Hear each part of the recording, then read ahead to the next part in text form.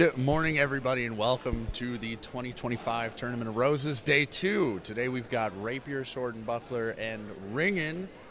With me right now, I've got Kai, who is our premier Rapier coach for IFG. We're going to talk a little bit about the rule set. Reading it, it's a little confusing. Explain it a little bit. So it is more... Someone else put it nicely today. It's a bit more of a form check as opposed to a traditional tournament. Traditional tournaments would have you going to 7 points or reaching some other point threshold, and as you strike targets, you reach that point threshold by gaining points. In this system, there's a total of 20 points you can get over the course of a bout, or that you are eligible for, essentially, over 3 categories, but the judges are grading you on a series of criteria in a scale for that. So, for example, what we have here are tactics, efficacy, and aesthetics. Those are the 3 categories that you are fencing to in this bout.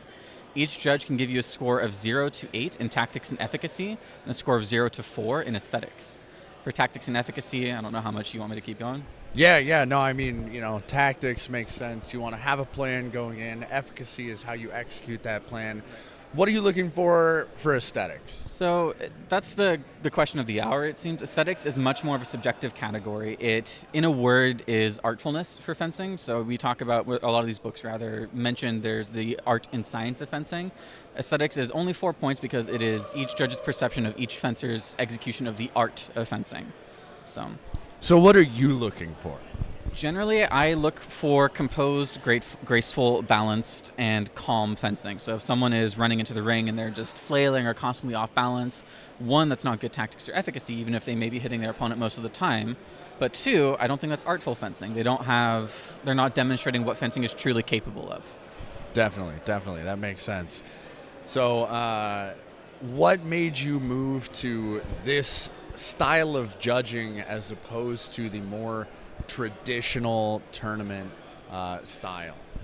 That's a good question. I've been wanting to do something like this for a few years now. The past couple of years that I've run the Roses tournament here as well, we've done a more traditional event. And the first year it worked out pretty okay, I think. The last year, I think people figured out that if you just flesh most of the time, you win. And I don't think that captured what I was looking for in fencing. A lot of cutting as well. So again, those are correct actions, and those are tactically correct actions as well. So I wouldn't necessarily say that their fencing is bad, or not what I was looking for even. It was just not as artful or representative of Rapier as I wanted it to be. So I wanted to try a different angle with the rules to see if I could get fencers to fence to more what Rapier is. Fantastic. All right. Well, hey, thanks for joining us and explaining a little bit. Best of luck. Let us know if you need anything. All right. We'll be back in just a little bit with more fencing action.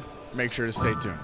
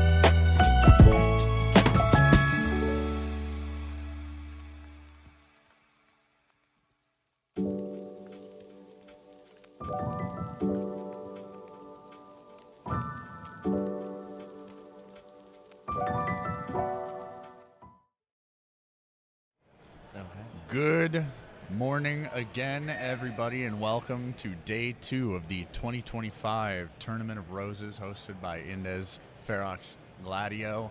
We are at Rose City Futsal West in Tigard, getting ready for the Rapier pools. With me, I've got Raiden, one of our competitors from Longsword yesterday. Say hello. Hello, it's good to be here. Good to be here. Fantastic. How are you feeling about your performance yesterday? We were just talking about how excellent some of those techniques were, specifically that undercut you hit, phenomenal. You know, if you look back at the day, how would you say it went? Well, it's hard to say. I would say in the moment, I did not feel confident in anything I was doing, but looking back, I seem to be doing well. I did better than I was expecting, which I'm happy for. For sure. So Now, and that was your first tournament, right? How long have you been doing HEMA? I started with IFG in October. I technically started in July of last year, but I would not really count that. I was doing swinging a sword in a playground. Yeah. So Probably the first 3 or 4 months of any HEMA journey is like, how do I move my body? Yep. Yeah, and I only stumbled across it by simply walking past one of the Wednesday classes in Multnomah Village, and I just thought, whoa, I want to join that. I want to swing swords. All right, well, for the viewers, we do have, of course, Ringen, sort of a historical form of wrestling happening. We're not going to be able to live stream that today because it is in a different channel. We're going to be focused mostly on Rapier and Sword and Buckler. First up, we are going to have the Rapier tournament. Now, if you were watching a little bit earlier, you would have seen me talk to Kai, who is our Rapier organizer, a little bit about the rule set. Raiden, do you know anything about the rule set for today? Hit and don't get hit. That's actually pretty close to it. This is a very unique rule set in that it's not based on a wounds or a point system. It's not based on, hey, you know, one person got hit more than the other person. It's actually based on how you plan your attack, how you execute that attack, and how good your attack looks. Now we are going to start today with Alfredo Velez of the Loyal Order of the Sword over there on the left, and Kirstin Collins on the right. Here they go. You're going to see a lot of prodding. Kirstin goes for a shot to the leg, an excellently executed thrust by Alfredo. You see him sending it forward, planting that tip into the chest, something close to a flesh, and we're already back. Now, we're not going to have live updates of the scores because of the way that it's judged. But we are going to get the scores at the end. You can see the judges in the back there paying attention to how these fencers are executing their maneuvers. Some interesting footwork from Kirstin Collins here. What are you seeing? Well, I'm seeing a lot more hacking with the rapier than I was expecting. That is so true so far. Yeah, a little bit cutty so far. I also see the, Kirstin Collis going for trying to grab his opponent's sword a few times. Yeah, we are going to see a warning from our director, Rabbit, for that cut that did come in a little hard. Both of these fencers are going for a lot of cuts. We would expect to see more aesthetically pleasing thrusts, since this rule set is based on technique, using the weapon as intended. Yep. How much do you know about the Rapier skill set? Well, how else would I put it? Very interesting stance from Kirstin Collins here, going with the left foot forward. That's pretty uncommon. Typically speaking, you want your right foot forward to extend your reach, effective measure as much as possible. Now they're not staying in the bind very much. Again, they're just cutting into each other. Interesting. That is going to be time. Now, I will say that our timekeeping here on screen is going to be a little bit inaccurate just because we are not looking at the same time that the judges are. So we're going to do our best to keep it as accurate as possible, but the judges are working on a different system here. So the judges are going to deliberate for a little while and then hopefully release the scores. Oh, we actually do have them here on my iPad. So perfect. Let's take a little look. It looks like Kai is scoring Blue Fencer a 6 for efficacy. So that's the that is how well the Blue Fencer hit his attacks. Yep. He judged the Red Fencer a 4 for efficacy. So Blue Fencer is taking the lead on efficacy. Blue Fencer for tactics earned a 7. Red Fencer earned a 5. And Blue Fencer earned a 3 for aesthetics. Red Fencer 2. So a strong showing from Blue Fencer, Alfredo Velez, in this scenario. Definitely he was landing more of those cuts, those slashes across the torso. Yep. Judge 2, it looks about the same. We're seeing a 6, 6, and 2 for the blue fighter, a 3, 4, and 2 for the red fighter. So to clarify, for aesthetics, thrusts are more appealing than cutting? Well, I think what they are looking for, what Kai said they're looking for, is a level of poise and grace to their movement. So whether it's a cut or a thrust, as long as that can be executed gracefully with perhaps a flourish or a moulinet, they might grade that plenty high. Now, interestingly, we do have a disagreement. Judge C, our third judge, rated Red Fencer with a 7, 8, and 4, very close to full points, and the Blue Fencer with a 5, 4, and 2. But Kai just announced that the Blue Fencer is going to win that match, so that's a victory for Alfredo Velez over Kirstin Collis. Up next, we've got Cameron Rasmussen versus Kirstin Collis, I believe. Is that accurate?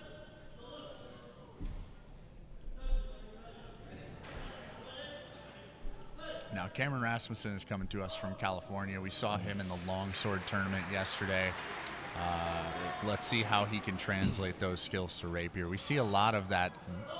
Oh, interesting. A very nice little tip on the hat.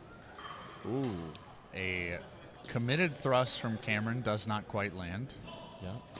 Oh, that one. Another one just off to the left of Kirstin's face. Kirstin doing a great job at parrying some of these thrusts. Likewise from Cameron. Absolutely. We see a little bit of a cut there. All right. Looks like both fighters hit a cut to the head. They are really moving. Yes, they are. They're moving through these rounds. The halts are very short. This is a high intensity. Oh, we see an attempted sword grab. Looks like it was effective. That's where you can see that left foot forward strategy coming into play. You have that left hand available. Oh, ooh, an excellent sword grab from Cameron there. Beautiful. That should score very well. And he pulled that off with his dominant foot forward. Yeah, absolutely. Very impressive. Ooh, a beautiful gorgeous thrust from Cameron. Well covered, blocking that follow-up cut from Kirstin. And another sword grab from Cameron. Doing a great job at closing the distance. Now that I think he's seen that Kirstin Collins is a long-distance threat, he's adjusting his strategy to match. Ooh. Applying lots of pressure. Both fencers grabbed each other. Doesn't look like anything landed there. Now, does Kirstin Collis fight longsword? We didn't see him yesterday, I don't believe, but he is fighting out of Masterless Fencing, which did have a large showing of longsword fencers yesterday. Because this is looking to be a lot like a longsword match with rapiers. Very nice last cut there to the leg. Let's see how the judges are looking at it. I would personally expect to see Cameron take a lot of points there. Yeah, he had some gorgeous hits in there. Some really, very pretty strikes. Really focusing on that aesthetic aspect. Yep, absolutely. Especially with that thrust that he pulled off with the high wind. Oh, absolutely. Yeah, well covered. I think that will score high on the tactics, at least that exchange. There was a number of other exchanges, obviously, but it does look like our Judge A agrees. Blue fencer scoring high at 6, 7, and 3. Red fencers scoring 4, 5, and 1. So really taking a hit there on the aesthetics. Judge B is judging Cameron at 5, 6, and 3 for efficacy, tactics, and aesthetics, respectively. And they're judging Red Fencer at 4, 3, and 1. So Blue Fencer, I believe, takes it regardless of Judge C's score. Yeah, best 2 out of 3. Definitely. Yeah, you can see in the replay both fighters trading very well. They were both hitting each other, getting a very solid tit for tat in terms of actual hits landed. But Cameron really showing up with a better plan, better efficacy, and looking much better doing it. So Blue Fencer is going to take it, as we expected. It looks mostly unanimous. Yeah, it is.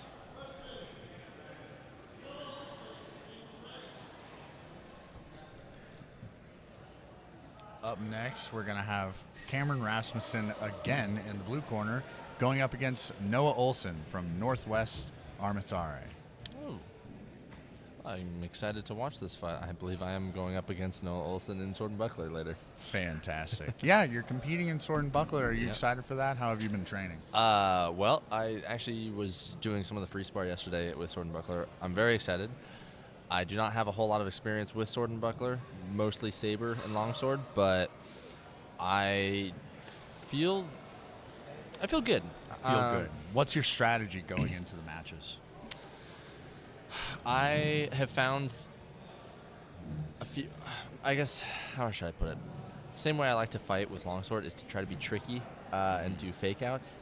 I learned a move where I basically attack their shield intentionally and bounce my sword off their shield to then lead that into a follow-up strike because they feel once they've blocked the first hit, that's sort of the end of my attack. But if I just do a soft hit to follow up to either a leg or an arm. Sort of reclaiming it in that same initiative. Yeah. Follow-up tempo, breaking rhythm. I have found a lot of success with that. Definitely. Or simply just using the buckler to crowd their hands to then get in a hit. Yeah, that's about how I looked at it. I stopped doing sword and buckler, tried it a few times. I took a couple of shots to the ribs because a lot of it is, you parry with the buckler and just hack away. Yep. Left with a couple bruises on my ribs, decided, you know what, maybe this one isn't for me. Longsword, I feel like I have much better grasp on. And rapier, of course, as well. Much less risk for injury in rapier. Well, see, funny, I have taken some severe bruising to the ribs with longswords, so... well, I guess I need to start wearing my chest armor a little bit more often. Yes, that's why we wear chest protectors. We do want to be safe while we're fencing. Yeah. But I'll make sure not to forget it today. Now, it looks like we are waiting on our next match to start. Kai, our rapier tournament organizer, is helping the other pit get set up. We see Cameron stoic, holding his pose, got the ready to go. White hand of Saruman on his face. Absolutely. I remember when he painted that, he was talking about it for weeks. Very excited. Yeah, we do see over in the Ringen. Now, my producer determined that we wouldn't be streaming the Ringen because, as he described it, it was a bunch of troglodytes rolling around on the floor, watching the Lonin group dance with what we were describing yesterday as the Goblin Shuffle. Yeah, that's well put. It's definitely holding true. I'm gonna have to agree with our glorious producer. Oh boy. Now again, we are at Rose City Futsal West. Phenomenal venue that we really appreciate having us. Have you been here before? I have not, but I might have to come here. The food here is actually amazing. It's actually so good. The pub upstairs, where a lot of people can spectate the action happening in this tournament, sword fighting. Regularly, they have futsal games most days of the week.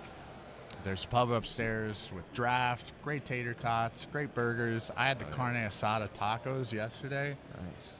They were just okay. No, they were great.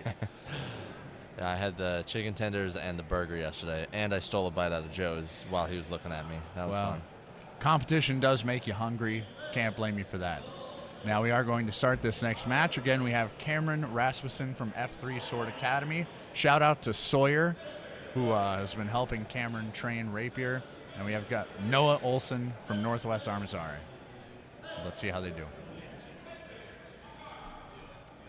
A little more cautious approach from Noah Olson, dipping through, going for a committed thrust, a cut to the leg, voided beautifully by Cameron. Looks like they traded shots there.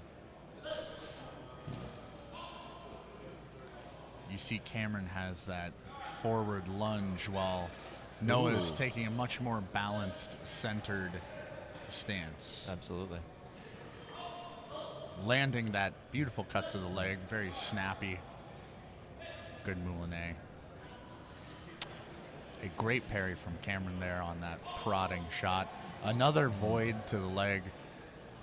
Can't catch Cameron off guard there. Ooh. That was smooth. An excellent, I will say, in terms of the tactics, that's going to score very high. The deflection of the blade with the left hand while committing to that.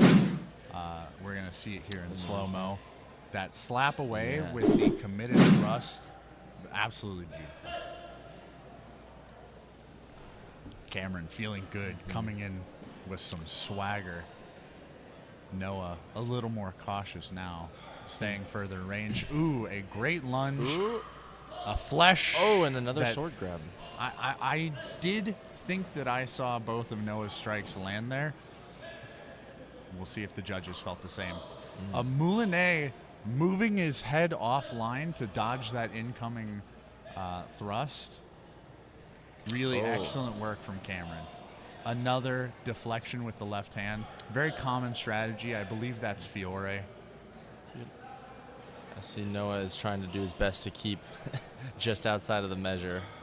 Yeah, he's afraid of that thrust. Now, an excellent deflection of Cameron of that flesh by Noah, wrapping up that sword arm. Ooh. A great control from both fencers, drawing back their strikes as the judges call time. I expect we're going to see another blue fighter win here. I think this one might be more close. I think I saw Noah land several hits, but with... We're going to see this replay again of this sword swipe, that left hand coming down, moving the blade out of the way. Nice. Definitely a highlight of that match. Absolutely.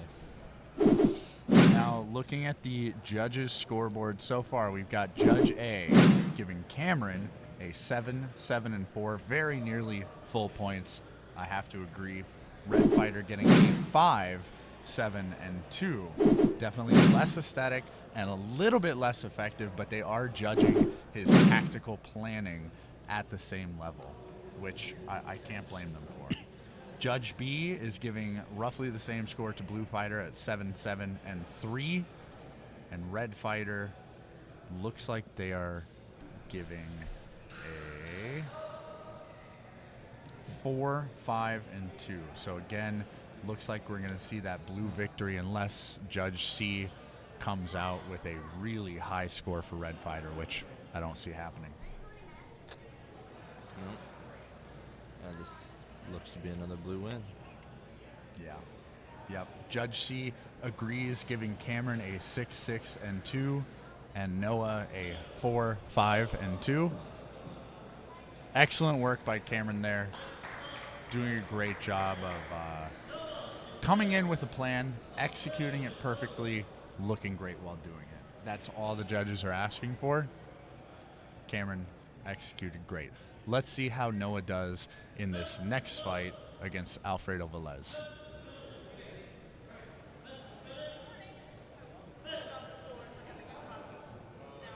Oh, interesting. Kind of a drunken master style from Alfredo Velez here, holding his weight back. A great parry riposte from Noah Olson.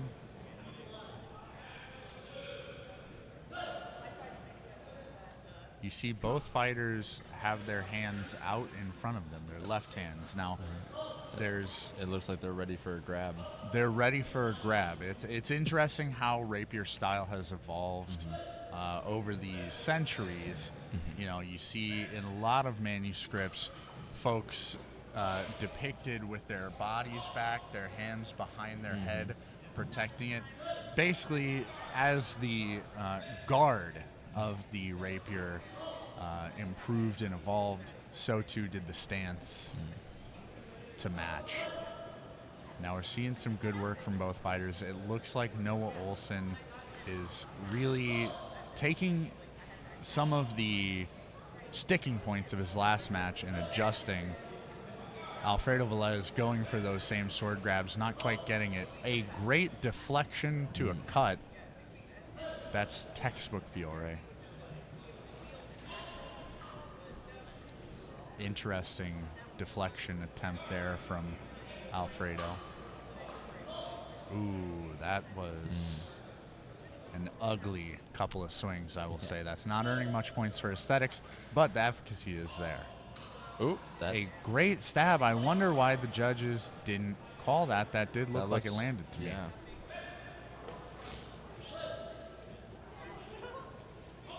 Ooh, that was some reach. Yeah, well executed thrust from Alfredo.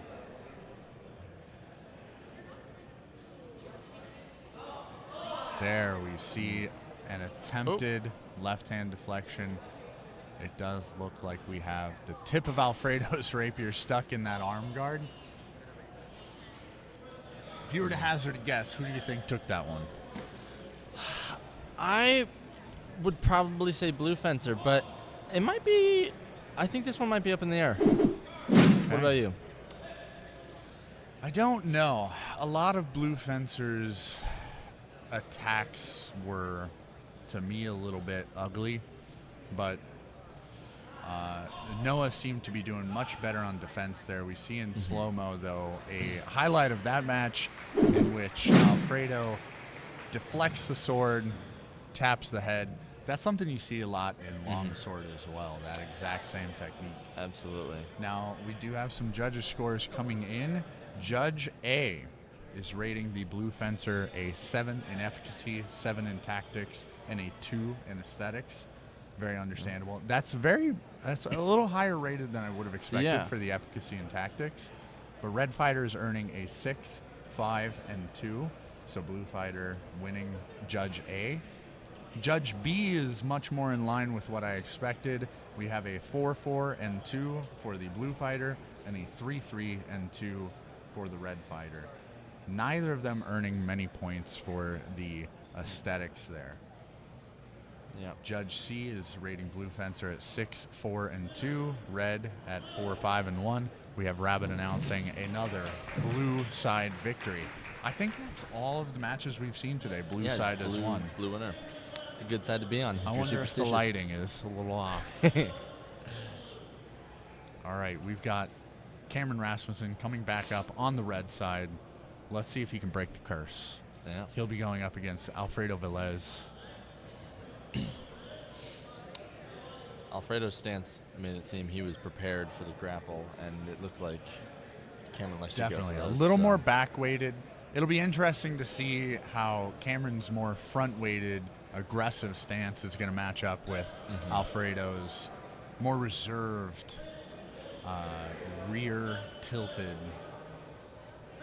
body position. You see Cameron marching in with that same swagger, a much more aggressive stance, ready to pounce. An interesting attack there from Alfredo. No hits being called yet. Both playing it very safe. Ooh, an excellent little Swipe. Durchwechsel almost. Displacing the blade, cutting to the shoulder. Great aesthetics there from Cameron. A little bit of an over parry there from Cameron on Alfredo's prodding attack. Ooh, we did see. It made contact. Yeah. That thrust definitely landed. Cameron tried to wrap it up after the fact, but we have a small gear issue, but we're back into it. Alfredo really liking that circling to the right. Ooh. That was a very interesting. Now, Alfredo managed to pressure Cameron to the edge of the ring there, putting him on his back foot. Cameron did his best to recover, but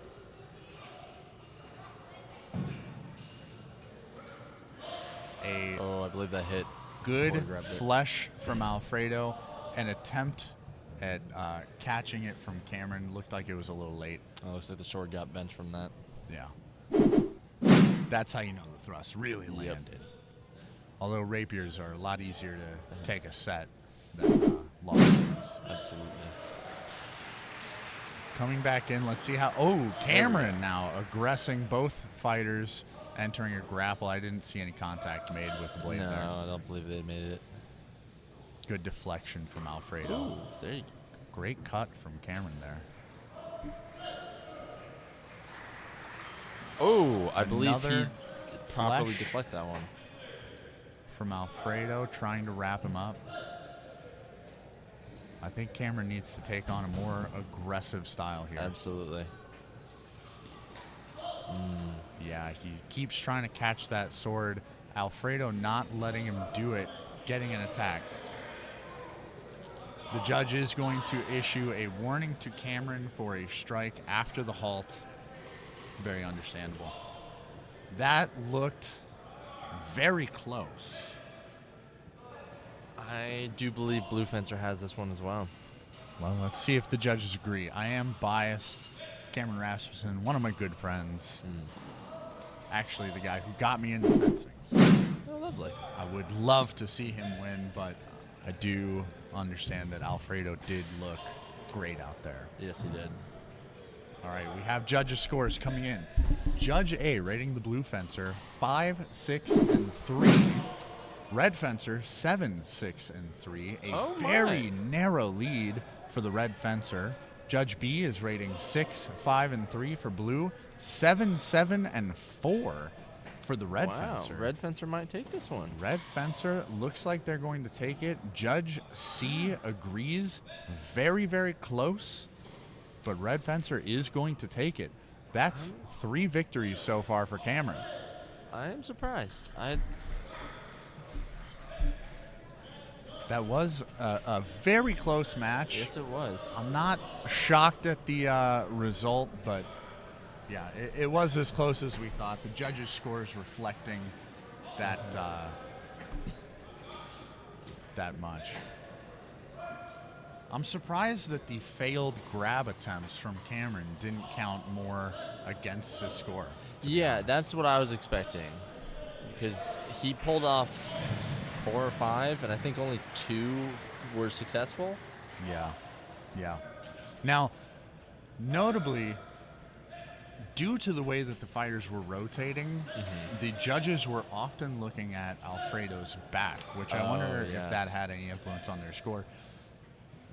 Now up next, we've got Noah, Olson, and Christian Collins. We see another attempt at a left-hand deflection into a thrust. I did see that thrust land on Noah's left hand as he was trying to catch the incoming thrust. Ooh, that was beautiful. A thrust attempted in the same tempo. It does look like Noah narrowly missed the mask of his opponent. Yeah, it looked like it went right over the shoulder. A double up cut attempt. Back into it. Ooh, a couple of thrusts just out of measure. It looks like we had an attempted cut to the hand from Christian. It looked to me like that landed flat. Oh. We've got Rabbit here checking the sword for a bend.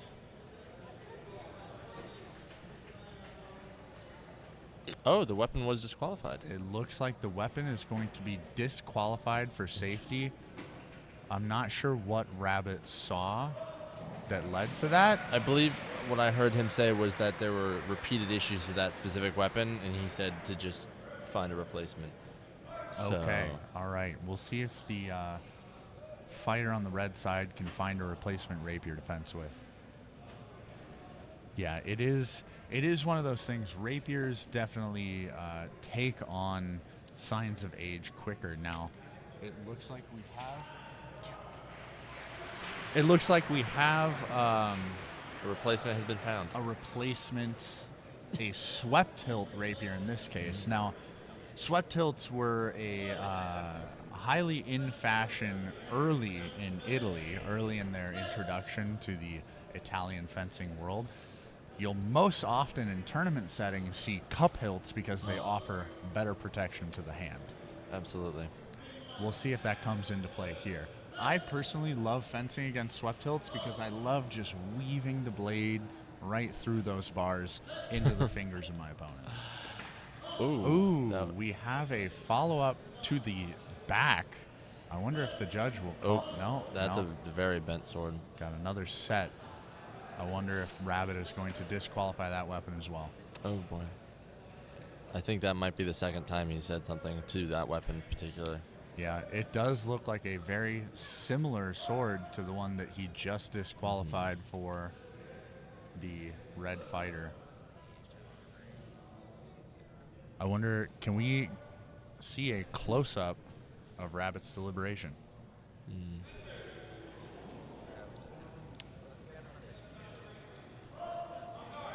We've got Rabbit deliberating with the judges right now.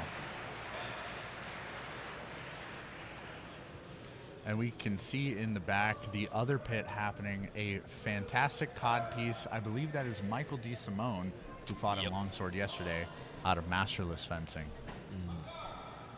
Known for their and we've got Kai Eva coming to inspect the sword. Now, Kai is IFG's resident rapier coach, known as a child prodigy the world over.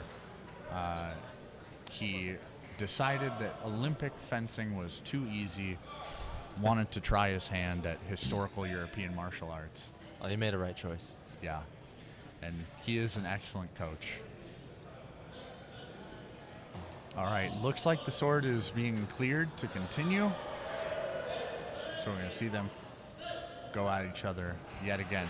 An arm behind the back for Kirstin Collis, trying to protect a passe thrust from Noah Olson, met with a cut to the top of the head from Kirstin.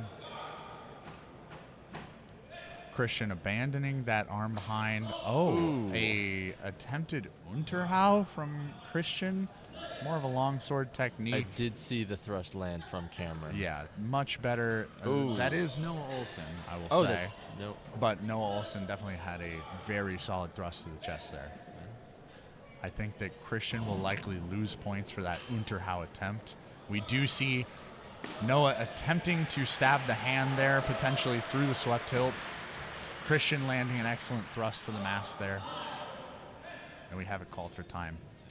That is going to be a tough one to judge. I expect to see Blue Fencer taking much higher points in tactics. Oh, and I do believe Red Fencer's sword is bent again. Red Fencer's sword did take on a significant set on that tip. Let's take a look at this replay. Now, yeah, we see Noah's thrust there moving straight past the mask of Kirstin, but Kirstin landing it perfectly in the chest. Again, you see just that little bit of offline movement in Kirstin's head, getting out of the way of that thrust. Really solid work there. Now, I understand the reason for Rabbit's concern with the swords. Was there in a recent tournament a big injury with one of the rapier fighters? I don't know. Okay, I believe I saw. I don't remember which tournament it was. It wasn't this one, but it was, I believe, a few months ago where there was a big injury. I haven't heard of it, but I will say that swords breaking are very dangerous. I mean, back at Sword Crush last year, our own Elliot Robinson, was in the sword and buckler competition where his sword broke with the broken tip of the sword landing in his foot, cutting him through the shoe. Oh dear. And he still continued to fence after that. So very impressive work from Elliot Robinson. Of course, we do have the fighters taking a kneel. Oh, we've got judges' scores coming in. Now, blue fighter is going to take a 4, 5, and 1 from Judge A. Red fighter's taking a 4, 4, and 1. Some low scores here. We do have blue fighter taking the victory. Judge B scored them at a 4, 3, and 1. Red fighter at a 5, 2, and 1. Very close, low scores. Judge C gave blue fighter a 6, 6, and 3, which really is likely what set him over the edge for victory. Judge C coming in clutch for blue fighter there. Yeah, interesting match. I expect that as the last match of that pool, both fighters getting a little bit tired. Absolutely. We are, as that is the end of the pool, we are going to take a short break. Make sure not to leave. We're going to be right back with more Rapier action after the break.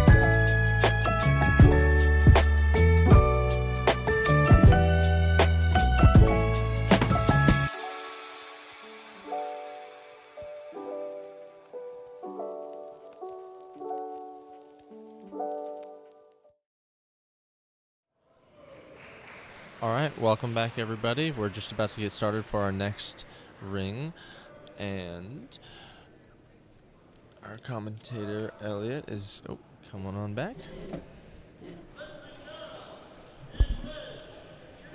Welcome back. We are hopping right into it with another match, our second set of pools. We've got Jason Smith from Valley's Heart HEMA down in Corvallis against Kirstin Appel from Indes Ferox Gladio, our own home club.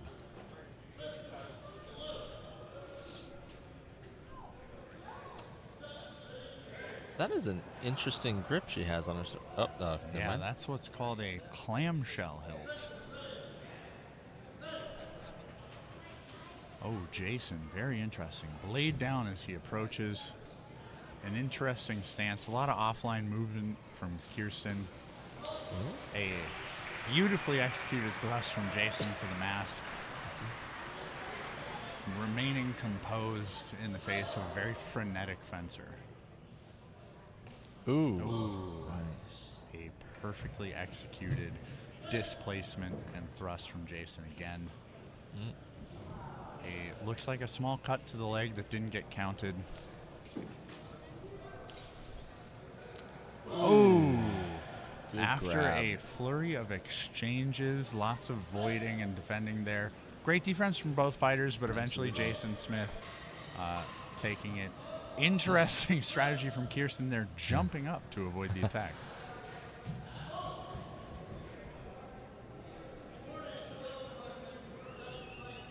Yep. All right, we do have a warning from Rabbit to Kirstin for striking the floor. Again, very delicate floors. We want to be invited back here.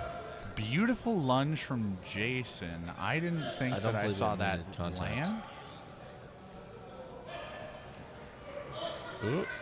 Interesting strategy here from Kirstin. You can see that she's holding her blade much further forward, whereas Jason has much more of a bend in the arm, which allows him to extend further and mask his range a little bit more. Ooh, that was a solid thrust to the Beautiful throat. circular wrap of the blade, displacing it before landing that thrust on the inside. Jason looking very good today. Kirstin with a narrow stance, jumping again. Jason feinting for that left-hand deflection. Kirstin applying pressure there, can't quite land. She was doing a anything. very good job deflecting most of those strikes. Absolutely. Unfortunately, it doesn't matter how many strikes you deflect. It matters how many strikes you let through. So a phenomenal showing from Jason there. Let's see how the judges do. I expect we'll see a very high score for the blue fencer. I agree.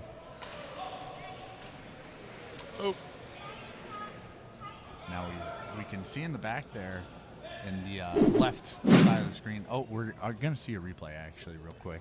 Perfect. This one is, just a beautifully executed. Kirstin really getting into measure without a real plan there. The judges are agreeing. We have blue fencer with a full 8 in efficacy and tactics from Judge A, a 3 for aesthetics, understandable. Red fencer only earning a 3, 5, and 2 for this bout. Judge B, very similar score, 8, 7, and 3 for the red fencer, or for the blue fencer, excuse me, Jason.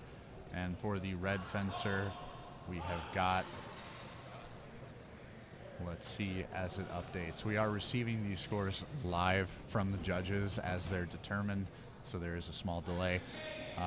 Judge B is giving red fencer a 1, 3, and 1. Ouch. Brutal score. Yep. Judge C giving blue fighter a 6 in efficacy, red fighter a 2. Tactics, blue fighters earning an 8. Yeah, of course. Really, we saw Jason plan his attacks perfectly, executing them. Really no contest there. Excellent job to Kirstin, though. The defense, at the end of the day, Oh, and we've got Joshua Baker coming up. Oh my, he is tall. Now Joshua coming in all in Hema black, no club affiliation, truly looking like the villain of this story, fighting against our own Kirstin Appel. He does have a gorgeous sword, though. He absolutely does. It's that same swept hilt. Now, I jest, of course, about Joshua being a villain. He is actually one of my favorite people. He fences with us a lot at IFG. You can see that slow, controlled footwork.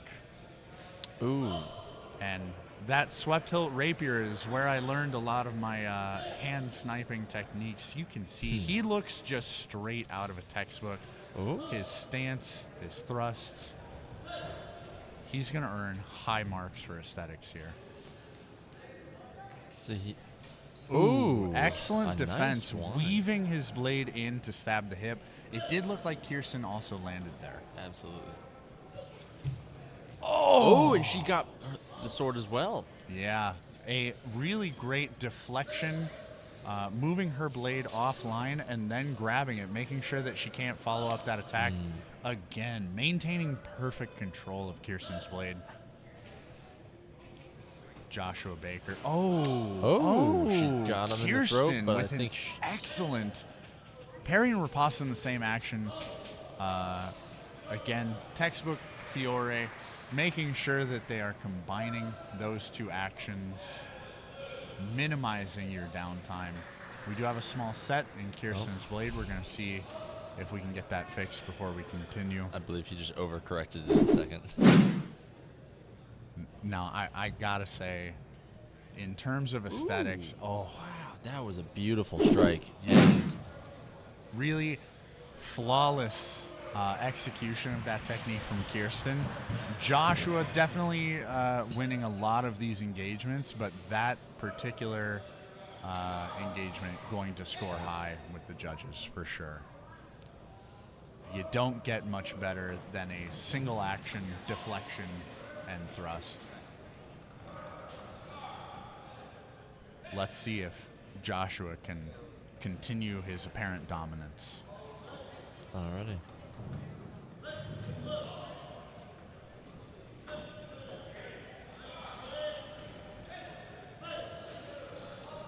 Again, Joshua coming in with that slow, methodical footwork, moving his body, fluid motions. Ooh. A deflection and a stab to the side of the neck. Joshua doesn't seem to be coming in. Oh.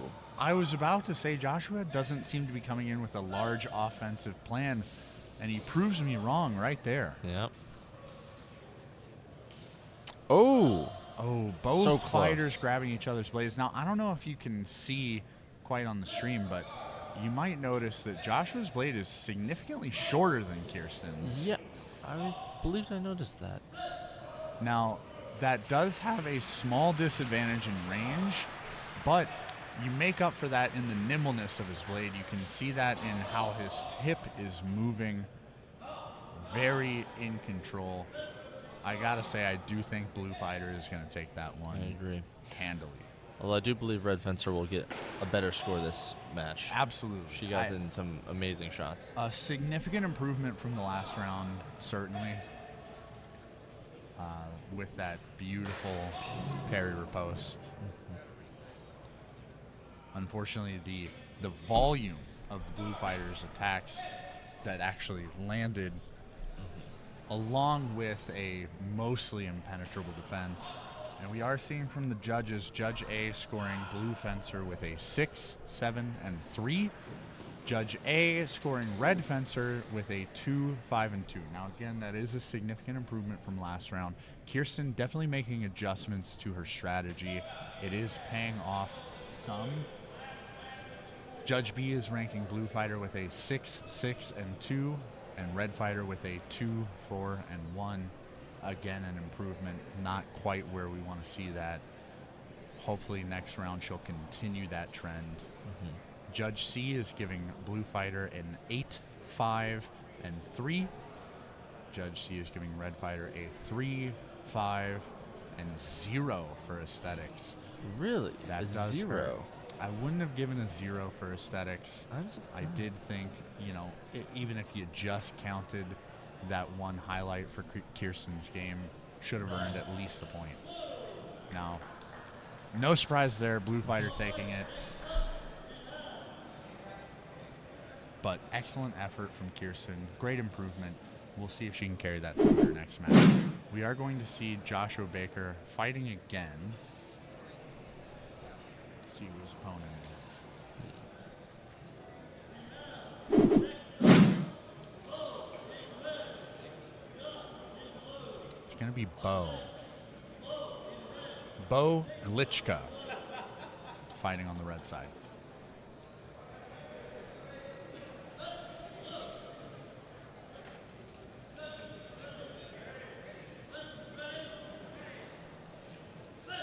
The length and sword difference is dramatic with this one. Much more dramatic in this fight. Now we do see Beau coming in with a much more energetic approach. Joshua still remaining composed, slow, methodical. Great job of deflecting these sort of prodding thrusts from Beau. Ooh. A wide, flourishing deflection. I don't know if that hit. Seeing a little bit more swinging from Josh. Oh, an excellent sword grab from Beau. Following up with some well-controlled cuts. Oh. Ooh, a good thrust. Beau using that extra range to catch Joshua on his way in. Yep. You can definitely see the dramatic difference in sword length here. Josh going for that sword grab again. Can't quite get it. Beau being very quick with that tip. I'm surprised to see Beau trying to go in close. He has such an advantage with his range. Yeah, it seems like it would really behoove Beau to... Ooh. Oh, and again, using that range, both fighters attacking in roughly the same tempo. Beau's landing much more clean.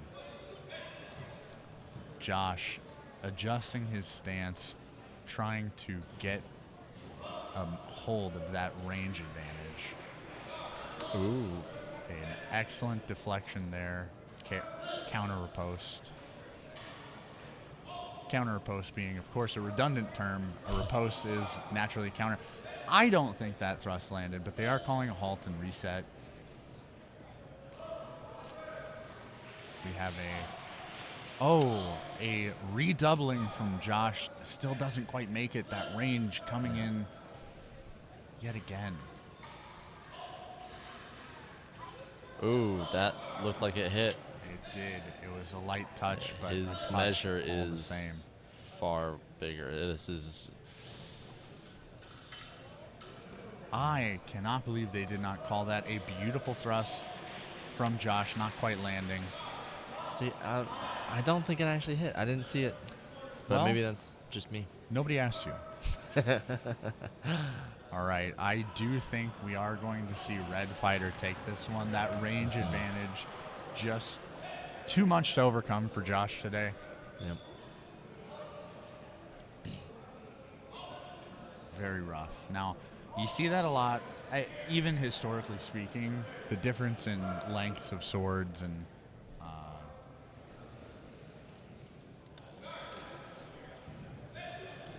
oh, my producer has just informed me that he's been talking to me, but I have not been wearing my headset, so that's on me. Too wrapped up in the... We're going to go ahead and take a look at a replay here. Now, again, we see Josh looking very stable. That redoubled, you're absolutely right. I thought that landed, but again, just out of range. That measure advantage for Beau proving too great to overcome. Now, no surprise here. We see Judge A lining up Blue Fighter at 5, 4, and 4. Red Fighter at 6, 7, and 4. So giving high points for the aesthetics on both fighters, but the tactics and efficacy with that range advantage very significant. Judge B giving Blue Fighter a 3, 4, and 3. Red Fighter a 6, 6, and 3. Judge C a 5, 5, and 1. Interesting from Judge C seeing such a low score on the aesthetics. significantly disagreeing with the rest. But we are going to see a victory for red fighter there. Now, up next, we've got Jason Smith coming back into the blue corner with Valez Heart Hema down in Valez. I'll ask, do you know what the max score for aesthetics is? 4. Oh, okay. So the max score for tactics and efficacy is each 8, and aesthetics is 4. So because aesthetics is a more subjective category, they do weight it less, only counting for about 20% of the score. Both fighters coming in trying to claim the center. Jason voiding a strike to the leg. Ooh. Attempting a hand cut at high range. Again, staying just out of measure. Ooh. A jumping lunge attack from Jason doesn't quite land. Jason trying to fake out his opponent into a reaction. Great defense from Beau until that shot landed to the knee from Jason. Ooh, oh, beautiful. Both thrust. fighters attacking in the same tempo. That looked like a double to me. Yeah. A wide sweeping cut from Jason. Looks like a thrust landed from Beau on the way in. Yeah. Both fighters a little bit cautious. Ooh, oh, gorgeous wow. counter. Actually, beautiful cut to the top of the head from Beau after a deflection. Beau really working the edge of that range effectively. Now, Jason there, Ooh. we saw with a thrust attempt, didn't quite reach full extension, so he didn't land.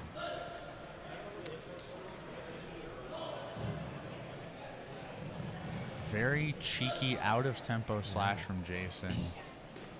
Responded to with a thrust from Beau. Beau attempting a winding thrust. Ooh, almost got the grab. Very nice.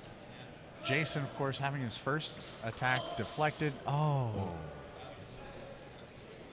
It's difficult to keep up with this fast-paced action, but I gotta say, excellent technical fencing from both fighters.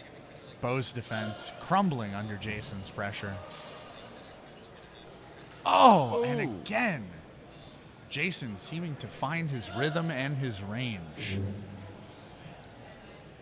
Keeping a very relaxed stance, and we have a halt for time. No. I would say red took the first half of that match. Absolutely. Blue came back in a strong fashion. Jason Smith, of course, adapting to his opponent's advantages, I believe landing this will be a some close very one. clean hits. I agree. Yep, and I think the judges might. The judges certainly agree. We've got a 7 and 7 wow, this will be close. for efficacy, a 6 and 7 for tactics. I imagine we're going to see blue fighter with a higher aesthetic score, maybe. Yep. Agreed. Yeah, 3 and 2 for blue and red, respectively. Really, really close scores. Red taking it narrowly in the tactics section. Blue taking it very narrowly in the aesthetics section. Oh, looks like we have some adjustment. They're actually adjusting. It's now a 7 and 7 for both fighters in efficacy and tactics. In the 3 replay, and 2 from aesthetics. we just saw the downward strike on the neck, dodging the thrust. Yeah, That was a great play. beautiful stuff. Now we do have a little bit of adjustment. Blue, they docked a point for efficacy for having a double, I think. I believe so. Very, very close scores. Now Judge B is giving blue fighter a 6 in efficacy, a 7 in tactics, and a 4 in aesthetics. So full marks for aesthetics.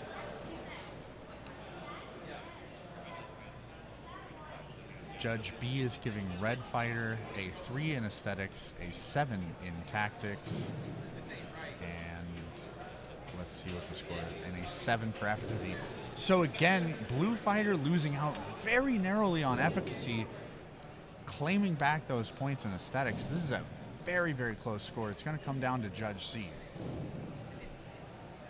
They're giving blue fighter a 7 6 and 3. Red fighter a 6, I think 8 red might and 2. just barely take this. How does Is that a tie? that is a tie? Oh my lord. Both fighters actually having a draw. Again, really, we saw red fighter dominate the first half of the match, blue fighter dominate the second half of the match. The judges agree, giving the fighters a tie. Up next, we're going to have Jason Smith of Valley's Heart Hema facing Joshua Baker on the red side. Unaffiliated, but we love him over in IFG.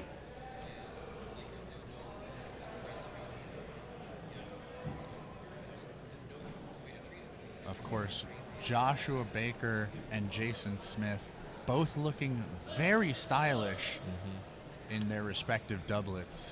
Josh has a height advantage, which should help a little bit with his shorter blade, but I don't think it's going to be enough. It's not going to be much.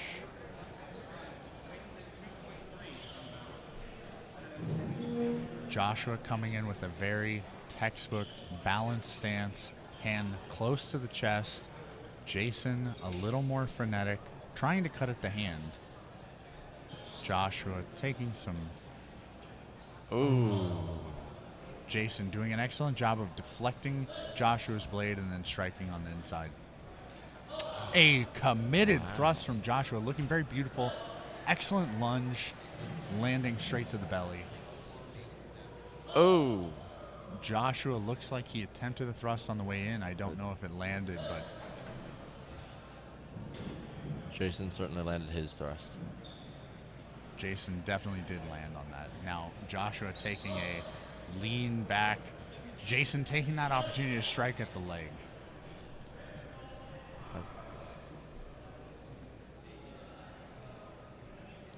Ooh. Oh, an excellent deflection from Jason. Using that same technique that Joshua used against Kirstin. Grabbing his opponent's blade with his left hand while thrusting in with the right hand. Oh. Another double. Both fighters attacking in the same tempo.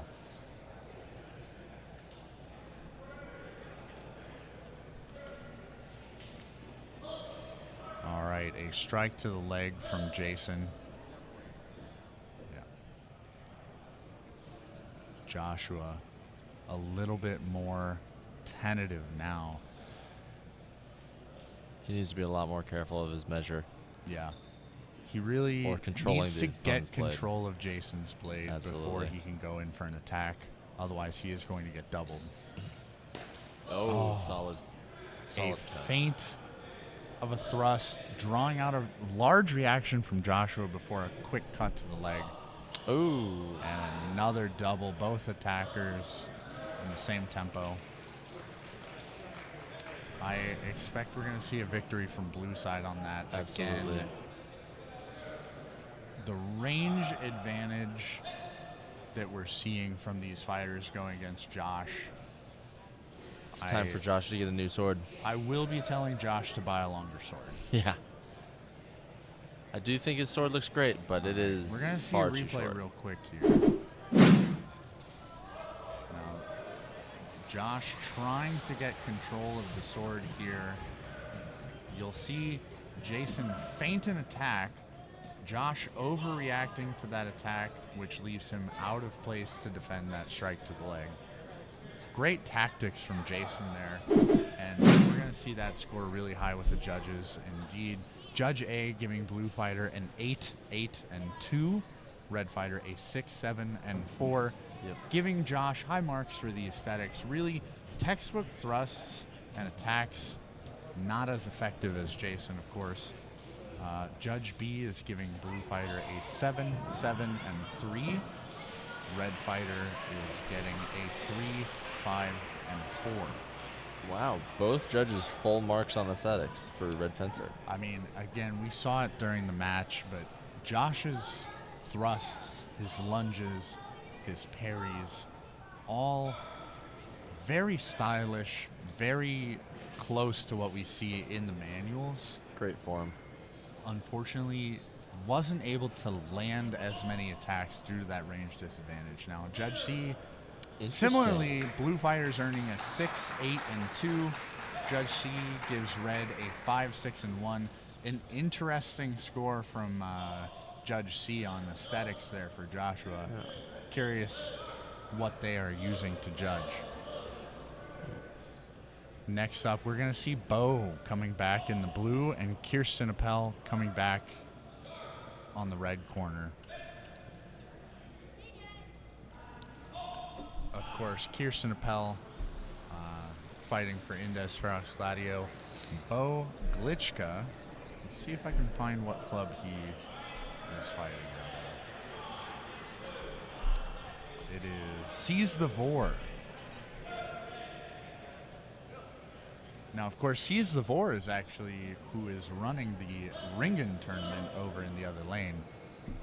The troglodytes rolling around. All right. Let's see if Kirstin looking a little more aggressive. Ooh. The judges not calling that first thrust landing, but did see the second thrust. Ooh, no, just Kirstin trying to weave in, cutting around, both fighters flailing a little bit. I think they're going to take a hit to their aesthetics for that. Kirstin using a jumping defense, landing a thrust there, just kind of weaving it in. Beautiful work. Her little hop does give a very quick... that was solid. Well done to Kirstin, landing that thrust in the face of Beau's attack. Nice. Ooh. Kirstin deflecting the initial attack, Beau, of course, grabbing her sword and striking.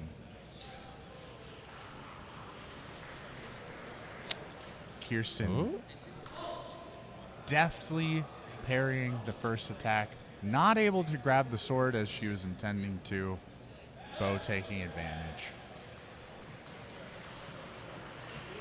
We see Beau just land a clean thrust. Nothing to say about that one. A very gentle tap to the leg.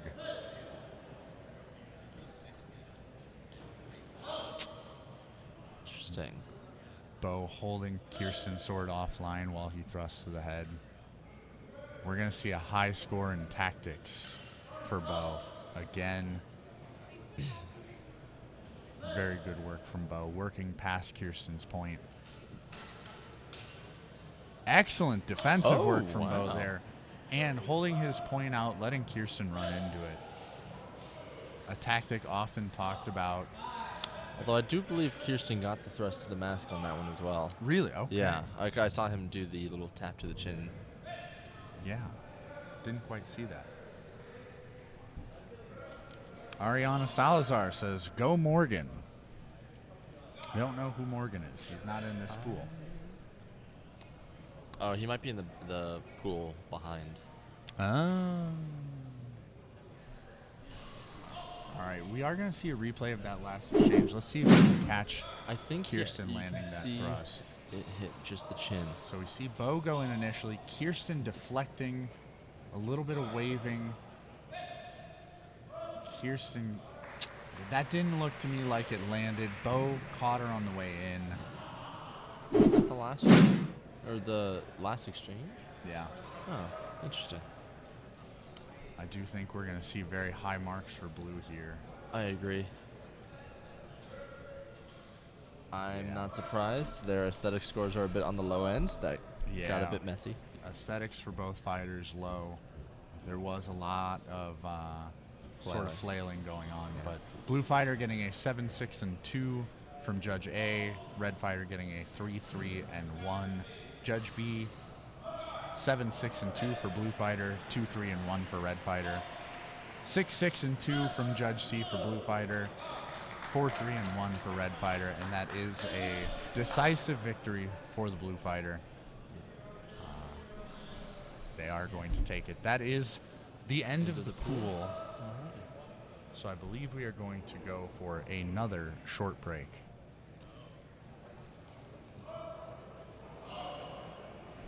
Stay tuned, and we'll be back shortly with more Rapier action.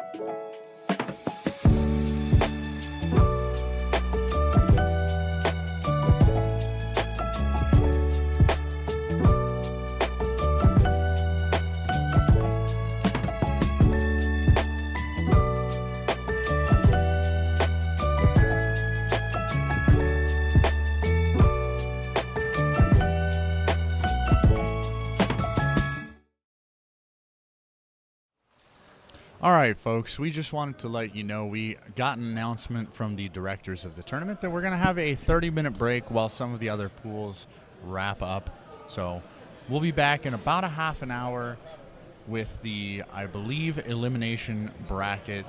So make sure to stay tuned when we come back.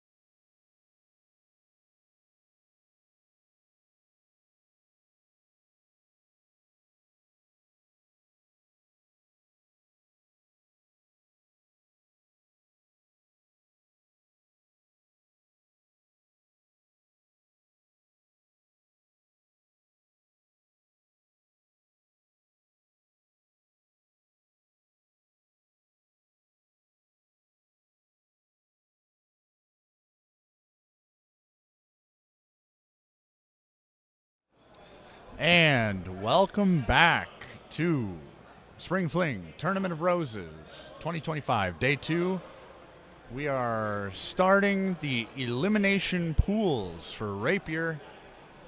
Soon, we've got a new commentator with us, one of our very own IFG pillars, Goose. Hello.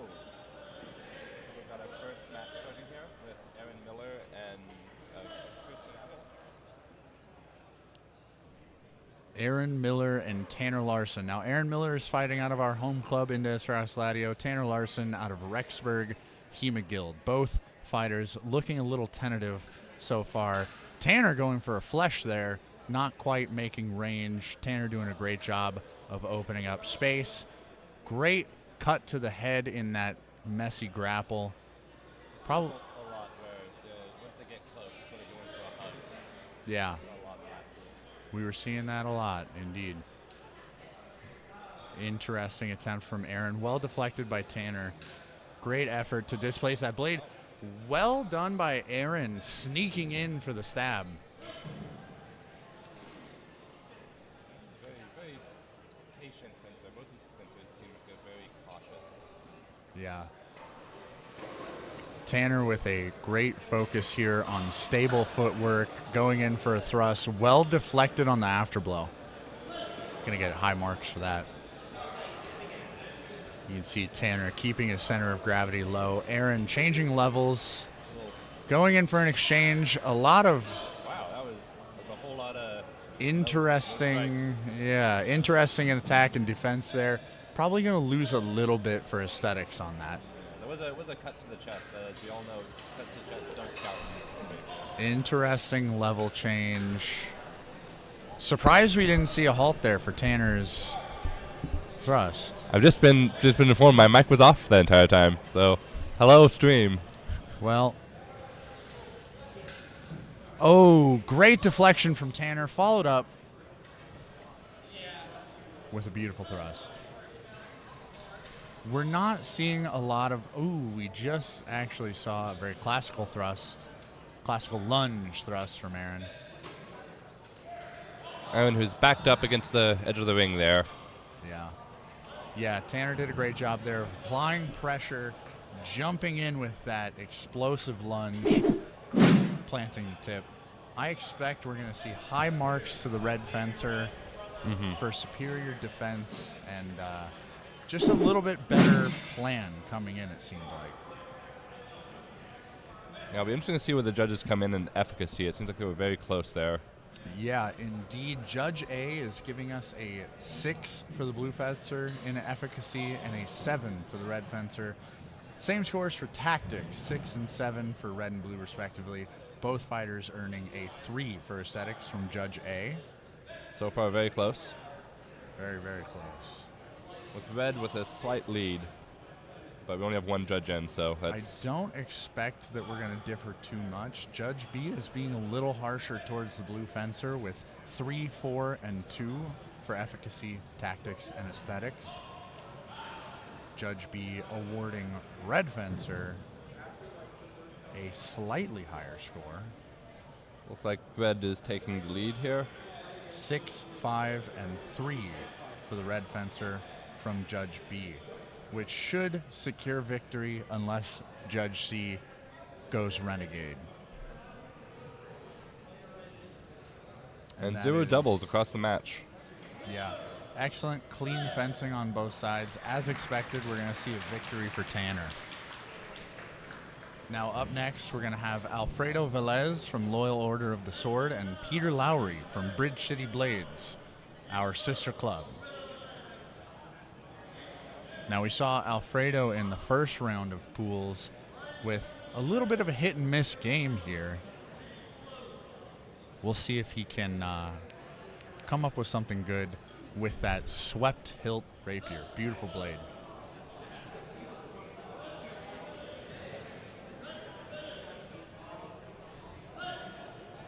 And we're off.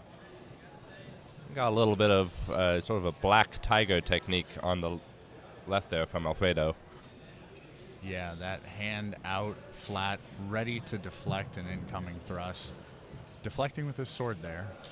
Oh, it's a good bend from Peter. Yeah, that looked a little bit like a double to me, though. Yeah. A redoubling attempt from Alfredo seems to land. A little bit messy.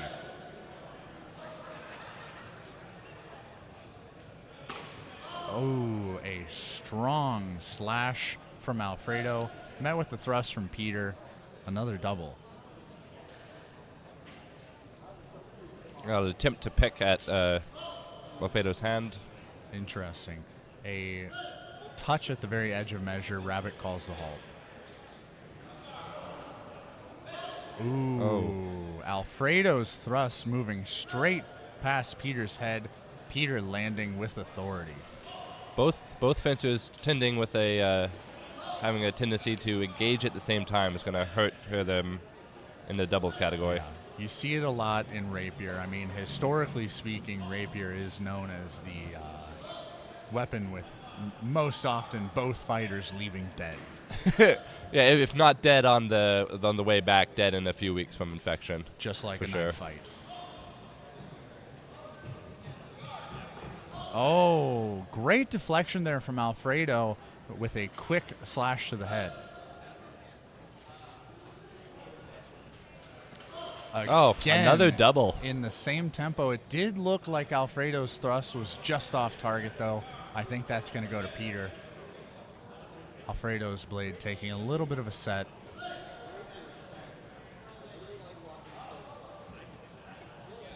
Both fighters touching tips, exploring each other's measure, exploring their bind presence. All in good fun. Oh, we got these. Sometimes have this with these open swept hilt rapiers. They get tangled up and you have to sort of unknot Very them. much one of the reasons why swept hilt rapiers fell out of fashion historically is people losing fingers. Yeah, I want to protect those fingies. Yeah. One of my favorite techniques when facing a fighter with a swept hilt is just to very slowly sneak my blade in to their swept hilt. Hopefully cut off a finger.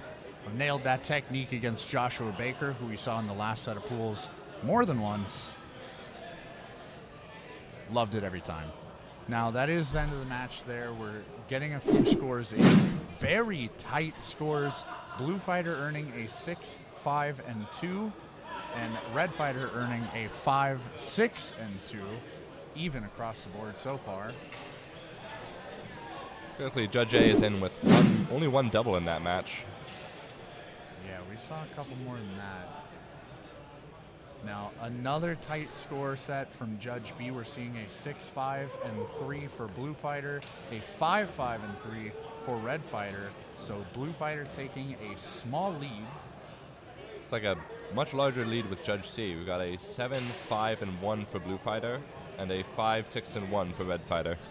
Which is going to be a 0.6 point difference for fencer Alfredo Velez of the Loyal Order of the Sword. Great job to both fighters. Close match.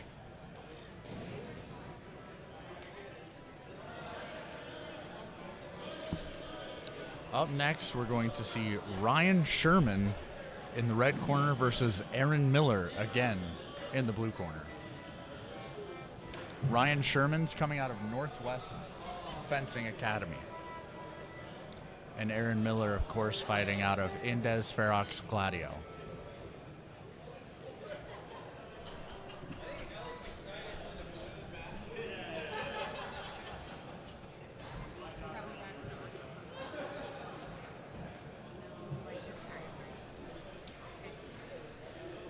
For anybody who's not here, we have a set of pirates in the back currently playing an accordion. Of course, you come to a sword tournament, there's going to be a couple of nerds in cosplay. Well, at least a couple. Yeah. One of the beautiful things about getting this many people together. Errin, a little overeager, trying to go to the on-guard line. Interesting stance here from Ryan Sherman. Oh. Point far out, hand back. neither fighter with very aesthetic footwork here. We're going to have to see how they accommodate with the blade. Interesting with the high guard. That is not a guard that I think has ever been described in a Rapier manual, but he still manages to weave a thrust in. I've seen it in a couple of longsword manuals. Lots of longsword manuals, none in Rapier. Interesting grip he has on the hilt there. You can see there was in the previous schools I was looking at this. One of the schools here grips above the Picasso, sort of has her hand coming down from above, which gives them a strong control. Okay, very interesting tactics coming in from Ryan Sherman, landing pretty well. Errin Miller not able to defend against these slow, methodical thrusts. Great deflection from Errin Miller, displacing his opponent's blade with his hand before driving that thrust in. We do have a small gear issue. Rabbit's going to go take a look. We do have perhaps a replay. Yeah, let's see this again. Errin backed up to the side of the ring. Now Not really anywhere to go. Excellent circular deflection here. We're going to get back into the action, though. A thrust landing to the leg. Ryan Sherman really going for those aesthetic points. You can see he's flaring his hand out. An excellent speed, excellent retreat, staying away from that blade of Erin's. Yeah. Yeah, doing a great job defensively. Look at that. That's beautiful. I mean, that's not a foreign aesthetics. What is? Okay. I will say I had a little bit of doubt on Ryan Sherman for that interesting high guard, but using it to great effect there. A cut to the chest, which I remind you is not a point in Rapier. Yeah. I got to say, Ryan Sherman, the style is growing on me. The style is here. The style is here to stay. It's very unique. Look at that thrust. Wow. Oh, my God. A textbook lunge landing clean to the chest. I really think that's going to earn high marks. Those last few exchanges are going to take it for red side, I think. Let's see what the judges say.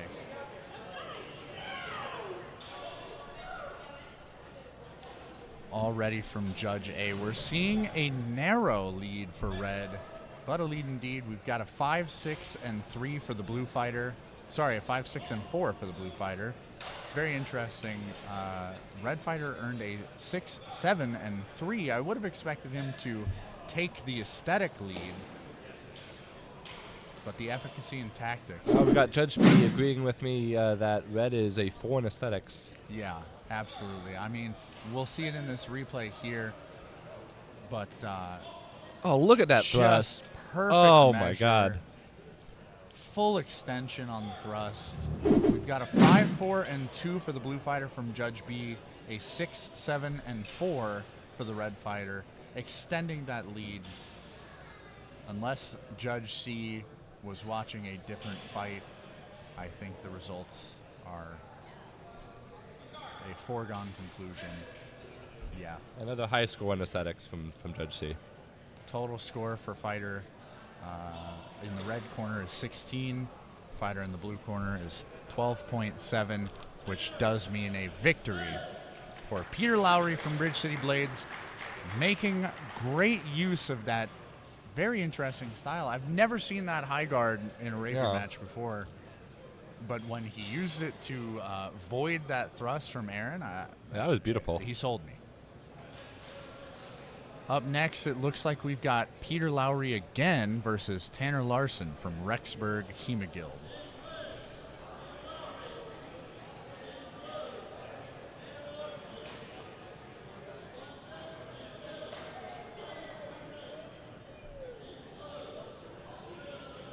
Where is Rexburg? I don't know. Wonder if it's in the Paleolithic era. Sounds like it's in medieval Germany, if I'm being honest. If we have some international folks, that would be great. Now, of course, both fighters here with a clamshell guard on the hands. Going to prevent Elliot from taking your fingers. Gotta prevent. I'm hungry. I want some finger food. You got the grumblies only fingers can satisfy. Exactly. Both fighters methodically playing in the bind. Oh, Little bit of a messy grapple. Whoa. Both fighters not able to land their tip. Very much learning each other's styles, each other's weaknesses. Yeah, you see some mostly probing offenses. Nothing really committed until there. Tanner Larson lands a thrust to the neck. Excellent timing. Some excellent footwork from Tanner Larson. Excellent footwork. We saw a textbook lunge there from Peter Lowry. And another committed thrust covered, keeping Peter's blade on the outside. A lot of those quick probing attacks. Oh, there was that thrust to the head. I didn't see that land. But Rabbit sees differently, of course. Tanner taking a very low stance, wide, stable. Ooh, voiding that thrust almost.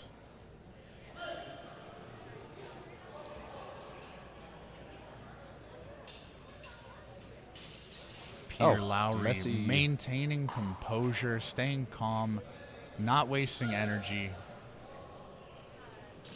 Oh, and it looks like he may have voided that with that body twist and landed the counter thrust, but I think it was voided.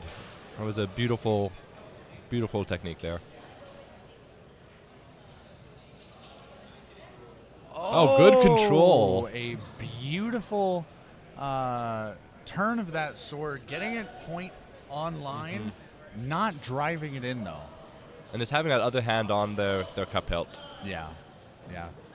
Looks like he did manage to get a shot to the hand through that clamshell hilt. It doesn't, of course, afford as much protection as a cup hilt, which fully protects the hand.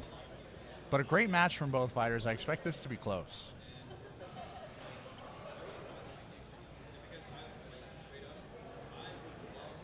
Scores are coming in. We're going to take a look at a replay real quick here. Now we see these sort of probing attacks. Nothing really committed until Tanner. Oh, see his hand go and control that blade? Yeah. And his blade is free? It's actually an excellent deflection, and even though that deflection took his point offline, being able to recover, maintaining control of your opponent's blade, getting that point back online, it's going to score high marks. So from Judge A, blue fighter is going to get a 7, 8, and 3. Red fighter only getting a 5, 6, and 2. So blue fighter taking a lead from Judge A. Judge B, a similar story, 7, 7, and 3 for the blue fighter, 6, 4, and 2 for the red fighter. Looks like blue fighter is going to take this by a moderate lead. Congratulations to Tanner Larson of the Rexburg HEMA Guild. But great effort from Peter Lowry. I mean, saw some fantastic defense there.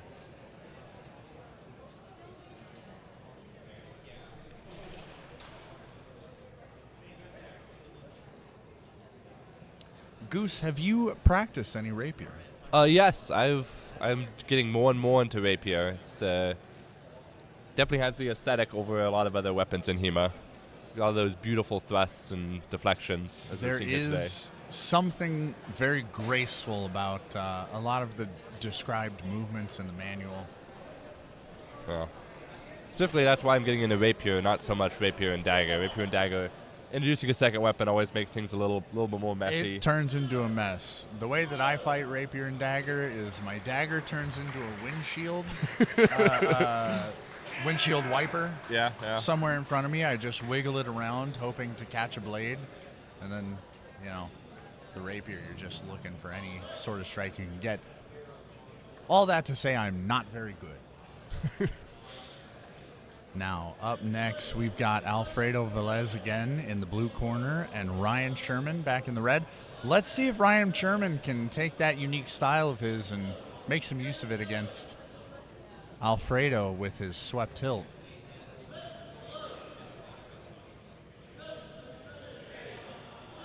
I am excited to see Peter with those aesthetics. Yeah. Back at it again. I did like how Ryan Sherman saluted both his opponent and the judges, something he probably picked up from Olympic fencing. We do have a lot of Olympic fencers in Rapier Hema. Oh, great composure from Alfredo, taking the slash to the knee in the face of Ryan's attack. Again, we see some probing. Very relaxed stance from Ryan Sherman. Again, Ryan Sherman launching a series of attacks. Great deflections on those afterblows. Some incidental cuts from Peter against Tanner, but I'm not sure if the judges will count those. That is actually not Tanner, it's Alfredo. Oh, a great little tap from Ryan Sherman. Oh, I was looking at the wrong forward there. A couple of probing attacks from each fighter, trying to determine. Oh, beautiful cut to the leg. Strong slash to the thigh. We're likely going to see a warning for intensity. Yep, here's our warning. Got to be careful after yesterday. Don't want to stray into the longsword realm of concussions here in Rapier. Yeah, fortunately the blades are much lighter. Those slashes do hurt less. However, we still want to make sure that the correct intensity is being used. Ryan, again with a very interesting strategy there, holding his arm fully extended, leaning in with his body for the thrust. Alfredo with a failed defense, losing his kneecap. But a beautiful leg thrust from Ryan there. Yeah, Alfredo starting to harass that blade. Trading thrusts. I wonder if the judge is going to count that one as a double. I think Pretty it's messy. likely. Again, both fighters attacking in the same tempo. Looks like Alfredo landed cleaner there. Alfredo digging his tip into the floor. We'll likely see another warning.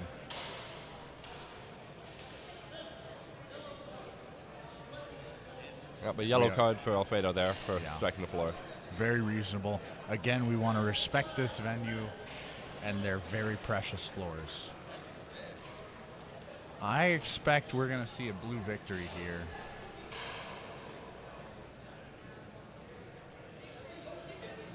As always, I like the tactics there, but you're right. I think blue has a upper leg there with the efficacy and It's- tactics. Again, Ryan's style is very unique. I haven't seen it before, but it's definitely growing on me. His attacks seem well planned, methodical. We're going to see in a replay here.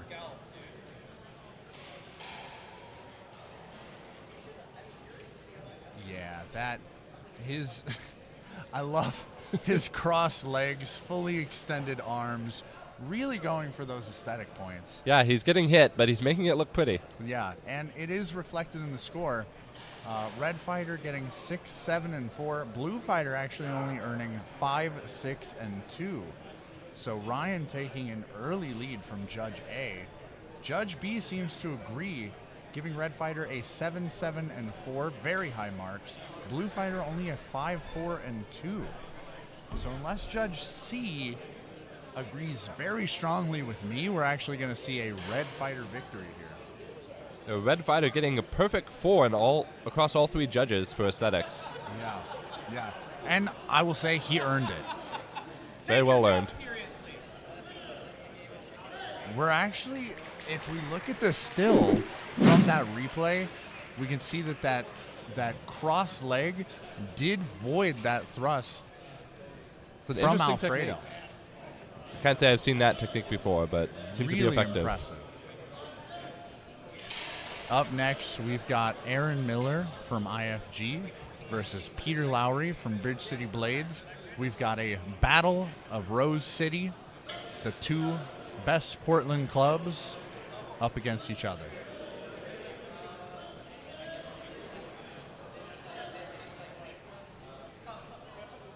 Both relaxed stances, dropping just a little bit.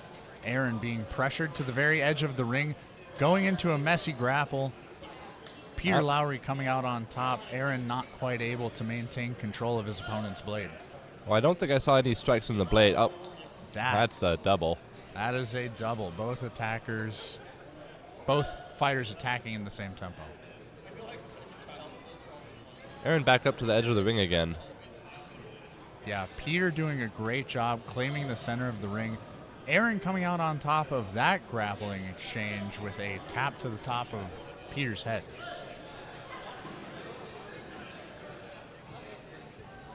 Peter still applying that pressure. I think Errin is trying to bait him into a high pressure attack.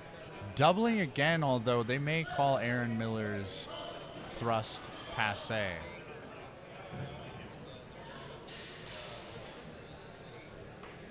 We've got fighter deliberating with the director.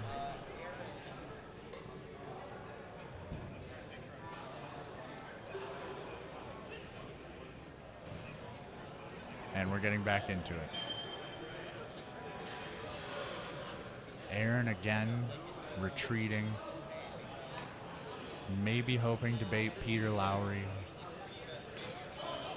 Trying to deflect and thrust there. Peter maintaining composure and counter thrusting. Probably a double.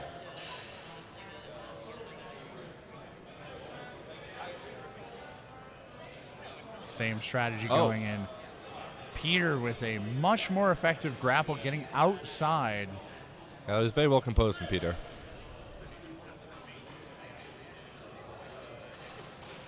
Peter, ever aggressive. Couple of probing attacks. Good cut to the leg from Errin. Yeah, Peter trying to keep his point on line to scare Errin out of an attack. Errin not falling for it, slashing at the leg there. Errin getting called a halt for a ring out. That is the end of the match.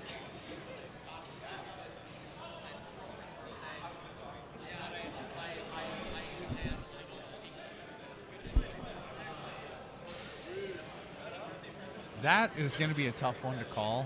It seems like Peter Lowry had the better plan going in. High pressure, forcing Errin to the back, coming out on top of a couple of grapples. But Errin doing a good job of maintaining composure into the later half of the match, finding his stride a little bit. And we see that coming in the scores with Red Fencer with a slight lead. Almost identical scores, but 2 more points in efficacy for Red Fencer. Yeah. Interesting. They earned the same for tactics. Now, Judge B is giving... Scores coming in. Judge B is giving Red Fighter 1 less point in aesthetics, but 1 more point in tactics. And 1 more point in efficacy. It looks like this is going to be a narrow victory for Peter Lowry. Although we have 1 double coming in from Judge A and 2 from Judge B, so this might be a high double match, which is going to hurt both these fencers now, in the end. Very interesting score from Judge C here. We're seeing for Blue Fighter a 7, 6, and 1. Very high marks in efficacy and tactics, low in aesthetics. Red Fighter earning a 4 in efficacy, 7 in tactics, 0 in aesthetics. Judge C was not happy with the aesthetic. Must not like the grapples. Fighters, which is actually going to mean oh my God. Draw. We have a draw to the 10th place. Is it the exact same score? Can we see here? Yeah. I believe it is the exact same score. We'll see if there's any adjustments to the score. We did see a draw in our first pool.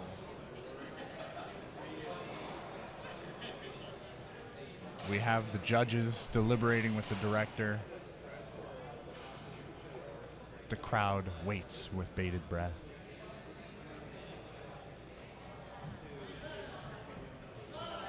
We have a tie. Great job to both fighters. Glad to see, I mean, if we're going to see any result from a Portland v. Portland fight, a draw is not bad. Yeah. We can call that a win for both clubs. 2 houses, noble, equal in nobility. Whatever the intro to Romeo and Juliet is. Okay? Yeah, I haven't studied Shakespeare since high school, so don't look at me. Did you study Shakespeare in high school? Yeah, I think they made me read it. Well, fair enough. Wouldn't call reading it studying. Well, I don't know. I would argue you shouldn't read Shakespeare, you should watch it performed, but Yeah, true. not a Romeo book. plus Juliet with Leonardo DiCaprio, I think, is the best depiction by far. Baz Luhrmann. I think we actually did watch that in my high school class. My producer would like to point out that there is one movie that is superior, and that is Romeo and Juliet, the animated DreamWorks feature film, I believe released in 2011. Wow, that's a throwback. I haven't thought about that movie in a hot second. I don't. I made that up. Elliot here on stream, giving lies. All right. Up next, we have Tanner Larson versus Alfredo Velez. Tanner in red, Alfredo on the blue side. Both fighters cautious, avoiding that slash to the leg. A lot of play in the bind. Frenetic blade work from Tanner Larson. Jumping in for an attempted attack. Looks like it landed. Beautiful back and forth from Peter Lowry here. Yellow card for striking the floor. Yeah. Again, absolutely critical that we don't break this floor. We got some judge deliberation here, I think, while they enter that yellow card into the system.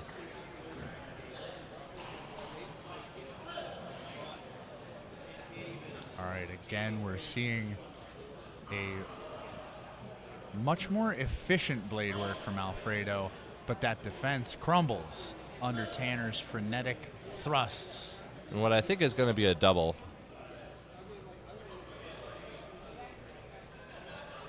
Very cautious pitches here. Yeah, interesting footwork from Tanner, dropping that left leg back, perhaps in anticipation of a flesh. Ooh, a strong thrust from Tanner deflected, and a strong slash from Alfredo also deflected. Great defense on both fighters. Oh, we got a set in Alfredo's blade here. I'm going to correct it. That thrust landed very clean. Ooh, that is a strong bend. I'm going to get a That's replay how here. you know he's dead. Watch the thrust coming in from Tanner a little bit more cautious now, avoiding that attempted strike to the head, jumping in for a thrust, deflecting. Oh, the cut to the thigh. response, Getting caught with that thrust to the body, or cut to the body, excuse me. Yeah, which of course, Rapier, not a point. Ooh, Alfredo, perfectly placed thrust. The second strong thrust to the chest we've seen from Alfredo. Thrust game strong. Well, that is the key to victory in Rapier, so. Great effort from Tanner there, displacing the blade. Ooh! It's an absolute. We are going to see another warning for excessive force. However, that was a well-executed cut. This is, did you say a red card there? He did say a red card, as this is Alfredo's second warning for excessive force. No. The first warning was in the last match. My producer is reminding me that this is actually his third warning. The first was verbal. Second, he received a yellow card. Third, he is receiving a red card. I believe one more will have him disqualified for the tournament. We'll see how the red cards play into the scoring. I do believe they affect the scoring somewhat, but I'm not sure exactly how. Me neither. Now we've got the judges' scores coming in. A tight match. We've got a 6-5-2 for the blue fencer from Judge A. A 6-7-3 for the red fighter. So a lot better planning and aesthetics for the red fighter. Similar scores in efficacy. Similar story with Judge B. We're seeing a 6-5-2 for the blue fighter. A 7-6-4 for the red fighter.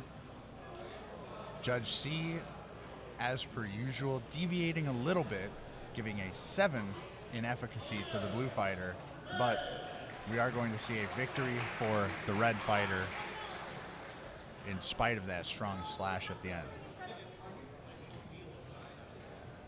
Judge C does seem to have consistently differing opinions from their peers.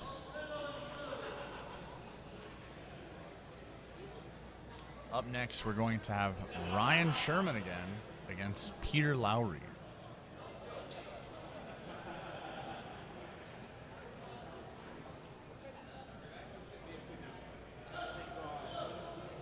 Now, Ryan Sherman, of course, from Northwest Fencing Academy. We've seen his very interesting style.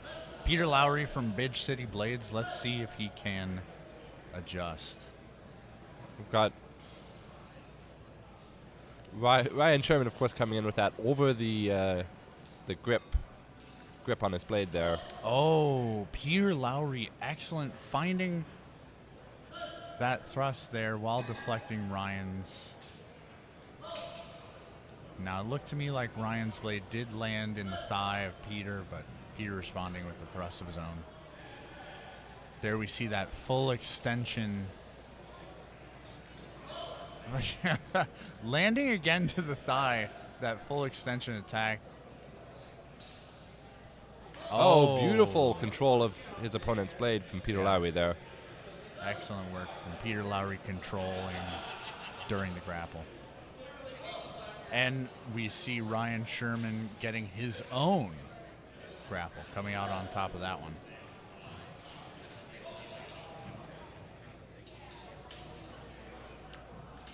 Oh, Ryan with a bouncy little thrust, not at full extension. Another thrust to the leg from Ryan. Peter Lowry needs to defend his lower openings. Another excellent manual displacement of Ryan's blade leading to a strong thrust.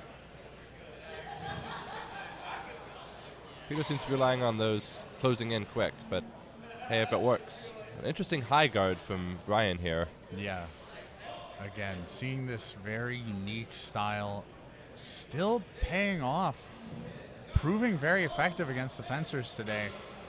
Did miss on that thrust. Aimed for Peter Lowry's mask.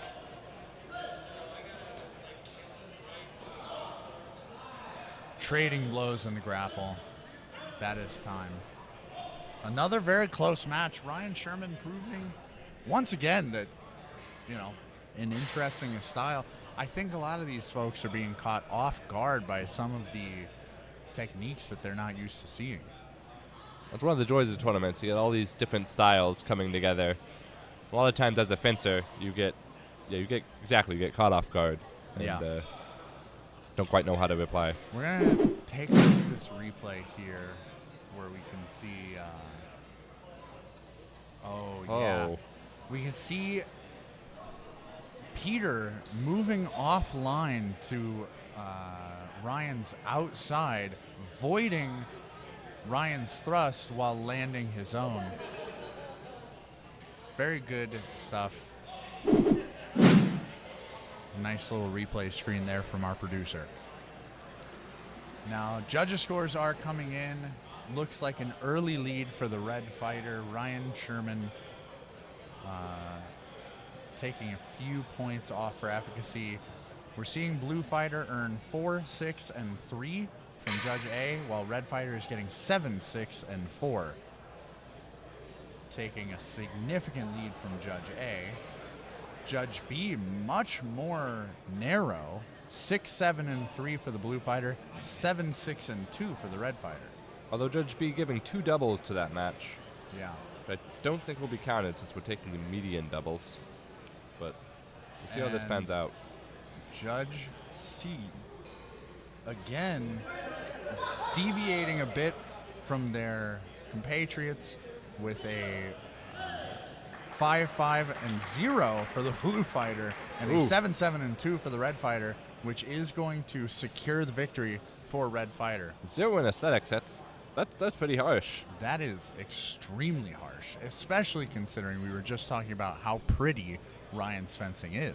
I suspect that Judge C does not read the same treaties as our friend Ryan here. Yeah. Curious to know what they are looking for to judge aesthetics. Something about it being in the eye of the beholder, I suspect. Yeah.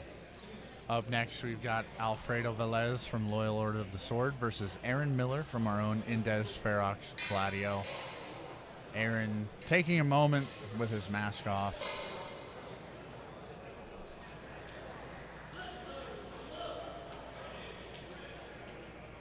Very sportsmanlike salute.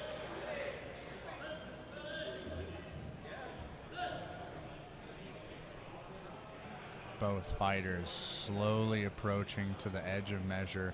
Errin again being pressured back to the edge of the ring. Alfredo with a thrust that looked to me like it went past Errin. Yeah, it looks like Errin moved to the side and avoided that thrust. Yeah. And they called the halt before he could respond, but it looked like he had control of that grapple. Errin with very... Alfredo coming in here with a very strong blade presence. Yeah. That looked to me like Errin landed that thrust to the thigh, followed up by a cut to the face from Alfredo. I think I saw Errin's blade slip in the guard of Alfredo there, get some fingies. Yeah. Eating some finger food. Errin faking Alfredo out, drawing a big reaction. Oh! Fleshing Alfredo with a strong beat against Errin's sword, knocking it out of his hand. A disarm is going to be a really strong point. Errin, of course, with the dueling saber from Castiel Armory. It's a very light blade. Yeah. Very quick, but can be easily controlled by a heavier blade, as I suspect Alfredo has. We are seeing Alfredo receive another red card for striking the floor. It's 2 red cards for the blue fighter. Wondering where We need to see a change in behavior from Alfredo if he doesn't want to be disqualified from this tournament. And he's doing well enough to go far. We've avoided a black card so far at Rapier, I believe, but he is certainly riding that line. Really cutting it close with these fouls. We've got, of course, Alfredo second here from Masterless, as you can tell by the crotch. Yeah, those codpiece masks, iconic. Definitely a strong part of their mental game. I've been told you have to earn your mask in Masterless, but I'm not sure what you have to do so. We tried to get an answer on that yesterday from Lucifer, and he did not give us any clear indication. Is he the said he was Masterless close, secret? though. Oh. Well, now I want to know even more. Now, of course, Errin backing up again, feinting to draw a large reaction out of Alfredo. Alfredo retreating against the pressure from Errin. Oh. Errin took a strong hit to the thigh here. Looks like we might be getting another red card for force. Errin looks like he took a smarting hit to the thigh. I wonder if we're going to see another warning from Rabbit or if we're going to see a disqualification. Looks like he's debating whether to black card or not.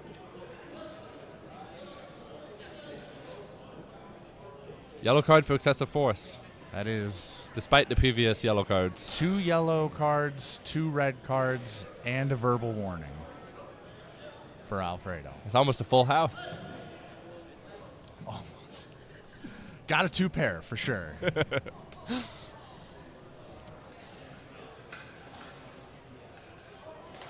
Oh, trading slashes. Good cut to the shoulder from Errin. Errin might have a sensitive thigh there. That cut didn't look like it came in with a lot of force. Alfredo doing his best to cut it back.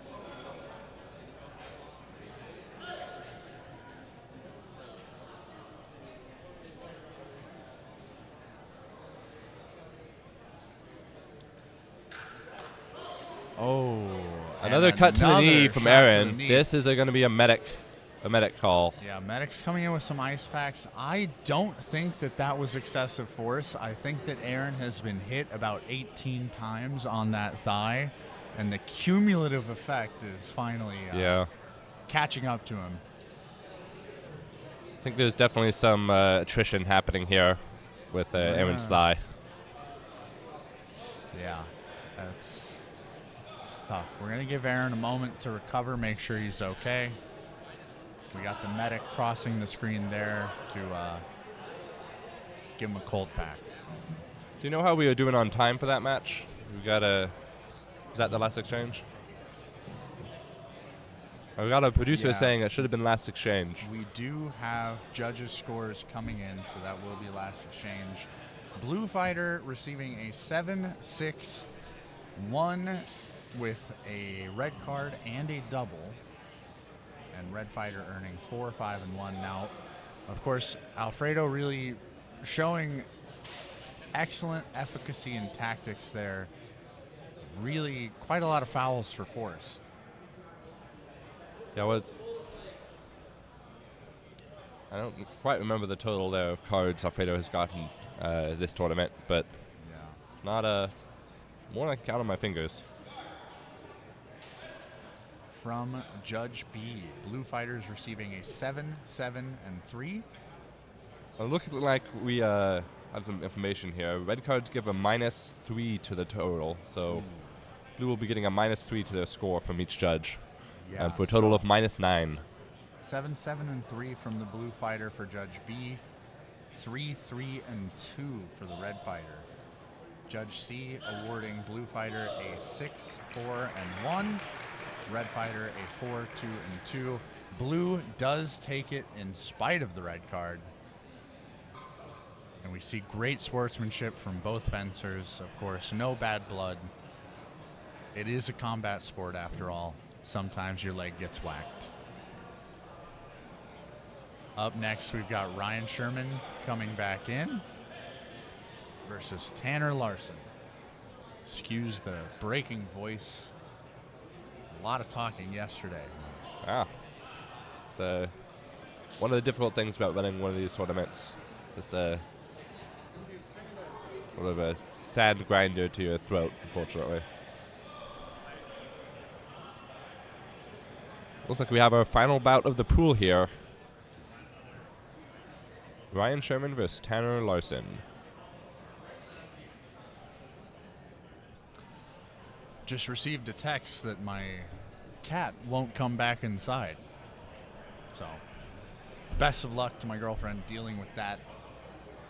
Think your cat's gonna lose tactics for that, you think? I think so.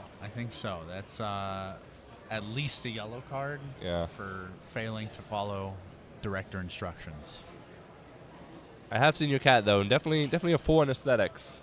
So it might make up some of those points. At least a 4 in aesthetics. Frankly, bonus points for cuteness. For sure. Now, Tanner Larson, of course, coming from Rexburg HEMA Guild. Ryan Sherman from Northwest Fencing Academy. Armchair Travel wanted to give a shout out to Michael fencing in the back. That was a while ago, but hope Michael did well. We do see Anthony Buonomo in the back in the purple there, but this match is starting. Ryan immediately jumping into that fully extended point, going for that classic thrust to the leg. Tanner a little bit too fast for it. Looking at the standings here, this is our last match. We've got Tanner up in second place currently in the standings, so winning this match could be clinch for winning the tournament for him. Yeah. Really excellent defensive beautiful work from thrust. Tanner landing a well-timed counter thrust to the neck.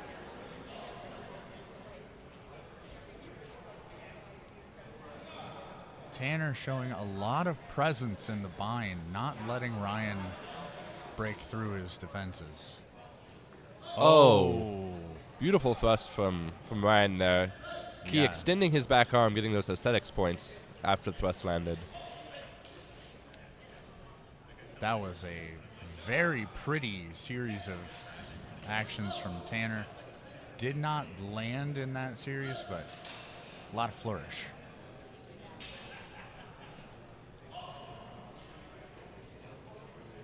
The interesting high guard from Ryan again.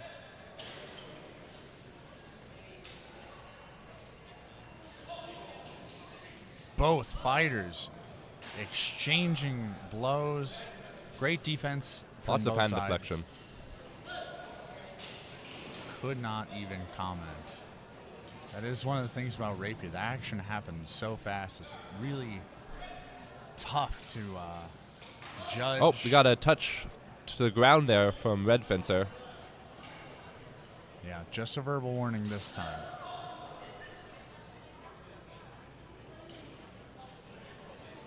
Oh, Ryan catching Tanner on his way in with a thrust to the leg, stopping his progress.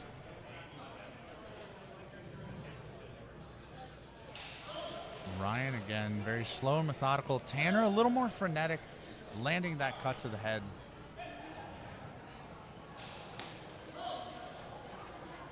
Trading thrusts there.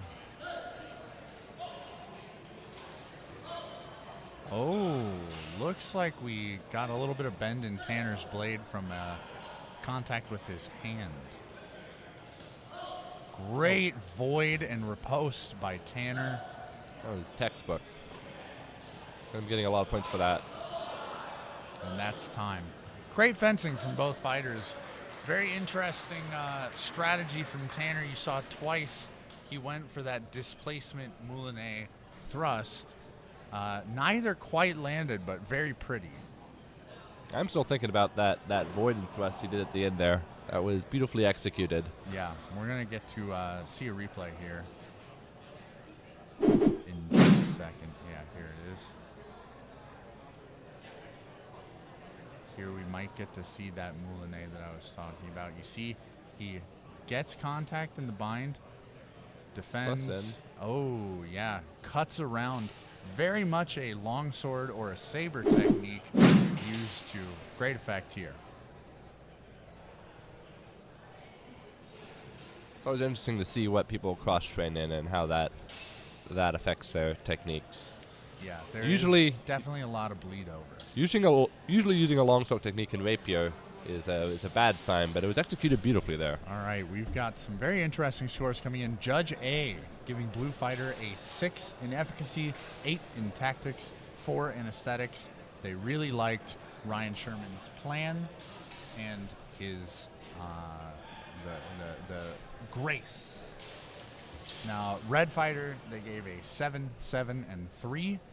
Judge B gave Blue Fighter a 6, 7, and 4. Red Fighter a 7, 7, and 4. This is a very close match. Judge C gives Blue Fighter a 6, 7, and 3. Red Fighter a 7, 6, and 3. This is Oh my God. This an is incredibly close match.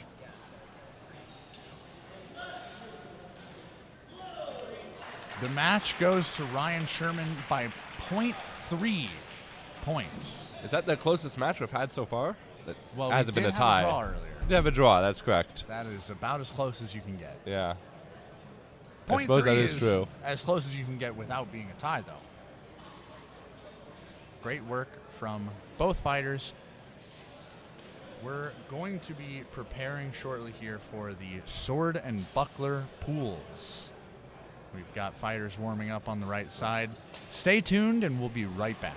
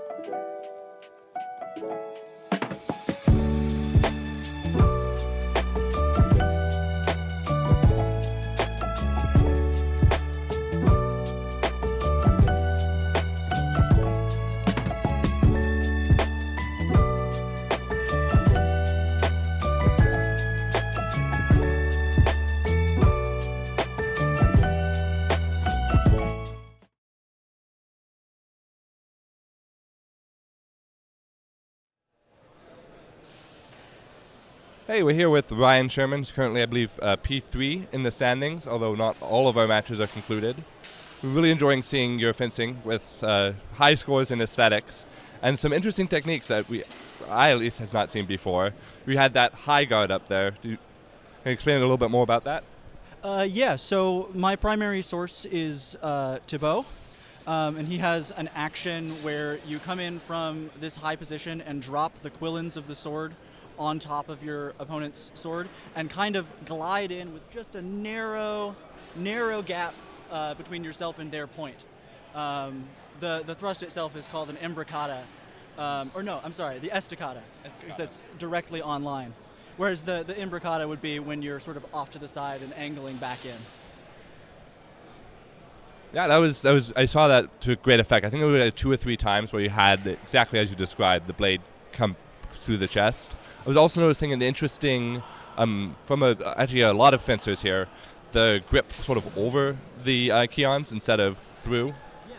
Yeah, so that's from Beau as well. I think some of the other schools of thought do it too. The benefit there is the pommel of the sword ends up on the bottom of your hand, so you have this nice bone structure to hold the point up. And with the edges of the blade to either side, the sword doesn't flex in that direction. So if your opponent comes in and tries to press your blade off to the side, if you're holding it in the traditional way, your sword will flex, and they'll be able to get more of an overbind on you, whereas with it sideways, I think the other fencers were finding it pretty difficult to move my sword offline. Yeah, always interesting to see lots of Beau here. I think Beau's great. It's very interesting as he's very different from the other fencing masters. Have you always studied Beau, or is that something you've come to more recently? I think my introduction to Rapier was in Capofero.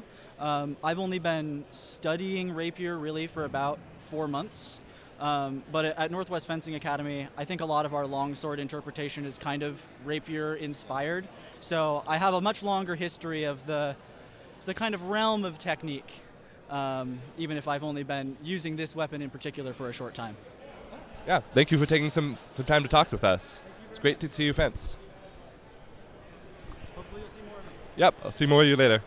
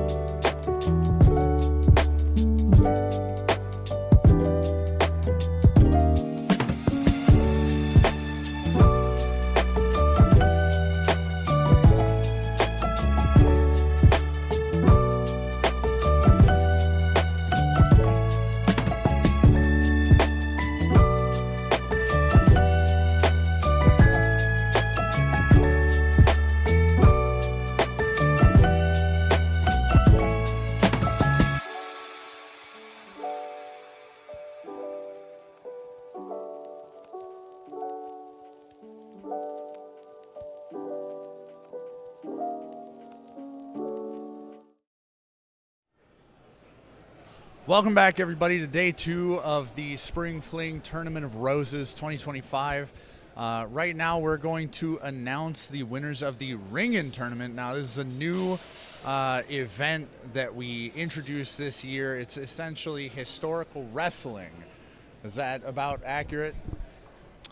I didn't hear anything. It's about historical wrestling, right? Yeah. All right, so tell us a little bit about what you did, how it went. Yeah, it was a great tournament. Really great competitors.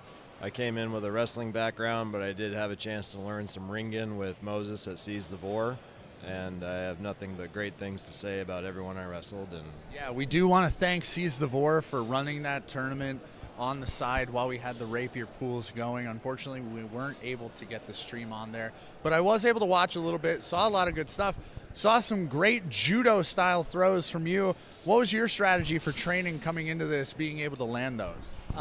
My strategy was just pretty much working with people roughly my height or a little bit bigger.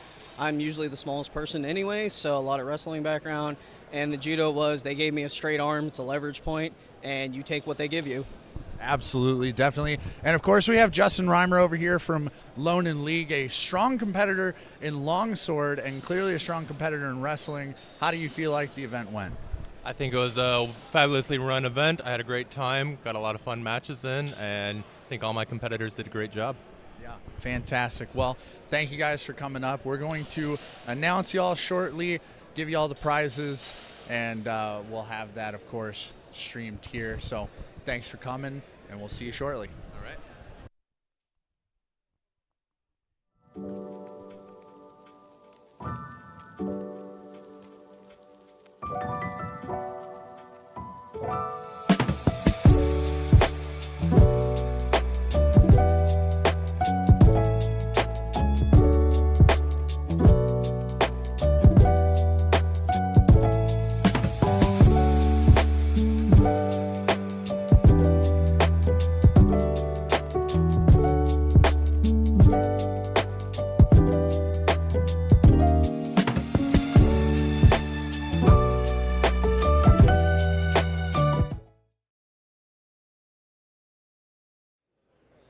All right, that was a very short break. Now we're going to have the guys over at Seize the Vor announce the winners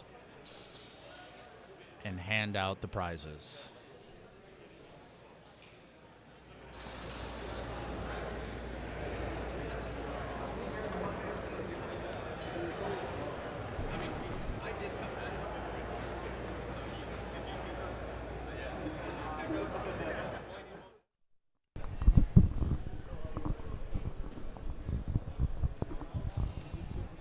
I would look. And the Didn't points think to goes. give you a mic.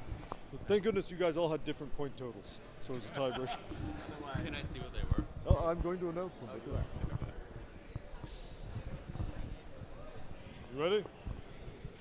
Hello. Here with our Ringen champions of the day. First up, our middleweight winner with the bronze medal with 4 wins and 13 total points scored. Max Hill. Yeah. Wins a $50 Purple Heart gift certificate. Next up, our lightweight winner with 4 matches won and 15 total points scored. Justin, and I'm afraid of saying you Reimer, Justin Reimer.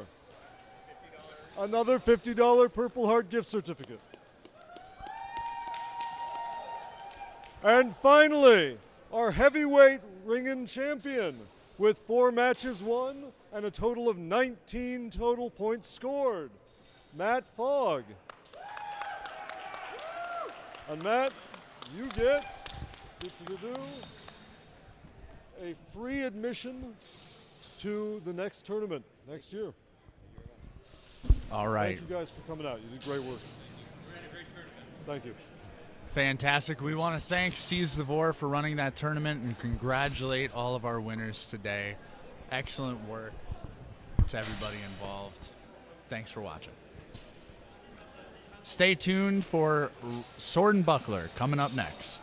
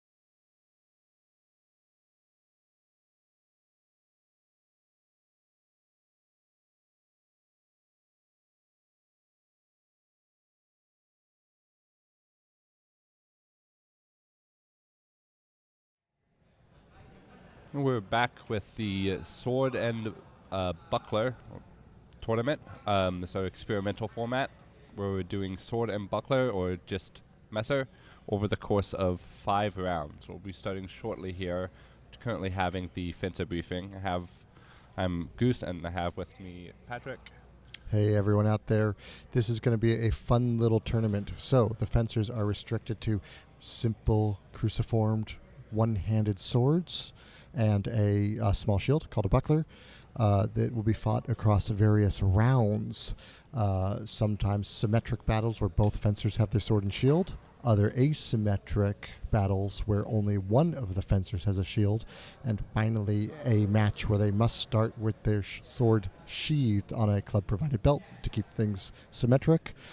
So it should be interesting. A little fun, a little experimental. We'll see what happens. I was talking to Dashrell earlier. The sort of philosophy behind this format is we're trying to simulate like street fights in a period where buckler and messer were common. So you're starting at a distance where you might get in an argument with someone, or you might go outside to fight or whatever. But you have inconsistent equipment because you might not have your buckler on you all the time. It's sort of annoying to carry around. But yeah, let's see how our fencers do. I personally am very excited for the 5th round, where the messer will start sheathed in a belt. I think there's some opportunity there for someone to rush up first. Part of our fencer briefing today, though, was warning the fencers on being too hard in rushing forwards. We don't want to knock anyone over. We certainly don't want to damage the floors. So yeah, we'll see what happens. Yeah, for those of us joining us on the stream, the floors here are of a special concern to the venue, and we want to keep a wonderful relationship with the venue because we enjoy being able to fence here for these nice tournaments. So fencers are being repeatedly cautioned to be as gentle as they can with that nice futsal court. Looks like fencer briefing has just concluded, so we're starting pools shortly.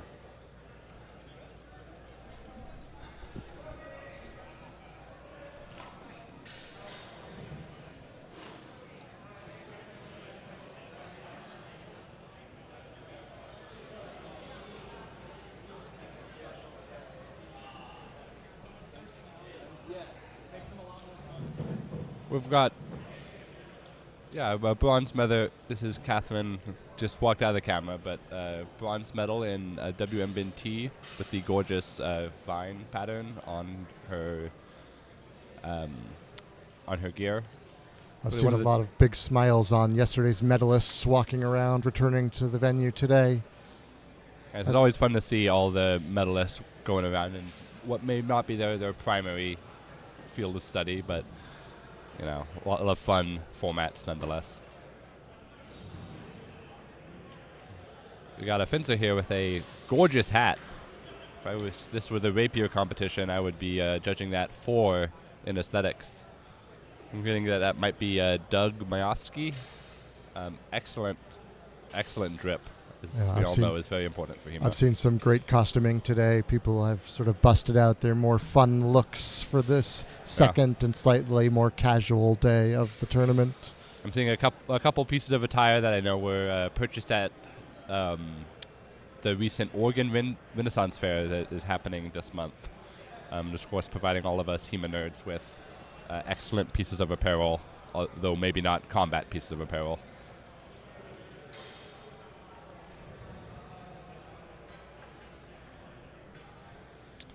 I expect it'll be a few more minutes of folks milling around as fencers find their pits and directors find their judges here, so just bear with us. If you're watching the stream right now, it'll get more exciting very soon.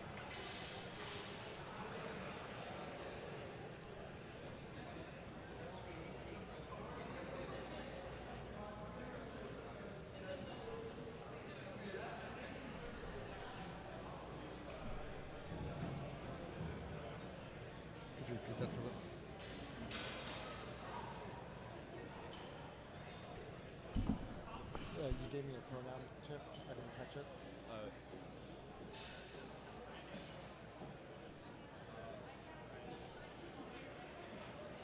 Okay. What's our first? Do you have our first matchup? Can you give us the right scorecard on? Looks like we have the first match for the pool we will be spectating here with Ashley Levy from Masterless Fencing and Dillon Jackson from Seven Swords Academy. Of course, Masterless Fencing being famously the club with the masks on the crotch for intimidation or other techniques.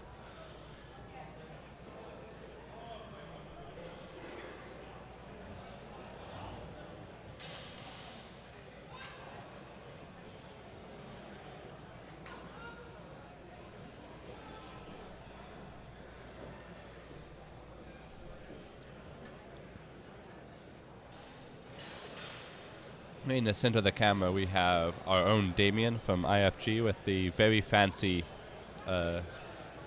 doublet, I believe it's called. One of those fancy outfits we were talking about earlier. Yeah, Damien pulled out all the stops for today. Got to appreciate that. Always gotta love the drip. Important part of the culture here.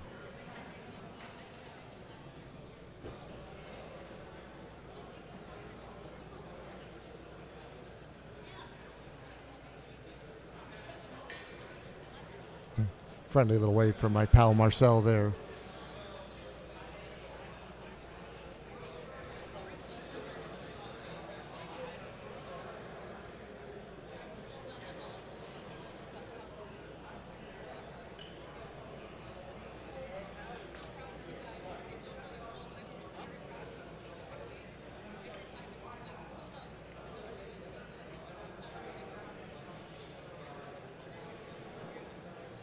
Got Joe in the center, can't resist grabbing the weapons and posing around a bit.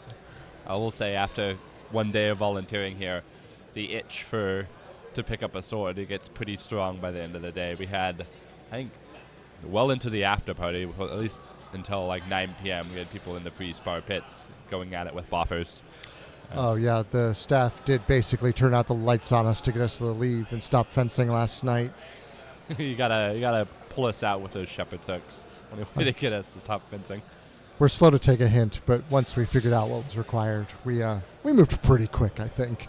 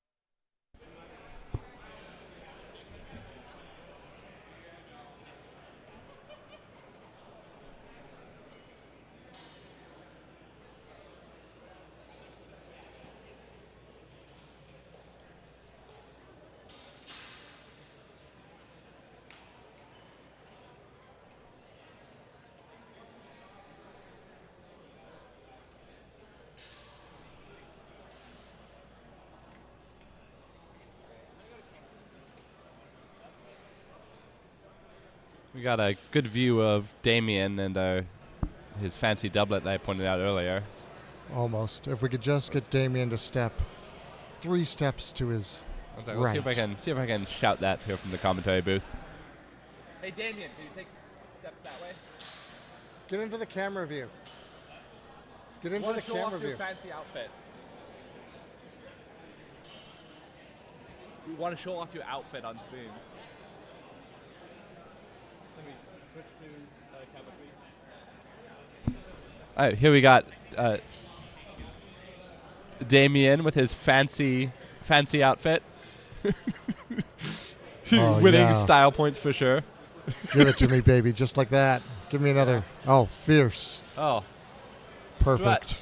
Look at the technique with those batons. Always a ham. Always.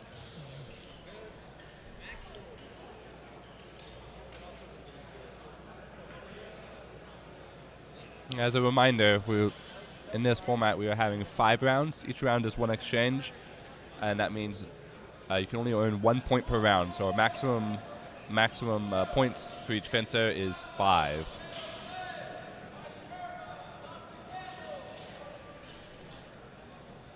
So what do you think we'll see from the fencers today? A buckler can really change the dynamic of a fight compared to weapon alone that we've been seeing so far. It'll be interesting. I think this format is sort of our wild card. We did a little bit of testing beforehand, but we'll see how the fencers show up. We have obviously we sort of know how our own fencers here we're going to fight because we tested with them, but we have people from all over the country here today. I'm Damien. very curious if having a shield will make people more risk averse or more reckless.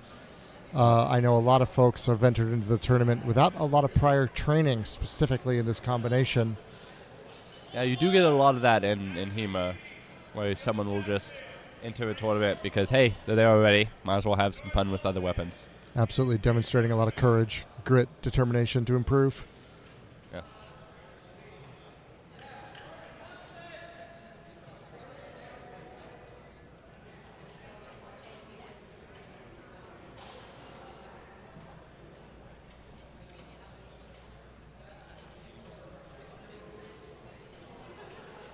Looks like we've got our fighters squaring up at the ring here.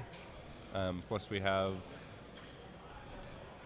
I don't believe they have their colors on yet, so I'm not sure which fencer is which. But we do have Ashley Levy and Dillon Jackson.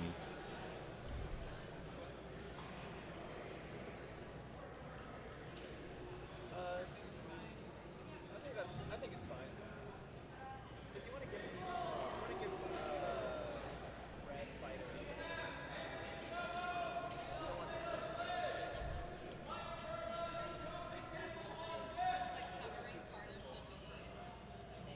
All right, it looks like we have Ashley Levy from Masterless Fencing here in the absolutely stunning jacket. Almost like an Ottoman or Turkish pattern there. And then we will have Dillon Jackson from Seven Swords joining us shortly on the other side of the... Oh, looks like they are here. I see one fencer done up in a blue and red, blue and burgundy gambeson, looking very sharp as well.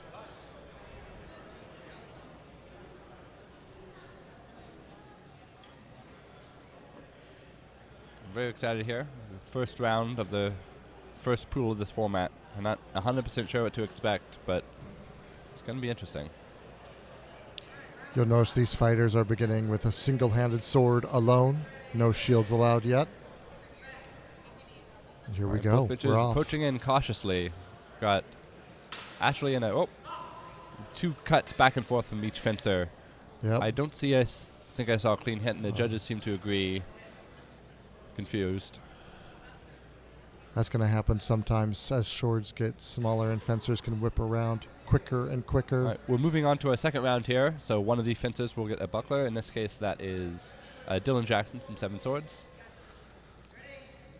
Let's see how they do with the additional protection. Closing much more aggressively now that they're in the advantaged position. Heard a clash there. Wasn't quite able to see it from my angle here at the booth. And red did use their shield successfully to ward off a point We got a replay here. while claiming a hit of their own. Coming in and blocks with the buckler and cuts around. That is exactly what the judges score. 1 point for Dillon. 1-0. But now the Now tides have Ashley has the turned. protection. Blue happy to stay Oh, away. I saw a cut to the wrist. And maybe something else. Got the judges here indicating point for blue, which ties it up 1-1 into the third round. Both fencers will have a buckler here. The first and only sword and buckler phase of the exchange. The two fencers being A Didn't see any flurry point there. without- two fencers seem very well matched. yes, Getting a flurry of blows. Uh, Teeth exchange. a similar pattern of closing at a moderate pace, getting into range, and then being Got a replay here. content. You can see that flurry of blows with more clarity. Looks like there might have been a cut to Dillon there from a cut to the shoulder, which would be a shallow hit. Not that it matters. There's no difference. Our between judging target staff areas has here. deliberated about it and returned to their positions.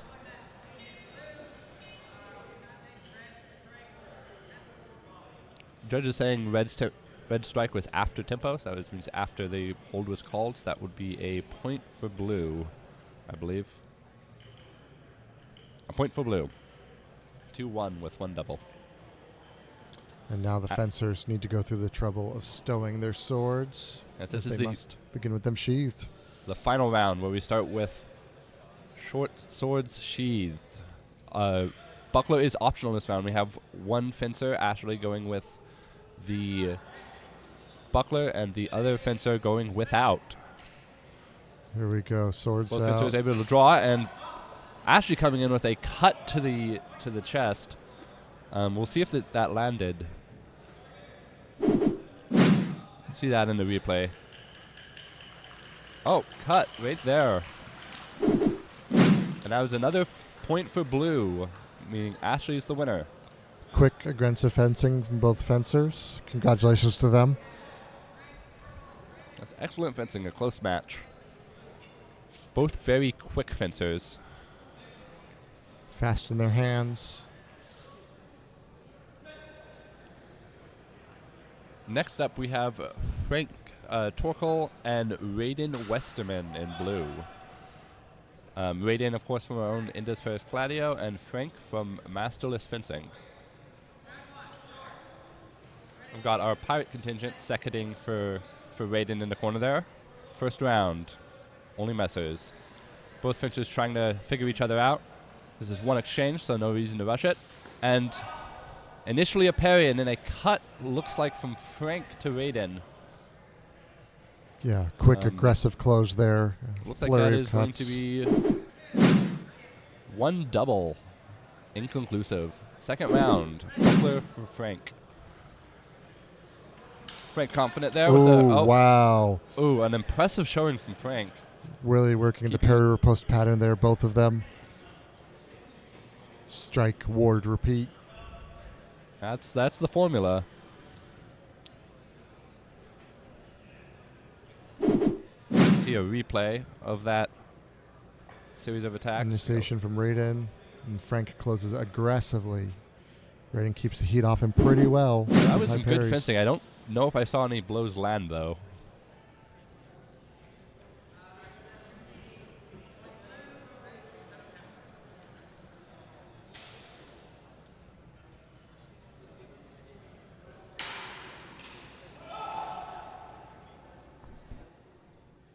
Yeah, so it's in 5 rounds.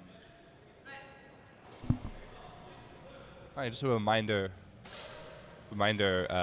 of the rules here. We have 5 rounds. First is both with naked messer. Excuse me. Then we have one fencer gets the messer, and then the third round, the other fencer gets a messer, and now we're in the 4th round with buckler. With 2 bucklers, both fencers are equally well defended, and we will be going into the 5th round shortly. In the 5th round, we have Messer's sheathed initially, and buckler's optional. However, if you choose to buckler, it must be looped in your across your messer, so that you need to draw it first before engaging the buckler. So a little bit of a different fight each round here. Each round is only worth 1 point. I'm not quite sure how doubles factor in, but each round can either result in a point for a fencer or a double. Currently, we are standing at the 5th round with 1-0 and 1 double. Raiden at slight advantage. Both fencers getting ready for this final exchange.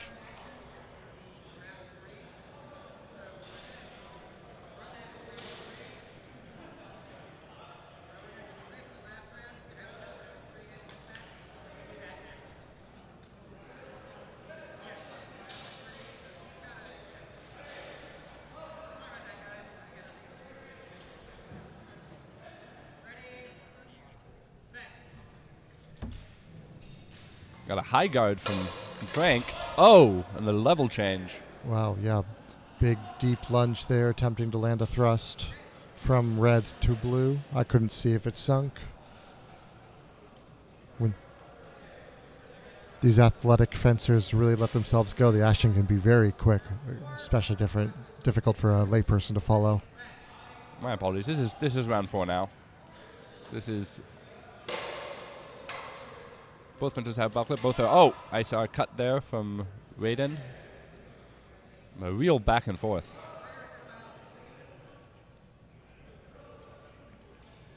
And we'll be coming with a replay while judges deliberate. Oh, look at that speed. Yeah, whirling swords. Shields held high, trying to cover their upper openings. A match has been called for blue. Well, a round has been called for blue, I believe. So we have 1-1, and we are now starting sheathed. Oh, 2-1. My apologies. Raiden up 1 point over Frank. Frank holding in reverse grip. Quite an upset. Oh. Frank scoring a hit, but not before taking one to the face from Raiden. It's a bold choice to go reverse grip, but we'll see if it pays off. See what the judges... Raiden coming in here with that... Should come in here with a cut on the replay. To the face, and then gets just stabbed in the neck by Frank. Both fencers look like they've had fun. Lots of sportsmanship. Blue ultimately wins. That round What a 5, display. the interesting choice. I had already thought it was interesting they could choose to leave the shield behind, and how many fencers already have opted to go without the shield for the quicker and easier draw. But I did not expect to also see the choice of a reverse grip draw entering this calculation. That's one for the books. It was a bold choice for sure. Reminds me of the Einhorn technique in longsword. Got two fencers coming in. One's posed in a sort of crumpow position, and with a cut to Ashley. Looks like this was probably a double, but either way, we're moving on to the next round. Noah gets the shield. We have Noah from Northwest Azumire in Portland. I may have pronounced that wrong. And then we got Ashley from Masterless. Technique of covering your hand with the buckler is very common in people who have studied the single hand and buckler sources.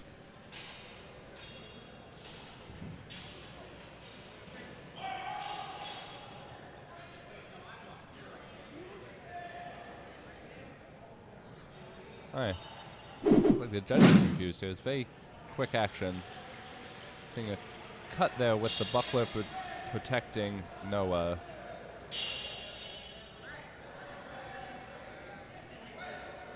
And a cut across the face.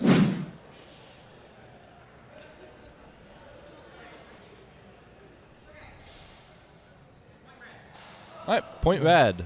Looks like the director has agreed with our analysis from over here.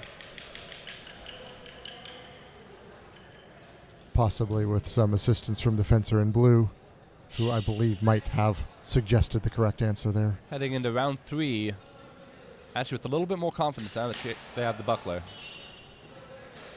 really closed the distance fast with that buckler under the cover of the extra armament, able to force the red fencer into the corner of the ring.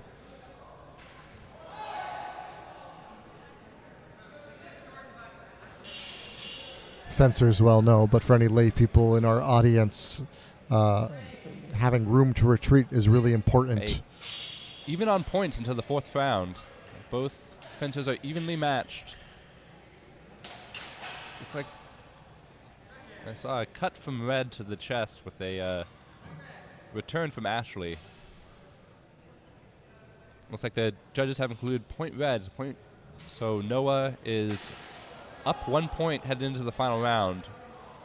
So on Ashley here to tie this out with the draw. Our fencer in red has obviously elected to begin their sheathed sword phase with a shield, as has the fencer in blue. Note from the director here, the fifth round, the fencers start with their back leg on the ring, so they're slightly inside the ring. This is to try and make the draw more important. Oh. A subtle. Both fencers fumble the draw! Oh! And we have a... It was fast and furious out there. A sword belt went loose. I'm not sure if Red fumbled their draw or merely deliberately held their sword in reserve. I thought Noah was done there for a second, and then Ashley's sword caught on the tip. Yeah. You can see the fencer in red's sword belt coming undone during the draw. An equipment failure at a critical time. Yes. But red wins. It looks like they called that last exchange a double. Probably fair, given the chaos that ensued. I'd say more than fair. A lesson well learned that a medieval street fight would have been a scary thing to be involved in. All right, next up we have Frank Torkel in red and Dillon Jackson in blue. Frank Torkel again from Masterless, and Dillon, of course, from Seven Swords.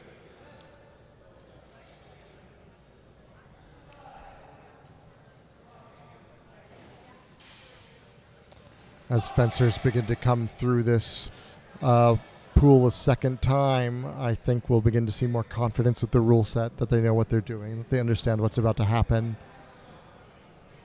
We've got Dillon Jackson here with the second, who's actually the head of the Seven Swords Academy. Strong support here, away from home. Frank with an interesting Nebenhut position with his Messer. Yeah.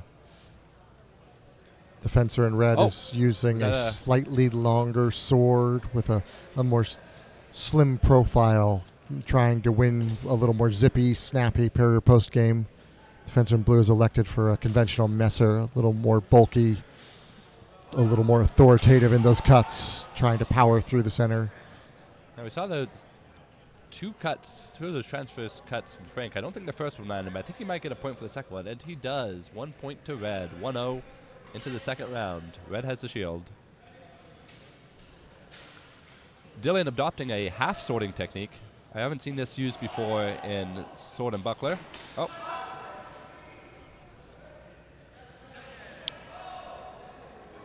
Like we are calling another point for Frank. Frank is up 2-0. Into the third round with Dillon having the buckler. Yeah, I think Dillon felt perhaps a little overwhelmed by the aggression that Frank was showing there. Did a good job of protecting their own head, keeping their guard up through the end of the match. Dillon prepped with that. Cutting through different guards. Well protected as Dillon makes their cut to Frank's hand. I think that will... Okay, they're calling that one a no exchange, repeating this round of the fight. Redoing the round, since we only have one exchange per round. Got a cut to the buckler, didn't do anything. And Frank trying to use the advantage of that slightly longer sword to get a thrust in. Yeah, Frank's own height advantage, I think, is helping them stay alive I will say, as someone who is 6'6", I also like to choose the longest sword legally allowed. It's quite the advantage. Looks like we may have gotten a thrust through to the arm there from Frank. Yep, they're calling that for... They're actually deliberating here. We have a replay. I think perhaps there was they're wondering if there wasn't a hit to the inside of Dillon's arm from Frank there with that last cut.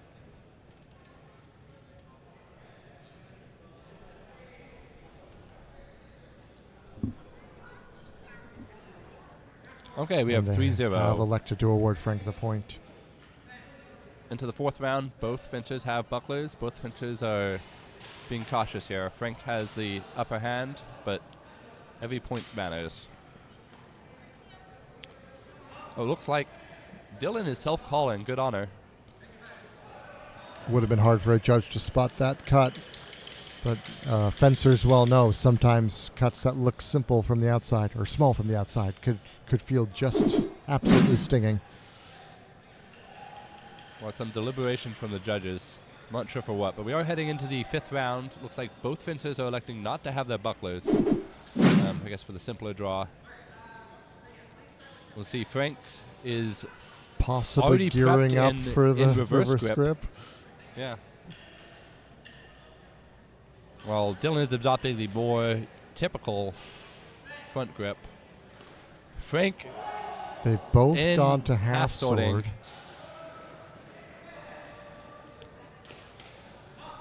They are up by 4 points, so I guess they can do reverse grip if they want to. Half sorting, of course, well described in the manuscripts for its fine point control, letting you jam your tip into narrow gaps of armor in a Blossfechten that they're simulating here. Perhaps both fencers just want to have a very strong parry available, or even just have some fun.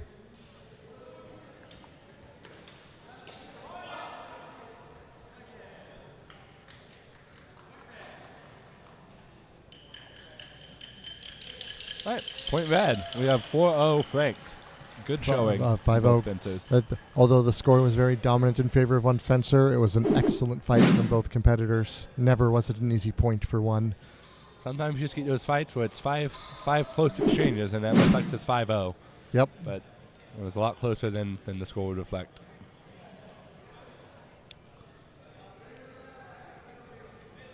Up next, it looks like we have Raiden Westerman from Indes Ferox Gladio, and Noah Olson from Northwest. Armidzare. Do you know how to pronounce that, Patrick? Armidzare, I believe, is correct, Goose. Both clubs from here in Portland.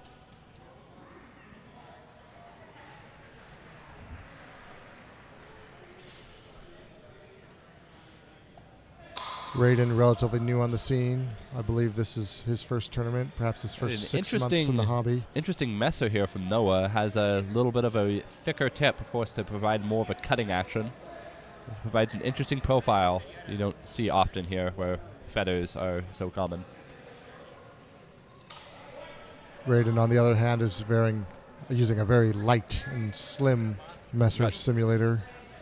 Got judges calling a point. I did not see a hit. It looks like we might be replaying that round. Yep, judges agree that no hit, so we're replaying round one.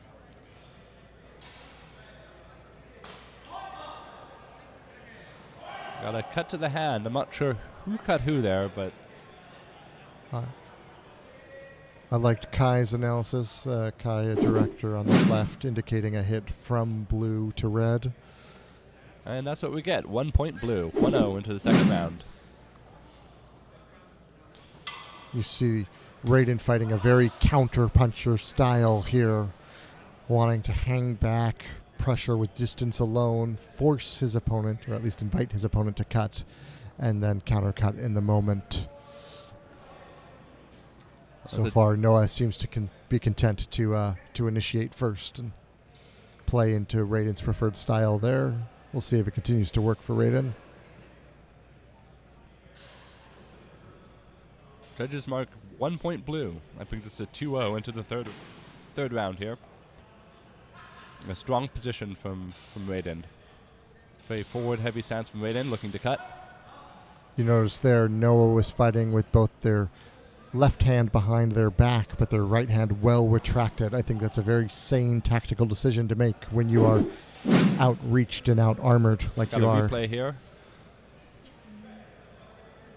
A good cut from Raiden. All right, into the fourth round. Both players with bucklers. A lot of clattering, but I'm not sure any messer found grip there. Yeah. A less aggressive exchange than some of the early ones we saw. I think the fencers are getting comfortable, starting to calm down, take their time, call their shots a little more carefully. We have 1 point for Noah, making it 3-1 in Raiden's favor. Entering the Looks drawing like phrase. Noah, Noah's prepped in a conventional draw with a buckler. you can see the, I'm not sure if you can see it on stream, but there was a string connecting the buckler to the messer. That is so that the buckler cannot be used before the messer is drawn. Looks like Raiden is having trouble with his equipment, although also opting for the buckler. You are allowed to start with the buckler in your hand, which helps with these sort of large clamshell gloves or spec heavies that we're all familiar with. Yeah.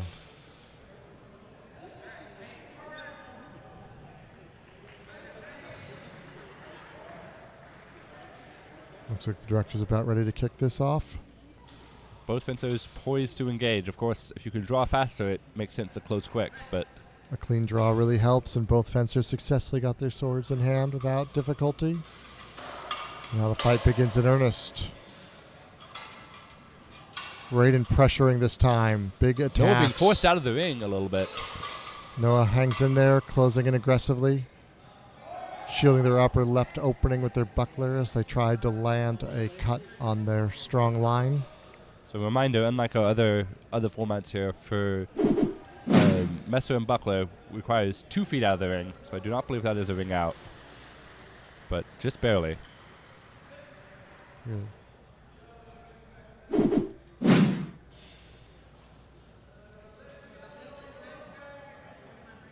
Getting a warning from the director here to tune down the intensity. Don't want to let the force escalate. We always appreciate those safety calls. Keep the fencing artful and sharp. This round we do. Both clean draws. Got Raiden prepped for a cut. Both fencers looking to engage.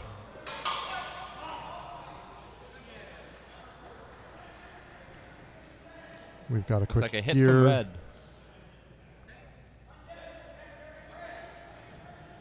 Unjudged indicating a hit for red. Red scores 1 point. 3-2. Match Too little, blue. too late to dig out of the hole. Excellent fight from both those fighters.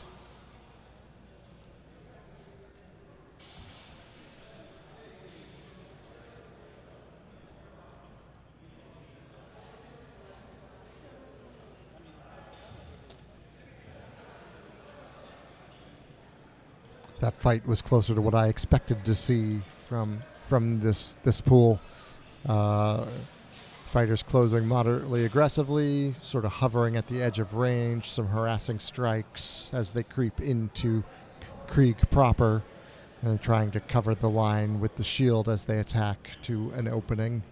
I really did not expect to see reverse grip. I've seen that, twice so far? Yes, although I believe both times it was the same fencer opting. that is true. I have a short memory. Like a hamster.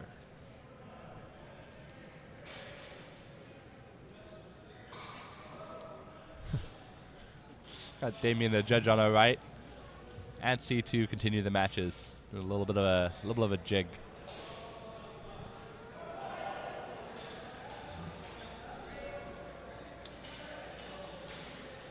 Right, fencers ready. Round 1. We Round got 1, of course, is Asher sword Levy again alone. from Masterless and Frank Total again from Masterless. 2 fencers from the same club. We try to avoid that, but it does happen. It's always exciting to see the different dynamic of an inter-club duel. 2 fencers have had lots of opportunity to train against each other and learn their own quirks. As you would expect, these 2 fencers know each other's fighting style as well, and sort of know what they're getting into. Still in the first round, very evenly matched. Back and forth, nobody got a clear hit yet. Oh, but that has changed. Frank got a clear hit on Ashley there, bringing it to, let's see what they call it, but I expect 1-0. I believe Frank managed to implement their plan exactly as they wanted. A provocation, offering their weak to Ashley. Ashley attempted to cut through it, and Frank was able to counterattack safely. Frank now with the buckler in round 2. Scoring looks like another point.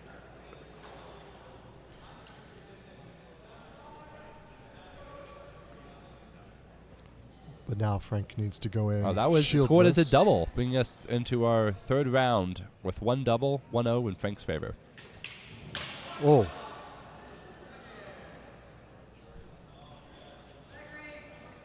Big wheeling cut around there. Will that be another point for red? Looks like so. 2-0 into the 4th round with both benches for the buckler. Frank up 2 with 1 double. Oh, and that was a very clean shot. Looks like the judges did not see it, though. We had a couple of good strikes there. A strike from Ashley to Frank with a cut around from Frank to Ashley. You saw Frank really aware of the edge of the ring there, trying hard to keep bump on their toes and avoid being wrung out during Ashley's strong advance here, sacrificing their own structure to do that.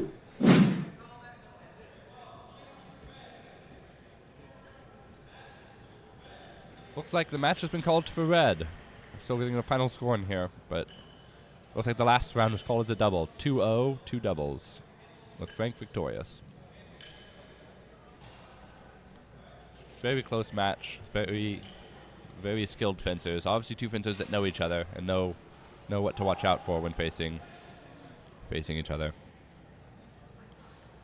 All right, Frank already prepped in that reverse grip draw. And This will be his signature for this. Also this looks format. like they're electing to dispense with the shield here. Ooh. A bold advance, a strong overhead cut, absolutely punishing that reverse grip choice. Yeah, I was about to say, I think Frank is learning why reverse grip has such a reputation. For any lay people in the audience, reverse grip is usually reserved for jokes and memes in historical fencing communities, for as cool as it looks on the big screen. You do see a few treaties talking about reverse grip. It's usually cases where like you've just thrown a weapon, or and there's some cases for reverse grip in Japanese culture where you have the sword on the other hip, so it's harder to draw. But as a result, you can draw it quicker if it's in reverse grip. Of course, shorter weapons like daggers are often Yes. held in that ice pick grip as well. And perhaps that is what has inspired Frank to attempt to try the reverse grip with his own messer fighting today. All right, now up is Raiden and Dillon, I believe. Raiden in blue, Dillon in red. Progressing through their phase 1 fight sort alone. Looks Got a like the good shot judges of have some Damien's disagreement hand about here. exactly what happened. It looks But like the director has resolved it as a 1-point shot for Raiden. 1-0 entering the 2nd round.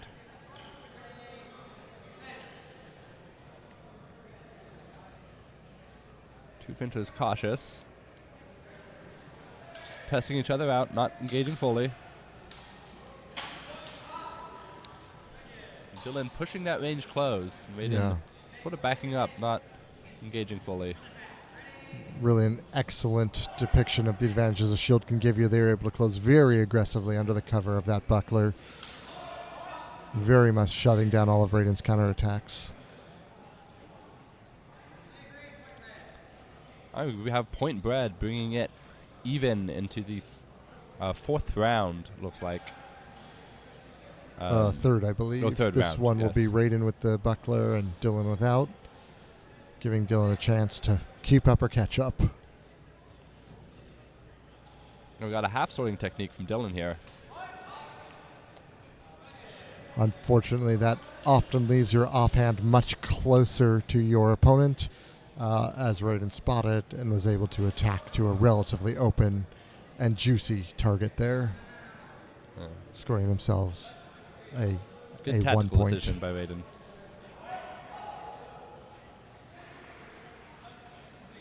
2-1, both fencers with bucklers. Staying out of range, letting things play out slowly. A quick cut low under the shield. Looks like it might have earned Blue another point. We got 3-1 in favor of Raiden into the final round. 0 doubles thus far. I don't have the score of the pools up, but I think this is looking like Raiden's perhaps third win, making them look like one of the sharks of a pool. Very exciting for the young fencer, I bet.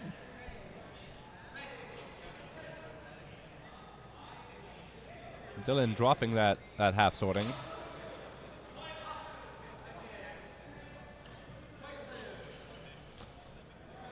Dillon looked interested in considering the half sword again, but elected to a much more conventional grip before the match ended.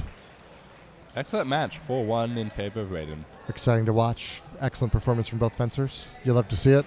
And good sportsmanship at the end, all the way through.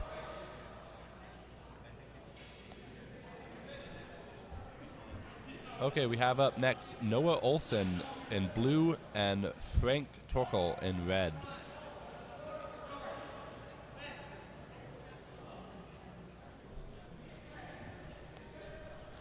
Got Noah, of course, with the heavier tip on his messer. Both fencers not entirely willing to engage. Oh! Wow. That's going to be a double. Yep. A long period of feeling it's out, but then Frank initiated a very, very aggressive attack there to an unexpected opening. Noah was able to respond, but not in a way that kept both fencers safe.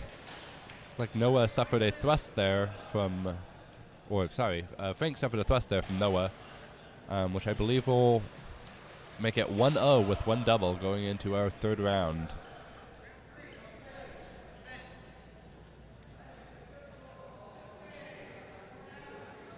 Adopting extended guard, trying to make up for the loss of a shield by controlling space instead.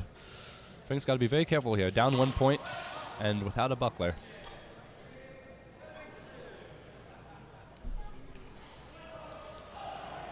I believe that awarded Blue a point, bringing us into round 4, where both fencers have a buckler again. Blue up 2 points right now. This is a very stay in the match moment for red. Very fast blade work from Frank. Yeah. Big wheeling the cuts. round, though.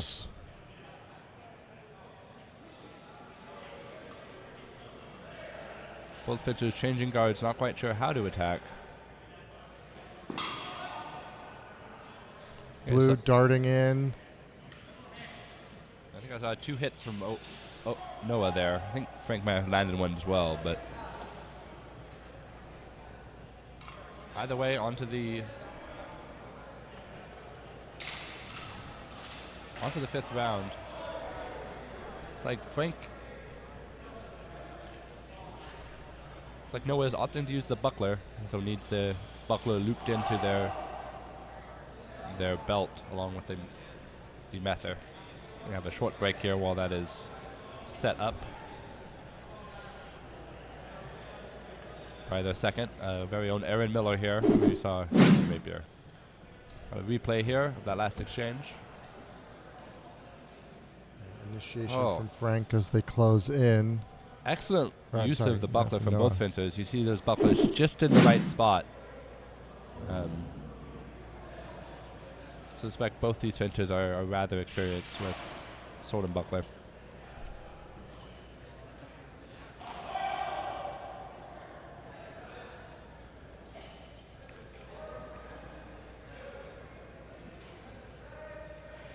Alright, looks like Noah is ready, and so we're ready to start the round. See if Frank goes for... Well, Frank is going forward grip this time.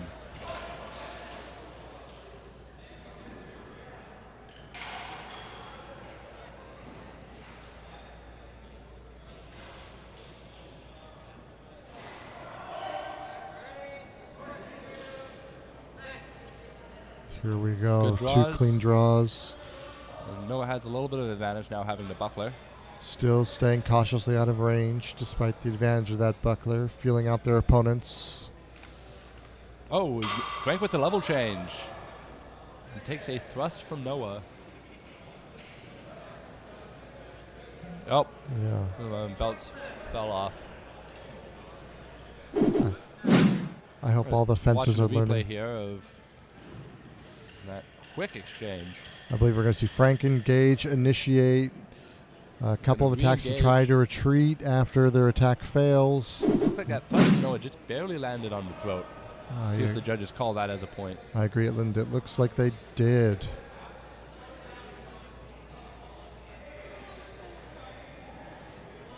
The director looks like they're doing some math over there.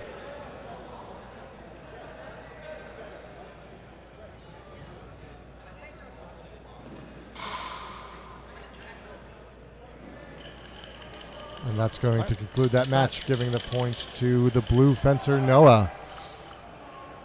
That last parry riposte combo, very, very masterfully executed under an intense pressure from Frank. I love to see those measured, careful responses to powerful aggression. I've been impressed here seeing a wide array of styles. Frank with the reverse grip. A few different types of messers. Of course, messers a very wide range of weapons. So, Here we're going to see Raiden going up against Ashley. Ashley has shown themselves to be unafraid to get into brawling range with big wheeling cuts. Raiden preferring so far more of that counter fencer style, wanting to wait and attack to an opening once they see it. It's like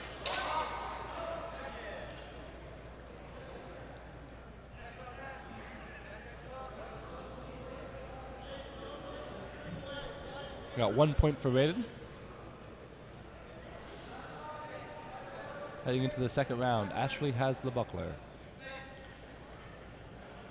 Here they go again. Raiden taking the center of the court.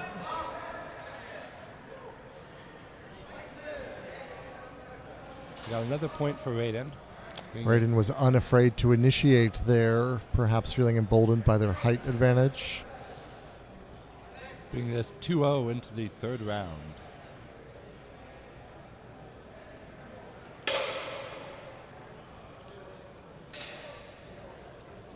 Ooh. Ooh. We're going to see that as a double in the third round. Being our first double for this match.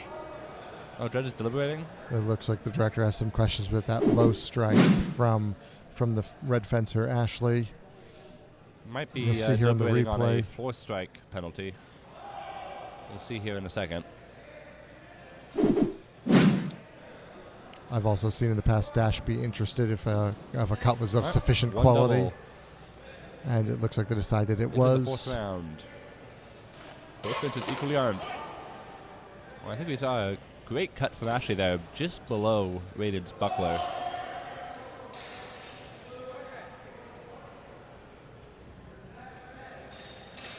Point red.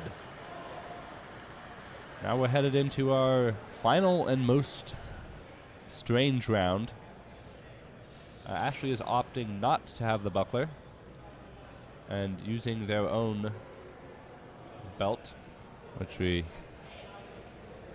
seems to be a good choice given how often that red belt has fallen off in these past few minutes. Raiden, on the other hand, looks like they will be going into this combat with their buckler.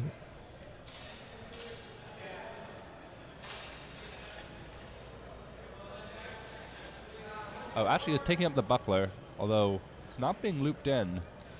Looks like that was approved by the director. Probably a small technical issue made the loop unfeasible for them. Got two very quick blows. The judges are not sure on what.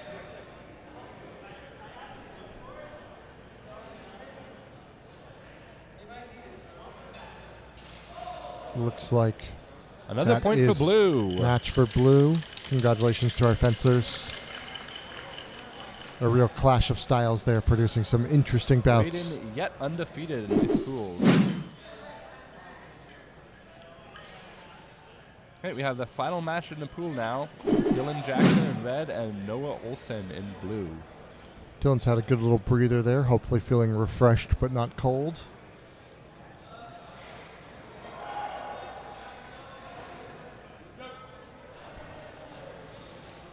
Noah, on the other hand, has been a little more in and out of it.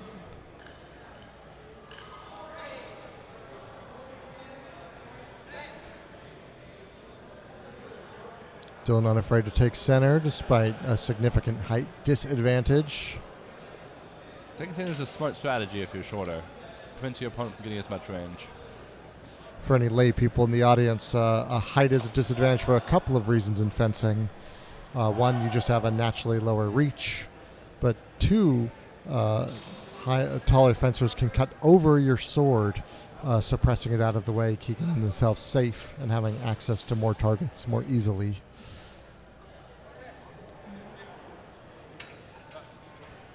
The conventional wisdom is that shorter fencers just need to be better. Hot takes here from Philip. I think shorter fences definitely have the advantage up close. You just got to get past that initial barrier of the long range. We're going to go 1-0 into our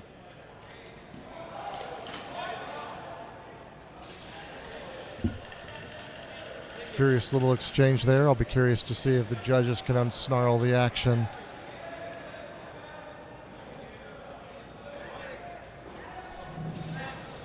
Noah in blue allowed the buckler for this one. Dillon in red denied it.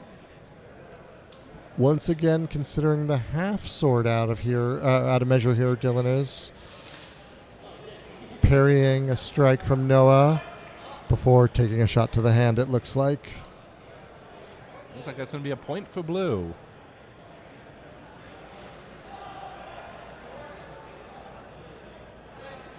Into our fourth round here. Noah up 2 points, 2-0.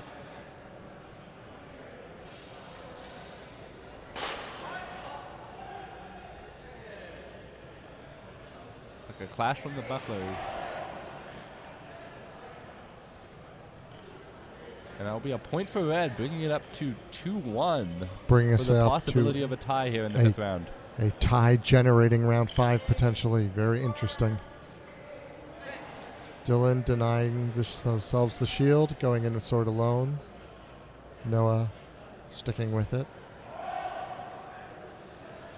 Still half sorting for Dillon. I wonder what they're going to try and do here. Is it a strong parry? Or like we had a touch just from getting, Noah. Getting harassed to death potentially.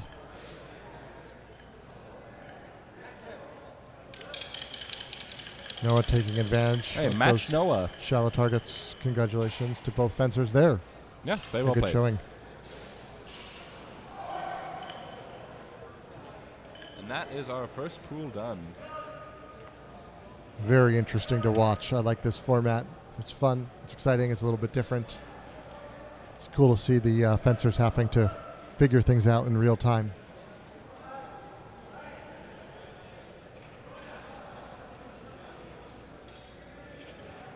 Let's see how many pools we have here. We might be having another pool in this ring in a little bit. Yes, looks like we have plenty of pools here, so we should be getting another pool here shortly, as soon as the judges are ready and the fencers have a symbol. Who do you have up? Can you read the roster for our Okay, next let's see. pool? We are center front.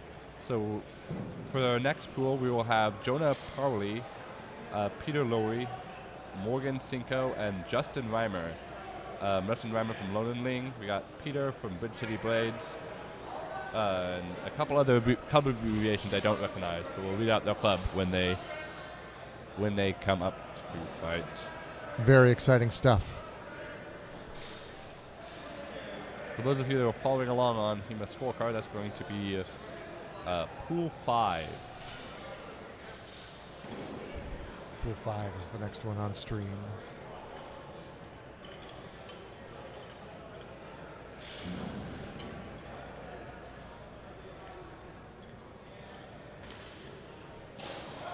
I'm really seeing this format bring out a lot of interesting techniques and different styles.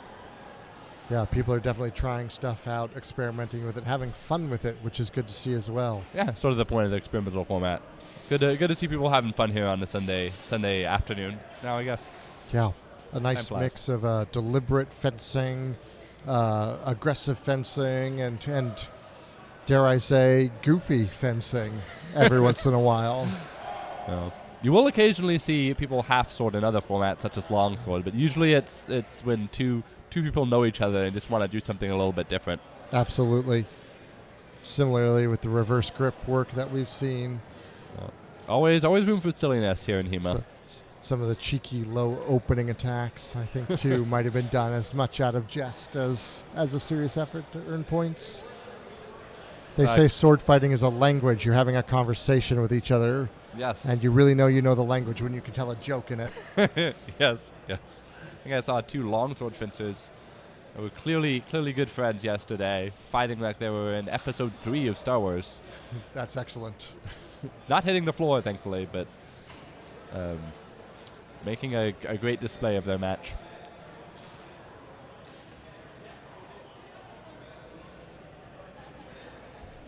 It looks like our first match, once the fencers have convened, will be Peter Lowry from Bridge City Blades here in Portland, and Justin Reimer of much fame from Lonan League up in Seattle. Should be an interesting match.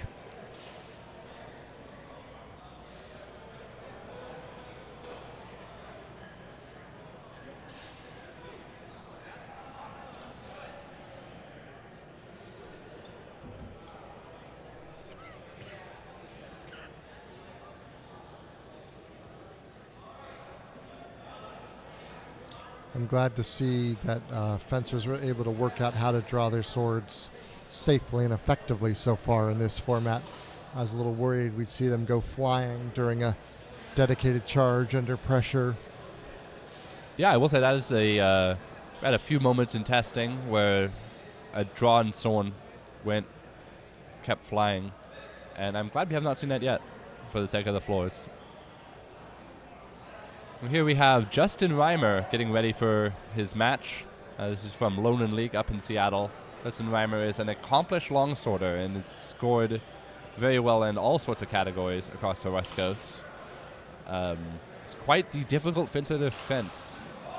Frequently known for his level changes. It's one of the few people I think that does level changes the best. Very good at popping down to one knee and then popping straight back into a fencing stance. Very athletic. I've seen them also be very gentlemanly and sportsmanlike over the last couple days. A charismatic person. Nice to spend a few minutes with. Yeah, a good friend overall.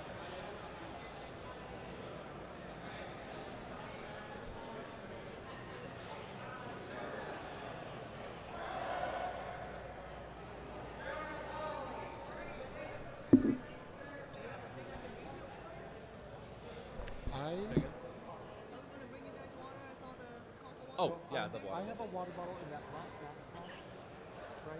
Yes. I think I've got a water bottle in there. That'd be great. If you just get I think there's water bottles in that room. I think they ran out. Huh? They ran out. Oh, you ran out. Okay, sorry. It's fine then. Drunk gooses.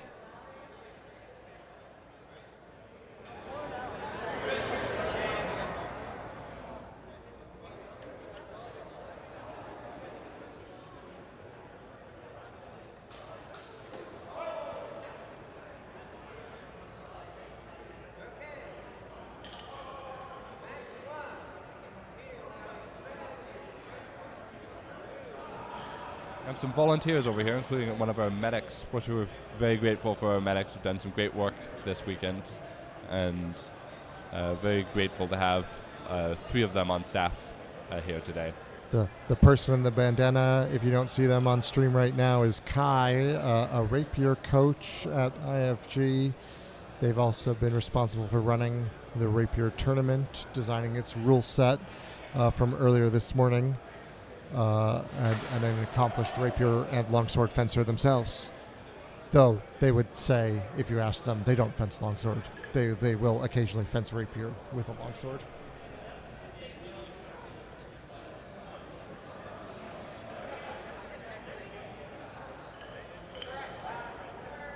Okay, it looks like our fighters are taking their corners. We've got Justin Reimer in blue and Peter Lowry in red. Oh, sorry, Jonah Pauli, my bad, from the Fencing Academy.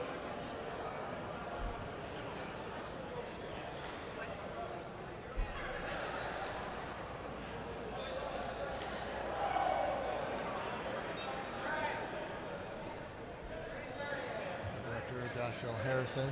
Looks like they're taking charge of the situation again. And for round one, sword alone, our fencers close aggressively. Two big, strong, athletic fencers aggressively taking center ring, contesting space.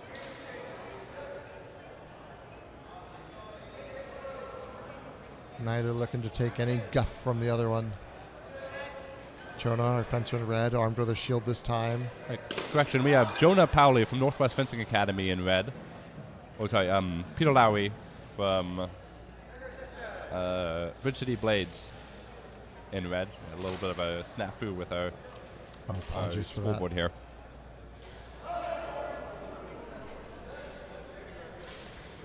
We have, anyways, into the, looks like the third round with 2 points for Justin Reimer. Or second round. Third round? Third round, I think. Looks like both fencers agree that red landed a hit. The question is whether or not Justin Reimer was able to land the counter stroke there.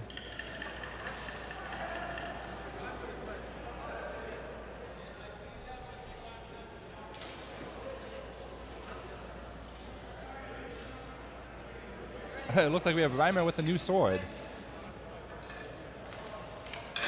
In the fourth round, very high energy. Both fencers coming in strong.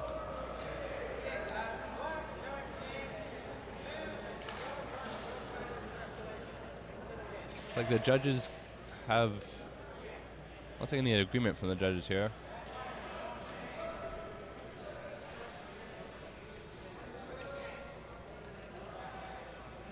We are doing that round over again. So it's round 4 again.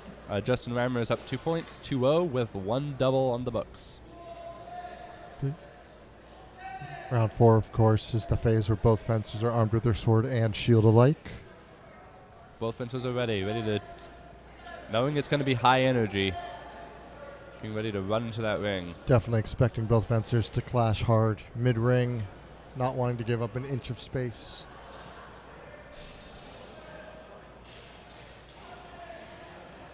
Paradoxically, losing space to maintain space.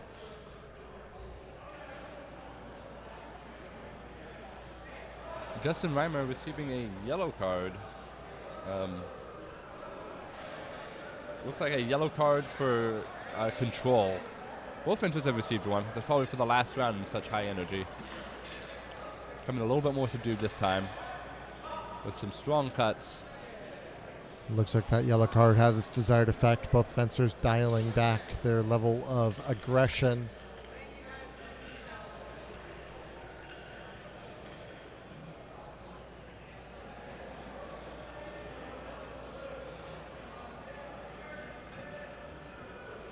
All right, 1 point for Peter from Bridge City Blades. That makes it 2-1 in Justin's favor.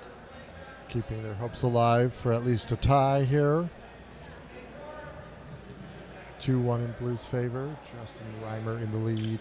1 double scored against them. A clean Got good draw. draws from both fencers. Ooh. No a little hit yet. clash there. Looks Continuing the like fight. maybe the judges are content to let the fight continue going after that. Looks like we were getting a double here for the final round. Powerful conclusion resulting in a double.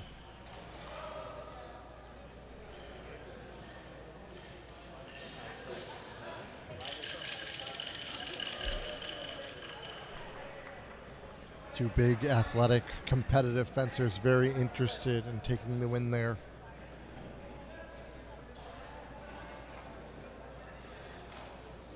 Right, up next we have Ryan Collick in red and Morgan Cinco in blue. Morgan Cinco is from Austin Historical Weapons Guild, I believe in Texas, and Ryan Collick is from Seven Sword Academy up in Tacoma. That would have to make them one of the furthest traveled fencers for this tournament if they're really Yeah, I was talking to someone home earlier. based in Texas. So talking to someone earlier who came here from New Jersey, so we definitely have some East Coasters over here. But with so many club names, it's hard to keep track. Absolutely.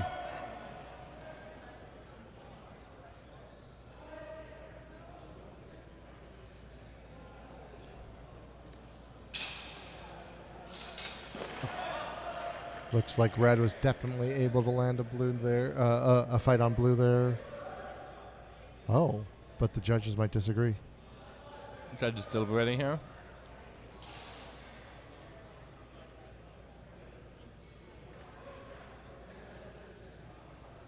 Looks like agreeing on red.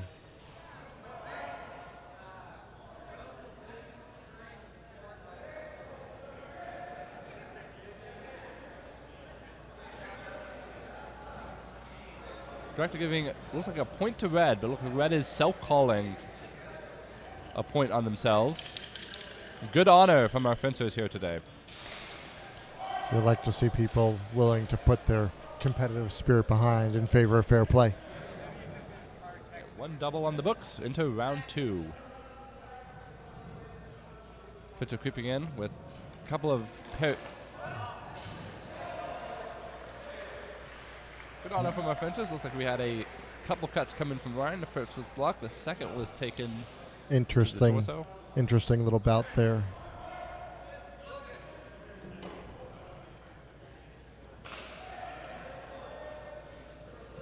That will be sufficient to bring us into round 3, I believe. We've got a comment from Blue Fencer. Hopefully not an injury, but unsure at this moment. We're talking with the director.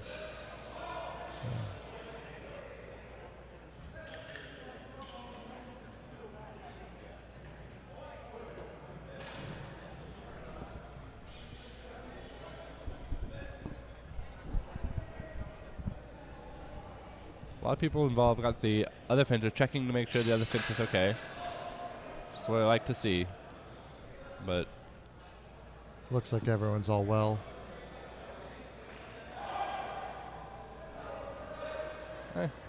unsure, but moving into round 3, 0-1.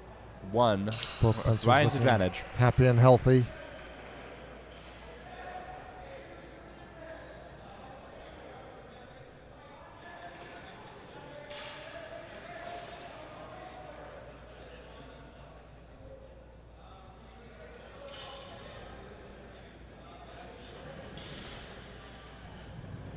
We got a nice dance coming here from Red Fencer. Won't earn them many points, but will earn them style. And Dash is ready to begin this. Here we go. Red closing closely. Like Red scoring a hit to Blue's arm. And it looks like at least one judge would have called that a double. We'll see what the director decides in the end.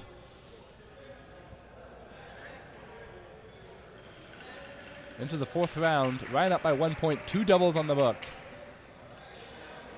Don't know what happens if you get 3 doubles here.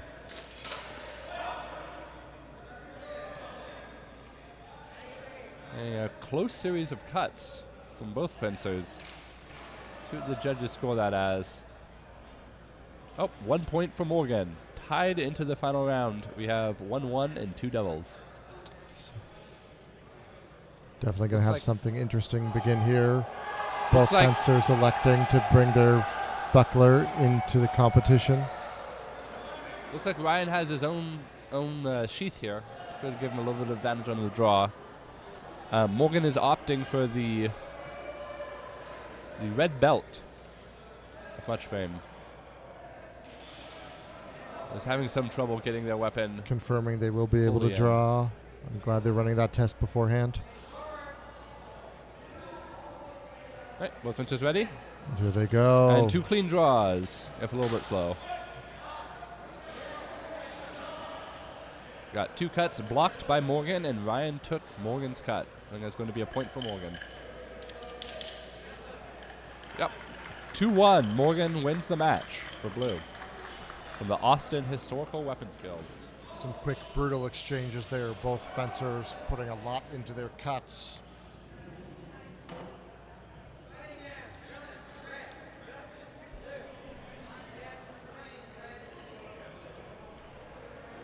Next up, we have Justin Reimer from Lonan League, and in blue, and then Jonah Pauli from Northwest Fencing Academy.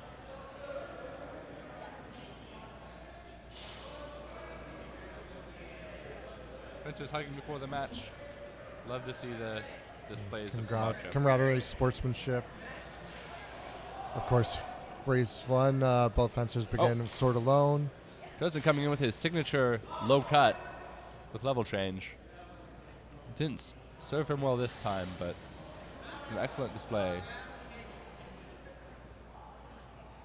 And they are going to be asked to do that again.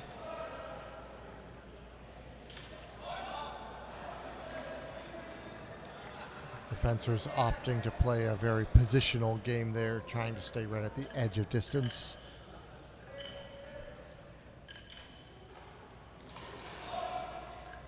Right, exiting our first round with a double into our second round. Jonah with a beautiful little shield there. It's got to be custom. Oh, Justin trying his signature level change, but getting hit in the head as a result. We'll see how the judges. That a second double, it looks like. Third round, 2 doubles so far.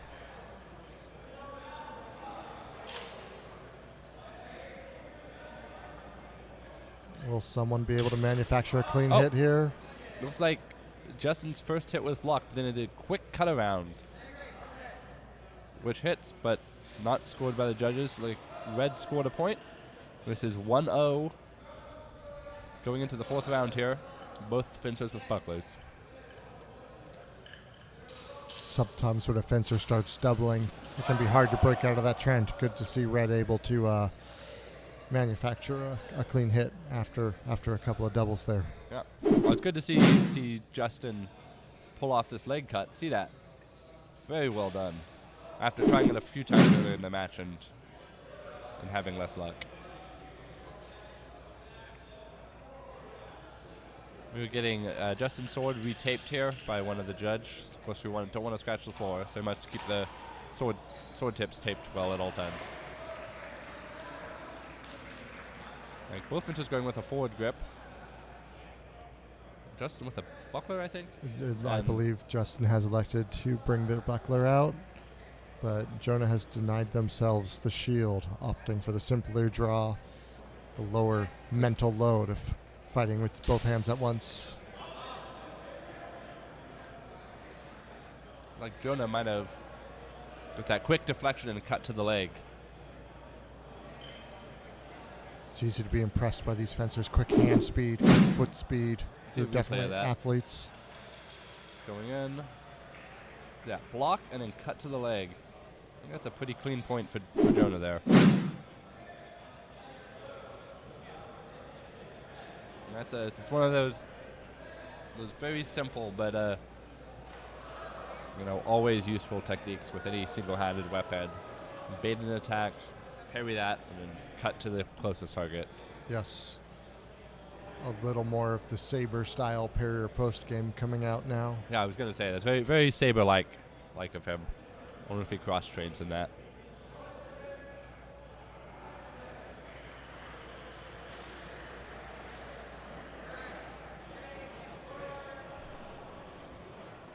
All right, into the fifth round again. It's tied up.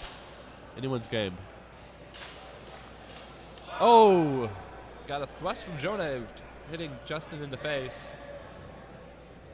A lot of aggression from Jonah there. Justin was retreating very aggressively, skipping away just as fast as he could manage. Right, that's a point for Jonah, making it a 2-1 victory for Red. Avoiding 3 doubles, avoiding a tie, securing a win. Good result for Jonah there. All in a day's work.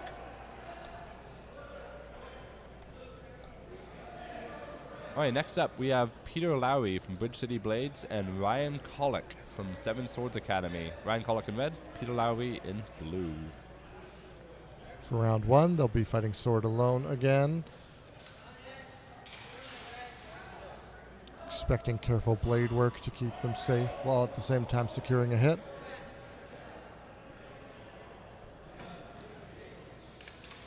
Oh. Got a beautiful thrust there from Peter. I'm wondering if coming from the Rapier competition, he's not thinking a little bit of Rapier coming into this fight as well.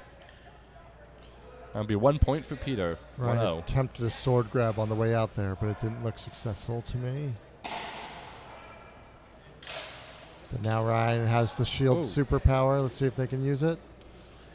Yeah, he leveraged that well, getting a little bit of a cut in the Peter Lowry at the end there. If the judges saw that as well. And they're ready to switch roles immediately. This time Peter having the shield superpower. Oh. A close grapple there. Fencer in red, Ryan able to push in very closely. Get a hand up on Peter's forearm. Got a replay here. You see that? In that exchange. Oh, see that draw cut? Beautiful. It's like I awarded that as a double. And currently we got a cut from Ryan. And it's a little bit of clash from Peter. We'll see what comes with that. It looks like 1 point for Ryan, making it 2-1 into the fifth round. Of course, we've got our friends are sheathing their weapons, and looks like both are electing to take their bucklers. Stepping into that closer starting measure. 2 clean draws. Oh! Peter with a repeat performance of that thrust we saw in round 1. Very pretty. Very I'm glad well we done. have that one committed to film. 3-1 victory. Got a replay here of that thrust, looks like. Yep, just steps in range, threads the hole in his opponent's defense. A layperson watching the stream might wonder why Ryan's sword touching Peter's forearm didn't count as a point. And a fencer would say because there wasn't much quality behind it. The metal might have touched skin, but we can't imagine it would have hurt Peter badly in a martial situation. All right, next up we have Morgan Cinco from Austin Historical Weapons Guild in blue and Jonah Pauli from Northwest Fencing Academy in red.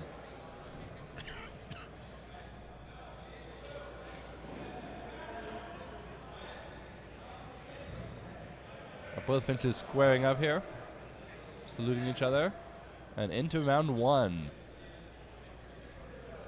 Morgan trying out Both different fencers guards. taking their time. Harassing Oh. cuts. Red finds their opening and springs to it adroitly. Sword wheeling around, landing their tip in Morgan's center of mass. Headed into round 2 with Jonah with that beautiful blue and gray buckler.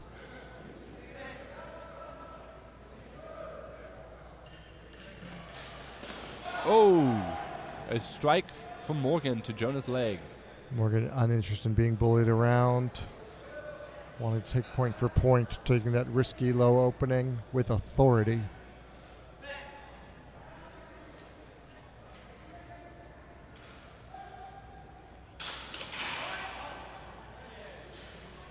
Like Jonah was able to defend that, but we look like we're getting a double from the judges. See how that hooked on the replay. A discussion, one judge calling a double, the other calling clean in Morgan's favor. Oh yeah, I'm seeing what the judges are seeing in the replay. That was a double.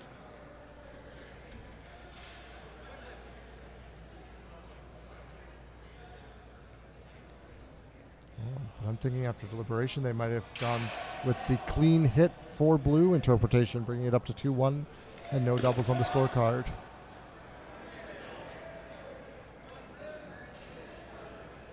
Morgan found their moment again, landing another big cut there.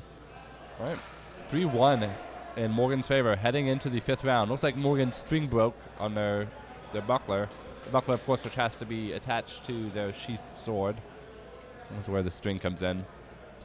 It looks like they're getting some assistance retying that here while we wait for the beginning of round 5. Jonah opting not to take the buckler. Trusting to sword alone for both offense and defense. We'll see how that works. Seems like the winning strategy so far has been to pick the buckler. But there's definitely, especially if you rush in quick, I think there's an advantage to having just the sword. A very personal decision, not as clear cut as you might think. And it's tricky because you only get one exchange to figure it out. And when you have your previous matches, but Jonah having a little bit of delay on his draw. Probably We're in extra open pleased to combat not now. have a shield in the way there. Oh! Good display of comradeship after that thrust. Shame to go out on the double, especially when both fencers were trying to be so cautious that match, but it can be hard to avoid. Both fencers look happy coming off the court. Good show of camaraderie there. Victory for blue. See what we got next.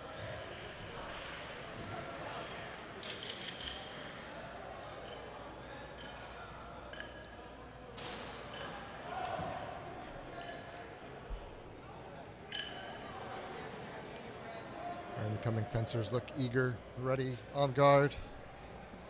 Up here we have Ryan Collick in red from Seven Swords Academy and Justin Reimer in blue from Lone Lake.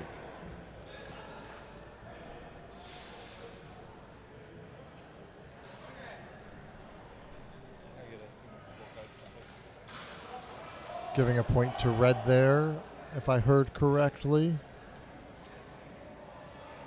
Scoring a valuable early point.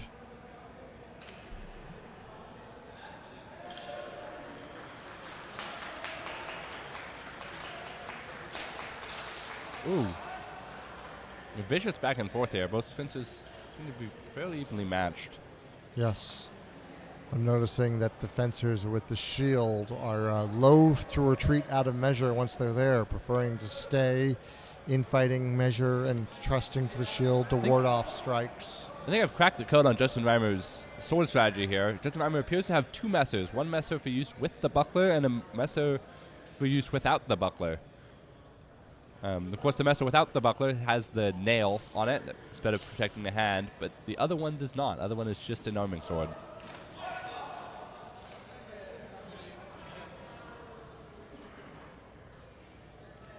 Looks like Ryan picked up a second clean point there, I expect. Director's calling out a double, but is asking judges to deliberate.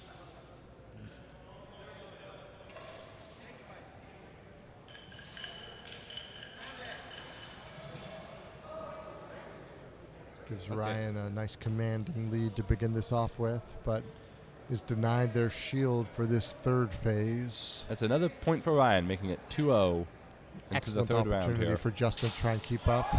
Ooh. That's a very nice controlled thrust from Justin there.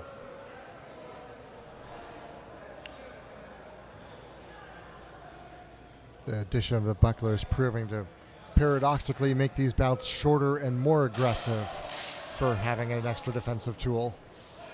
1 point for Justin in the previous round there, making it 1-2. Fencers are emboldened to close in aggressively, attack directly. Less of the exploring, probing that happens with sword alone. Looks like the judges ruled that last round to be a double. So we're in our fifth round now. Pitcher's getting into position. Both opting for a shield and sword.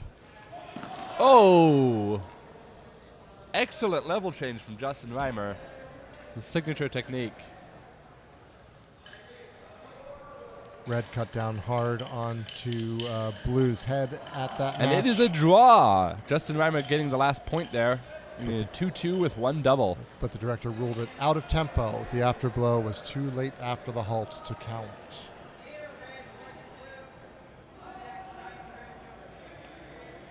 That was enough to turn that into a draw. How do draws get adjudicated in this format, Goose? I think this is our first draw. I mean, I can't speak for the other pools, but seems like this format is good at producing clear results. Looks like up next we will be having Morgan Cinco in blue from the Austin Historical Weapons Guild, and then Peter Lowry from Bridge City Blades here in Portland in red.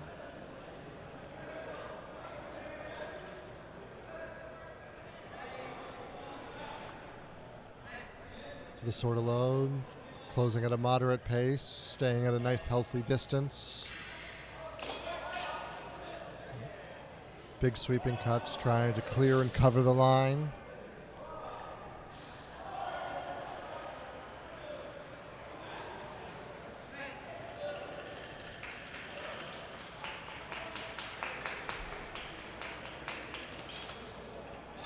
Oh, struggle there in the close. Both fencers making sure each other was okay afterwards. Looks like blue managed to get a hold of red's sword. And the director just asked them to redo that phase.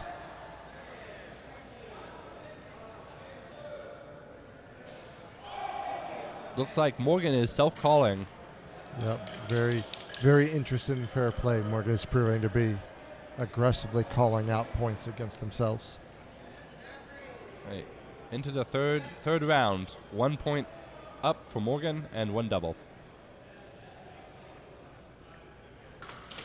Oh.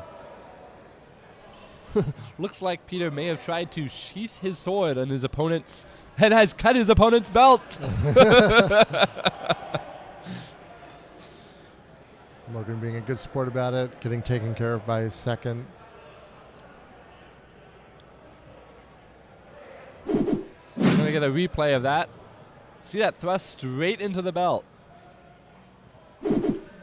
Quite a technique. Luckily these weapons have some bend, so the hinges are okay. But a powerful thrust, but Peter was unable to ward off the counter stroke from Morgan there, resulting in a second double being scored. Into the 4th round with 1-0 and 2 doubles. Still anyone's game.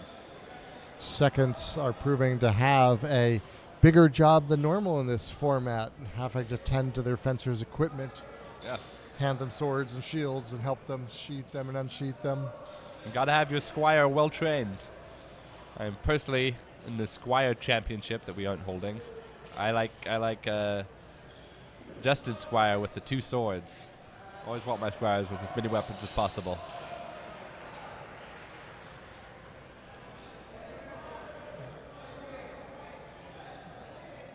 Fencers perhaps did not expect to have to bring their own trained squire to this event today. Or their own belt. Alright. Both fencers seeing where there might be openings, moving around. Oh! Got almost a buckler punch from Morgan. It's not a scoring action, but it came in with a slice as well, although I think Peter may have hit him with a slice at the same time. So the director consulting with the fencers about what happened exactly. See, closing in. Yeah, buckler right to the face.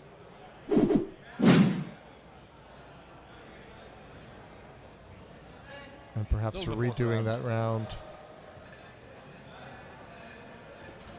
Oh. Ooh. It's like looks like Morgan returning the thrust to the stomach here. And one of our crew members here saying that hey, stomach hurts watching this match, and I have to agree. Gotta have abs of steel to survive these sorts of strikes. A replay of that here. Oh. Peter double over there. Peter got the worst of that one, but both fencers were struck in the same tempo, ruling that a double. Big flourishes from Morgan there. We got a double from the last round. We got 3 doubles on our 5th round here.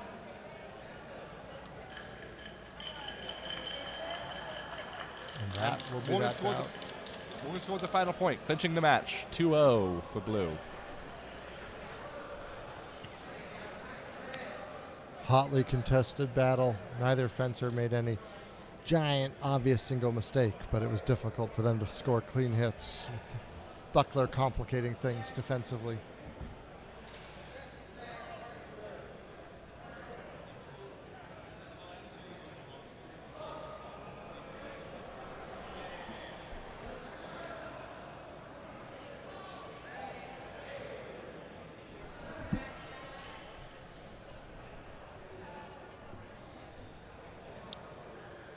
Here our 2 fencers are Once again, with sword alone, wanting to stay a little further out of range, hoping to find a bind or a strong parry they can riposte out of.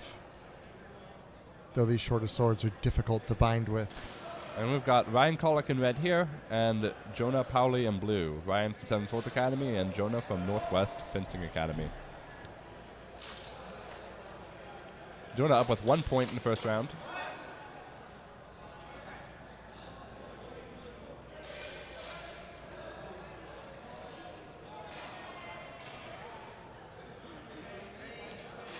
Ryan earns a point in the second round, making it even. We're here. A flurry of cuts. I don't think it. Maybe red scored a hit. Director's calling for them to do it again. Blue and red closing closely to the middle of the arena. Sort of unclear what happened there. A flurry of cuts. I'm glad that we have such a dedicated judging staff here to make these difficult decisions about what happens when two fencers cut many times in a short period.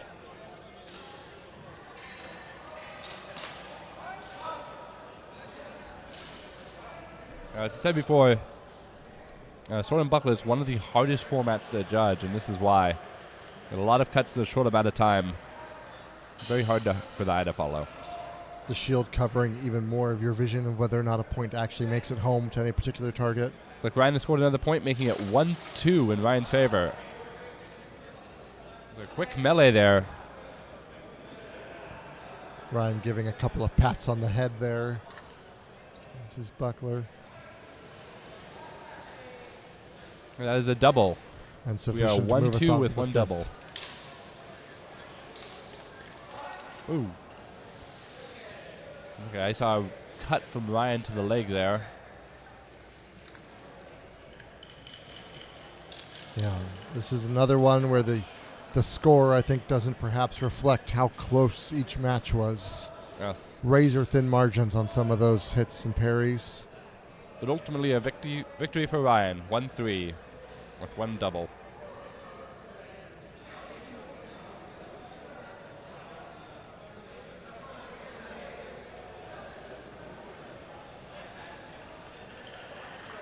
Eating through our matches here, but we have Justin in red and Morgan in blue.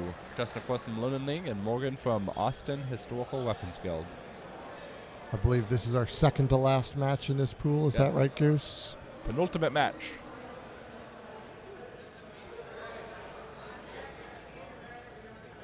And our fencers are ready to roll again. Justin in red, Morgan in blue.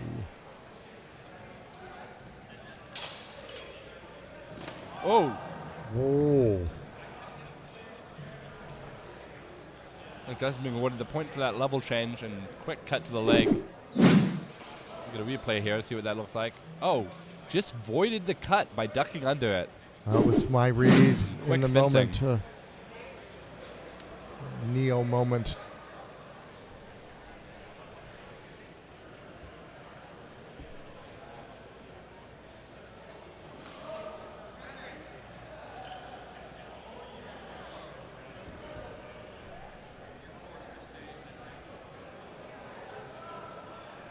A long discussion about that exchange between the adjudicating staff, taking their job very seriously. 1 point to Justin. 1-0 into the second round. Ooh! Like a great thrust from Justin, but we'll see if Morgan got the counterattack to make that a double. Yep. Yep, that was a judging double. staff Into the third agrees. round. 1-0, Justin's favor.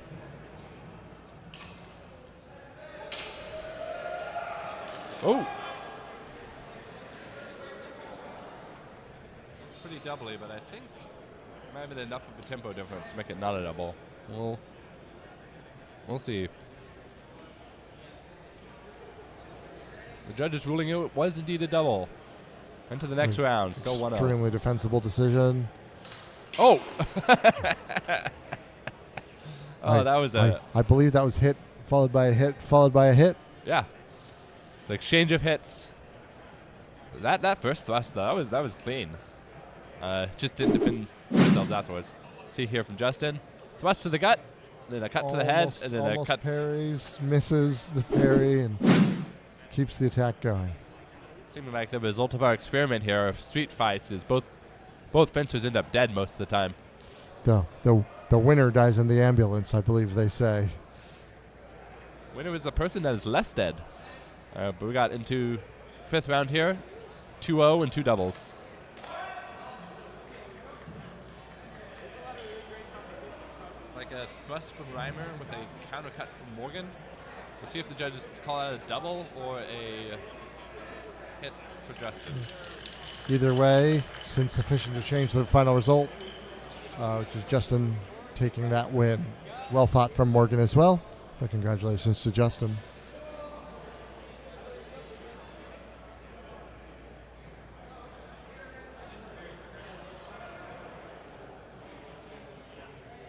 Okay, we got our last match here in Pool 5. It looks like it is going to be Peter Lowry with Bridge City Blades in red and Jonah Pauli with Northwest Fencing Academy in blue. Nice disengage there. Neither of them got anything clean early. They weren't afraid to retreat. It looks like Red was able to get a strike there on the second flurry of blows. This rolling into Red having a shield. Blue fighting sort of alone. Blue controlling more space. A cut around from Jonah.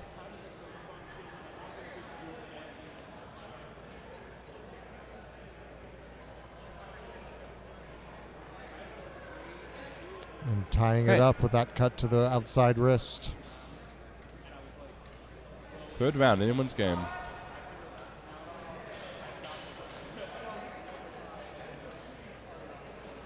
And I believe earning a second point here for Blue. It's going to be the ruling. Yes. Yep. 2-1. Into Jonah's round advantage. 4, the symmetric round. Ooh, a good counter cut from Jonah. I don't think that first one landed, but the second one certainly does. Simultaneously warding off a blow with the shield while landing an attack to an opening with the sword is... Yep, and that is a point for Jonah. Feels 3-1. good when it works. Feels good when it works. 2 clean draws. Jonah electing to fight without the shield. Going back to sword alone.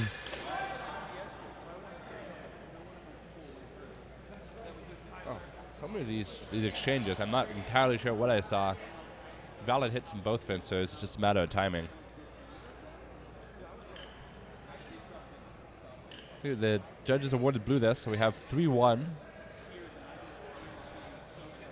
Jonah's advantage. Oh! Now that was a clean one. And it looks like the judging staff wants to award Blue that last point, bringing it to 4-1 in Blue's favor. I looks believe. like actually Red got that, so... Or no, it was a double. It was so a double. 3-1. A double. 3-1. Blue win. Well fought to both of our fencers in the last match of that pool. That's very well fought. All right, that concludes the matches for this pool. It looks like we have... Looks like that is all of our pools finished for the first section of this tournament.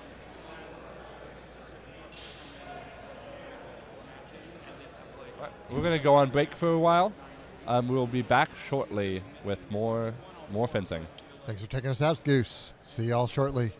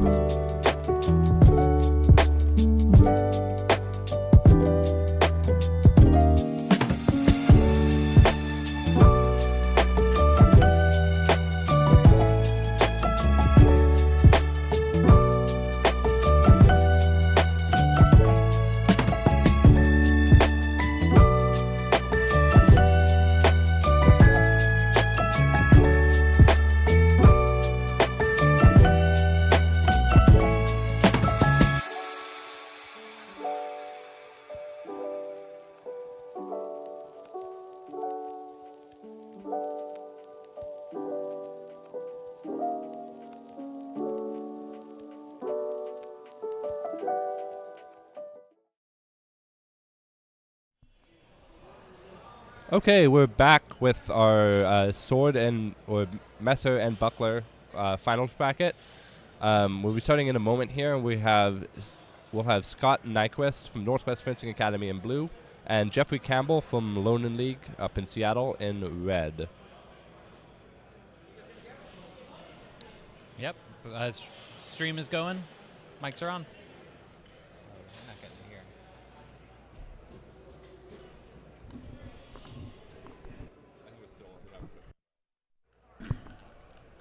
Okay, here we are with our first match of the finals bracket. Scott Nyquist, Northwest Fencing Academy in blue, and Jeffrey Campbell, Lonan League in red. Yeah, this will be a good fight. Scott was doing really well earlier today. Jeffrey is a solid fighter. All right, so first round. Reminder for people tuning in, our first round is just messer. And moving through different weapon sets for each of our 5 rounds. See, there's fighters starting off slowly, trying to go for some hand touches. Being cautious at first is a good strategy. We'll see if it... Do you eventually have to engage? Looks like Jeffrey's going for hand snipes and just got one. Yeah. That's going to be a point for Jeff. Yeah, Scott went for the feinted lunge. Jeffrey caught him in the hand. Exactly. Oh, the but judges there are is some deliberating here. deliberation. Aren't quite sure what they saw. Some of these quick attacks can be very hard to judge for. Master and Buckler, famously the hardest weapon set to judge for. Very accurate statement. I would not want to be a judge in this. I'm happy to be in the commentator's booth. All right, yep, so we have 1 point for red going into our second round. Red point will now be getting their buckler. And round 2. They're Scott definitely a again. lot more confident now that he has the protection of the buckler. Yeah, Scott again being very careful. But still maintaining distance. Yeah, Jeffrey going for those hand touches. He's really enjoying keeping it red. He's really enjoying keeping it long. If it works, it works. Keep doing it. Oh, yeah. All right. All right, Buckler swap. Second point for red, 2-0. 0 doubles. All right. Scott's going to have to be a little bit more aggressive if he wants to be able to pull this out. And you really do see that in the footwork. Oh. Judges didn't get that hand touch. They're going for the hands again. Oh, they're coming over. No. Some decent defense from Jeffrey, being able to hold off.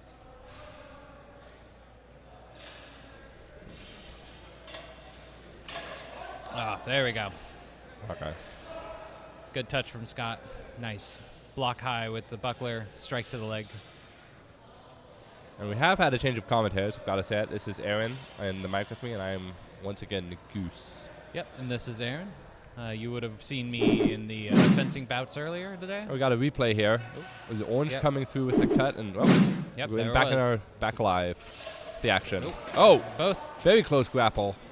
Yep. I'm not sure I saw any points there. I don't remember if slicing is in the system. I think slicing counts. Do you see a slice? Yeah, there was definitely a slice in there, but I think they're going to wash it and do a clean exchange.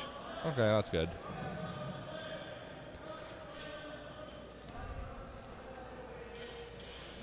Scott still being very defensive. Jeffrey still going for those hand touches. Notice it's a bit on Scott to get the point here, being 1 It point is. down. Yeah, Scott is definitely down on this. Well, looks like he's getting a And point here, so we'll be tied into it going into our No, I fifth think round. we're going. I think we're going 3-1. Oh no, yeah, 3-1. Jeff's advantage. Yeah, so best Scott can hope for now is to pick up a final point. And we are in the finals bracket, starting from the rapier positions as marked. You remember how far apart those are, Errin? I'm not sure. No, I think it's going to be pretty quick though. Or how far apart the rapier spacing is? Oh, it's 4 meters. 4 meters apart. We're starting a little bit closer to encourage a little bit more action, a little bit more close combat, as we like to see here. It looks like both fencers are opting to use their buckler. Probably the wiser decision. Buckler is half the weapon system. I just noticed Jeffrey's left-handed. I did not spot that earlier. It'll make it tricky for his opponent. Good arm touch from Jeffrey. That's going to be about 4-1. Yep, 4-1. Great match. Oh, wait. Wait. There is some deliberation. Yep, 4-1. Yep. Good job, Jeffrey. Yeah, Jeffrey was definitely controlling the tempo of that bout. He had the range, he had the accuracy with the hand touches, and Scott unfortunately was not able to answer. Yep. We have up next. We have Logan Ray from our very own Indes Ferox Gladio in Portland, and Noah Olson from Northwest Armidzare. I always pronounce that wrong. Yeah, I was doubling for Noah earlier today. You mean seconding? Or seconding, yeah. I was seconding for Noah earlier today. Sorry. Hopefully not doubling. I believe he's found a new second now that I am getting to be in the commentator booth, but he was doing really well. Very clean textbook fencer, so we should see some nice I-33 out of here, be moving his hands and his sword, or his buckler and his sword together as a pair. I-33 being the 4 ancient pages of sword and buckler pictures that is our only documentation on the practice. Oh, yeah.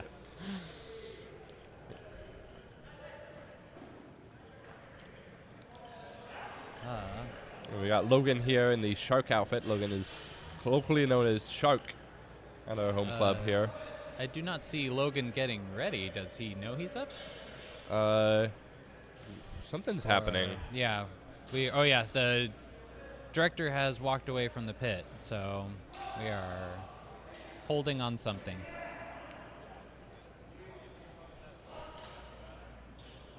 I believe this is our red fencer, Noah Olson from Northwest Armitsari, also here in Portland.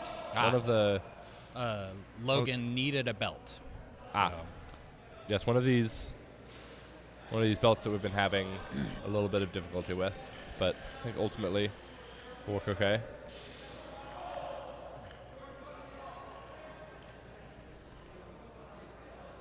We got Noah Olson with the heavy tipped messer, as I was pointing out before. Yeah, the slight curve. Yep, a little bit of help with the cuts. Okay, our first round. Yep, Dashiell's ready to get us going. You see, and T-Shark is very ready here, bouncing up and down a little bit in anticipation. Ooh. That might have been a little flat. Yeah, 2 quick cuts. Nope. I didn't see those well enough. They're going to give it to him. 1 point for Logan. All right, 1 Logan. Round 2.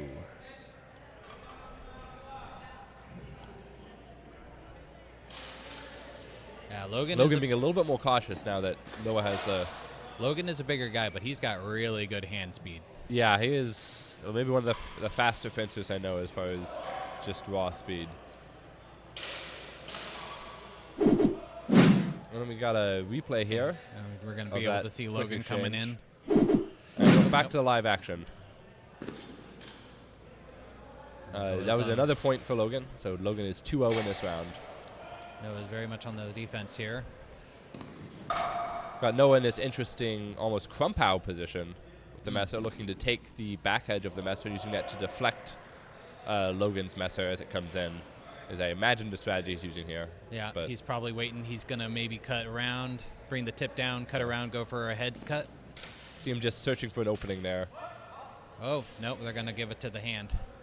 Well, that looks like probably a double. I would have called that a double. That might be a wash. I think I saw the classic 2 hand hits. Yeah, I mean, I did hear some metal contact, so there was see definitely what we get on the replay here. Yeah, there might have been some quilling contact. You really see him searching around for that he's opening. Really looking for it. Well defended, and then yeah, that's got to be a double. I didn't see the Looks call. like we are redoing the round. Okay, here we go. 3rd round, let's go. And Logan's going to get that one cleanly. Oh, wait, no. Again, more confusion from the judges. Dashiell confirming he saw the touch from Logan, so Logan is 3-0 at the moment. Headed into the 4th round. Both our fences are equipped from bucklers now. And we got Noah prepped in that Krumpau position and tries to cut and deflect Logan's thrust. Oh. Interesting. It might be a double. Nope. I think I saw Logan's cut there miss. Yeah, and it looked like there was a false edge cut from Noah to the arm that the judges did not catch. Yeah, let's see what the replay has. Here. You see Noah prepped with a crump position, ready to take that back swing to deflect he's Logan's in that blade. Low defense, ready to come up. Yeah, I think we're in the 5th round. The fencers have both. Logan has decided not to go for it, the buckler, but and the scoring is not as important, so they just give it to Logan. All right. Yep, that's 4-0. Yeah, that is victory for Logan. I believe Logan clean sweeped his pools in the previous bracket, so Logan is looking like a heavy contender to got one double for this round. I guess the standings don't really matter if it's a finals bracket. I don't believe they do, no. So doubles are just fine. Hit it here first. Double all you want. It's not what I said. It's only poor technique, and not getting hit is generally speaking bad. Don't get hit. Don't get hit, kids. Your knees will thank you later. All right. Up next, I don't know who we have.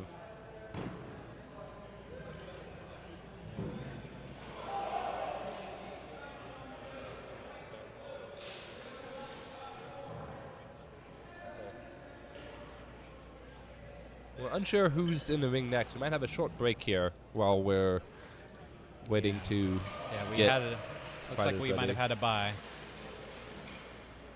Okay, so cool. Well, it looks like our next match is going to be Jeffrey Campbell, again from Lonelings, and Jason Smith, a local here from Valley Hearts HEMA in red. Jason had a very strong showing. Was it a longsword yesterday? I believe so, yes. Well, actually, Jason finished third, didn't he? Yeah, I finished third, Yeah. third in longsword. Or second in longsword. Yeah. Second, yeah, Jason okay. did great in longsword. So Jason with his very measured footwork, just staying just out of the range. Jeffrey's moving a little bit quicker though. Yeah, he's got a very classic stance. Not letting each other get too close. Lots of measuring the range. We are probably going to be getting the hand touch here from a Just moment. both of them wound like springs. I think Jeff has his. Oh, Whoa. Yeah. oh, that's going to be a double if I've ever seen one. Yeah. Interesting. Jeffrey has his hand in front of him. I'm wondering if that's habit from Rapier. Quite possibly, yeah. I think there is also like potential for grabs. Oh, even yeah, in yeah. this weapon system. course. So All right, that's a double into our second round. Score is still 0-0. Jason at the advantage point because he's got his buckler. So if he's going to start takeover in this match, he's going to need to get it now. Look at that! Look at that! Just absolutely an inch at a time footwork from Jason Smith. Very skillful. Yeah, very good fencer. He knows to an inch. Oh, we got a what his ring. measure Yep. is. Yep. I think ring out is 2 feet for this. 2 feet is ring out. All right. So we were good for now. But if Jason can pressure him a little bit more, that'll be a reset. Oh! Oh! Excellent Goodness. parry from Jeffrey. Very good. They are gonna give it to Jeffrey. That is. Wow, that was beautiful. Yeah, he's got. Yeah, I'm gonna look at a replay of that. Oh yeah. Just a parry up and parry and textbook. disengage. Void to the. Gotta love void that. to the leg. Very good. All right, that means Jeffrey is up 1 with 1 double into round 3 here.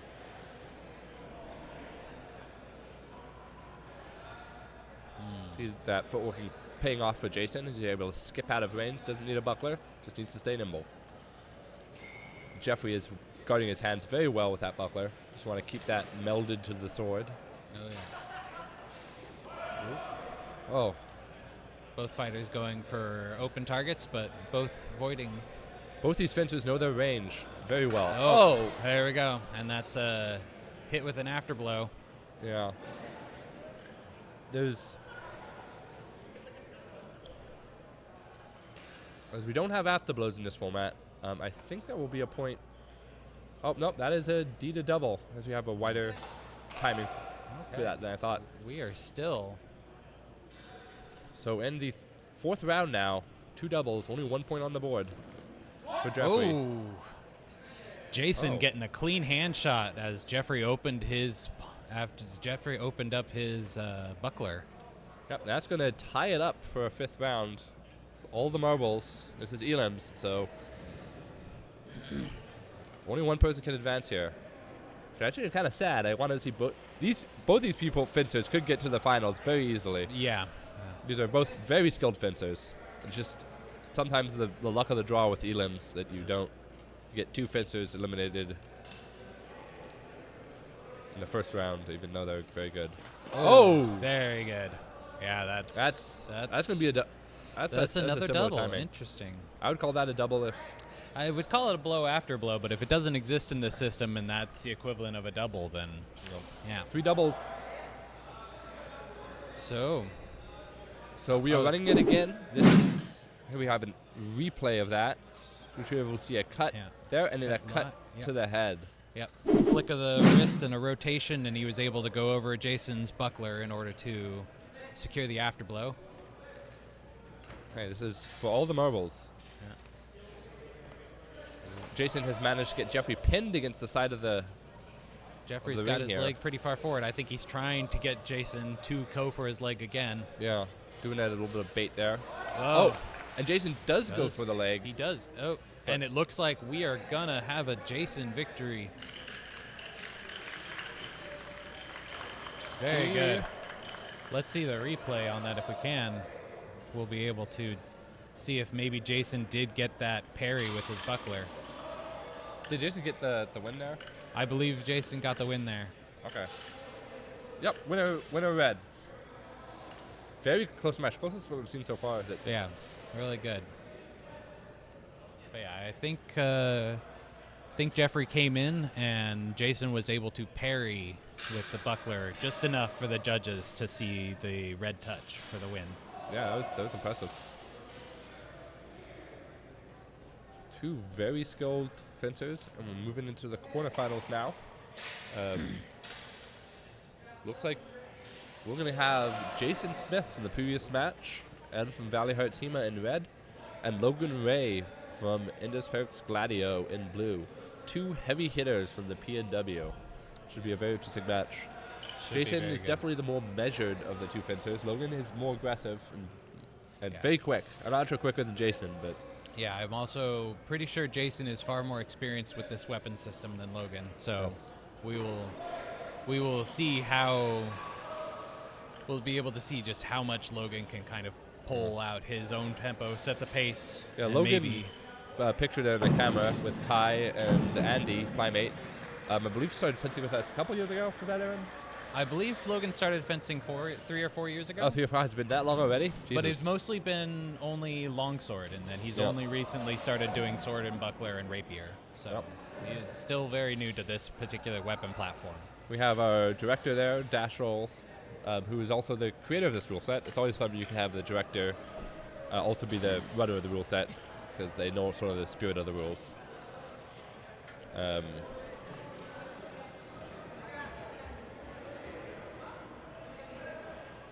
Yeah, so we got our two fencers squaring off. We'll start round 1 shortly. Jason has brought Scott on as his second. All right, this should be a good one. We're going to see some measure versus some speed. Green versus blue.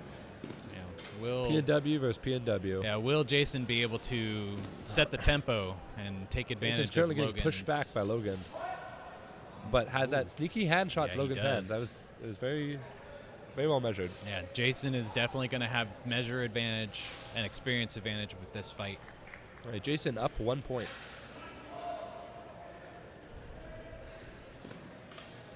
Oh, the donk to Logan's dome there. All right, it's going to be 2-0, so Logan now needs to secure all 3 of these coming points. Although I think that loud sound is actually the buckler.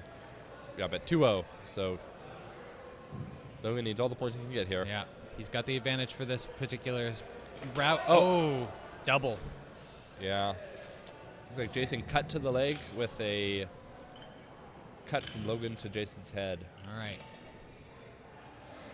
There's our first double. So Logan's still able to win. It's an uphill battle from here. Yeah. And now they both have bucklers. Let's see if Logan can press to the leg. Oh, and Jason just gets the hand snipe.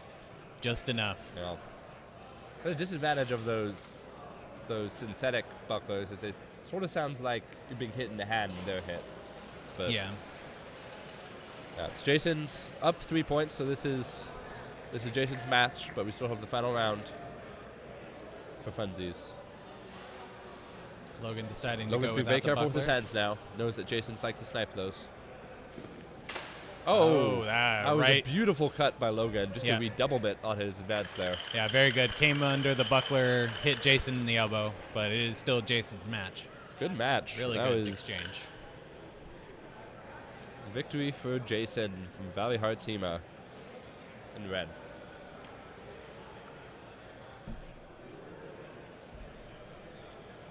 Valley, I think, which refers to the Willamette Valley here in Oregon, but who knows?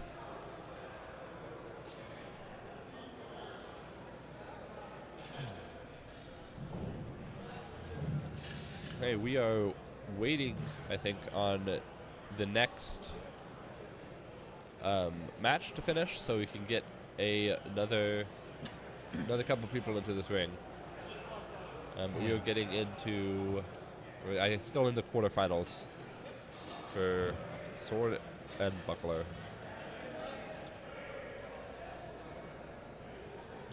We got Dashiell Harris here, the creator of this rule set and the director for our upfront pit here. Grabbing that armband back from Logan. Those tend to walk away.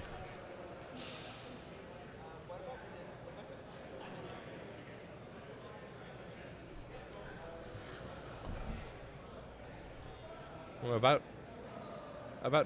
to bring you a looks like a match in progress in another ring. You can see way in the back there. Looks like we Justin Reimer and Anthony Buonomo. Justin Reimer, of course, is the fella in the blue outfit from Logan that we were seeing earlier with those fantastic voids and double changes. And Anthony Buonomo, haven't seen any sort of buckler from him, but he was doing pretty good in the rapier. I had not seen him do sword and buckler before, but yes, he did surprisingly well in rapier. Yeah. I think you fought him, didn't you? See the guy that hit your knee? Oh no, that was Anthony. Oh no, that was different. Yeah, that was the other. Never mind. Anthony. Scratch that. I don't remember the names of people I fight. I just fight them. Hey, same here. I remember their outfit. And Yes. they take their outfit off during the after party, and I have no memory of them. Yes, the gentleman who had a Spanish rapier had the black officer doublet, and he's about 6'2", 6'3". We will of course be bringing Alfredo, you. yes. Yes, Alfredo. Great name. Yeah. Good fencer. We'll be of course bringing you rapier coverage after this. But I am eager to see what we get here.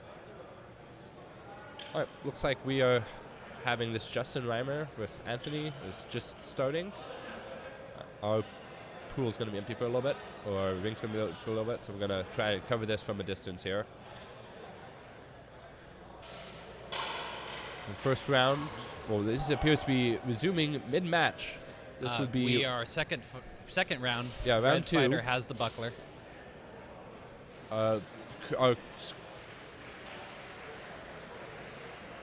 like we have our score currently is 1 double and 0-0. So our two fencers here might are be tied. Another double. No, we are only calling it point red.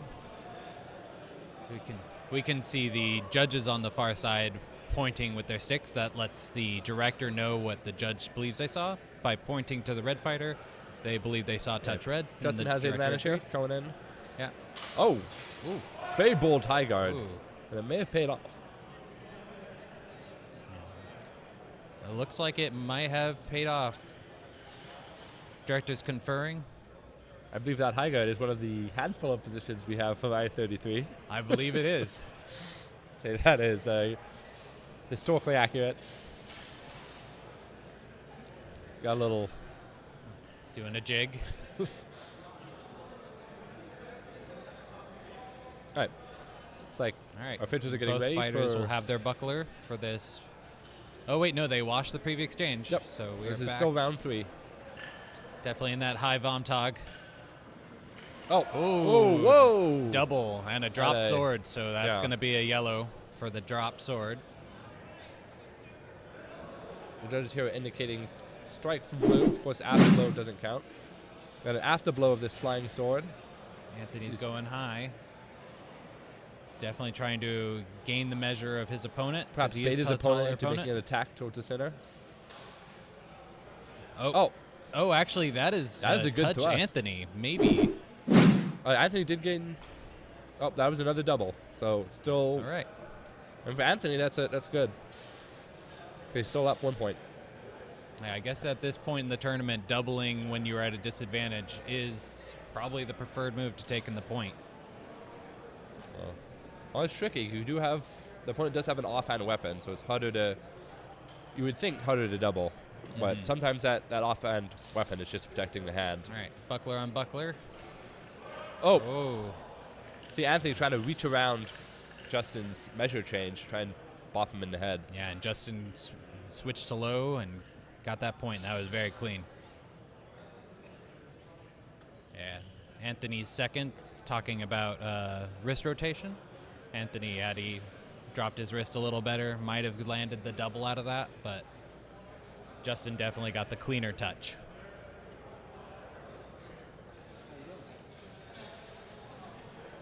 Looks like there was some deliberation from the judges here. That was a whether or not it was a touch to the back of the head. Back of the head hits are, of course, not allowed, and there would be a yellow or red card, depending. I doubt that would be exposing the back of the head, which is also a penalty. Yeah. Because his head was upright, so... No, I do not believe it was. I believe it was just a matter of they were close enough that the whipping over the top happened to catch the back of the mask. Oh. No injury done, so probably just a yellow card for that warning. Yes, it looks like we have a yellow card on this match. Can't see exactly what it's for right now, but...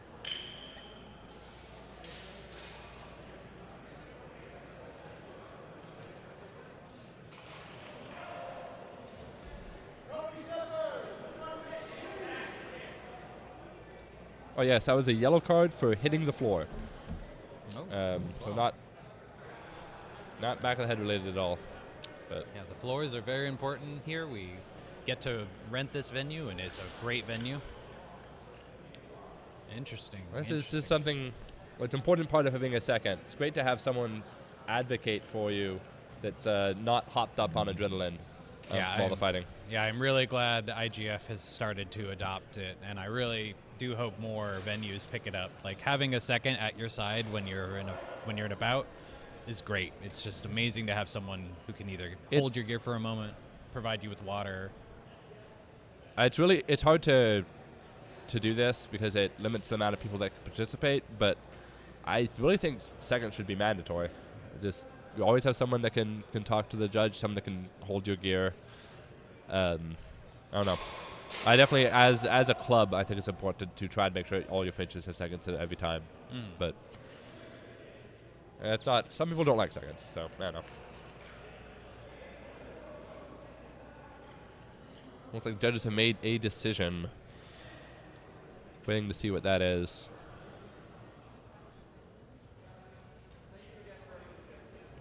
It's going to be a tense match. These are both very skilled fencers at very high level of competition. Yeah, and we're coming into the semifinals.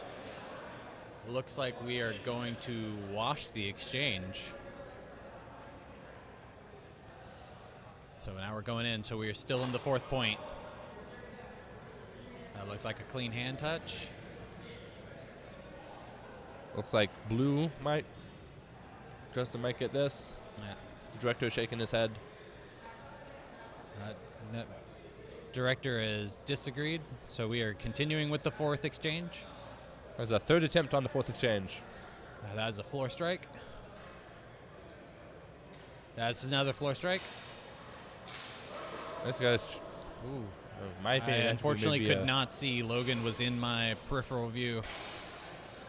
But Anthony might be a red card for four strikes at this point.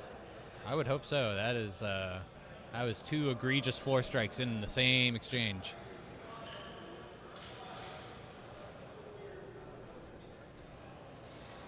Oh, that is a point to Anthony Buonomo, making it 2-0 on the fifth round. So I think this is Anthony's match. When I was learning fencing when I was but a teenager, it was 10 push-ups for every floor touch. So really, Justin owes me 20 push-ups.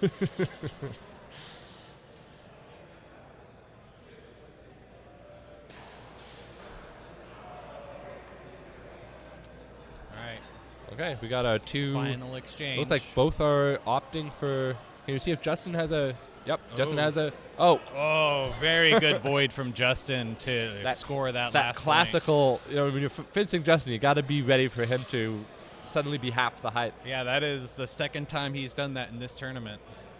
We were reviewing a replay, and I think within like 2 or 3 frames, he came from his full height all the way down to a crouching position. Yeah,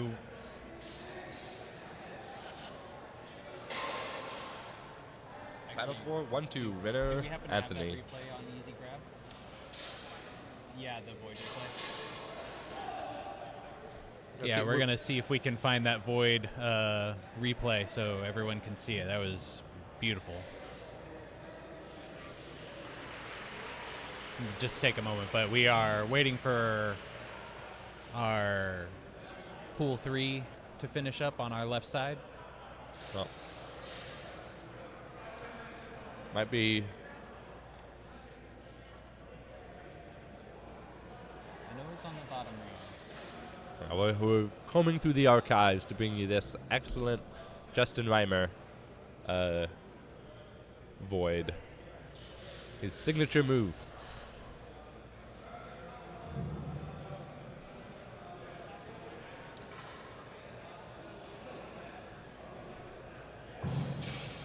Okay, looks like the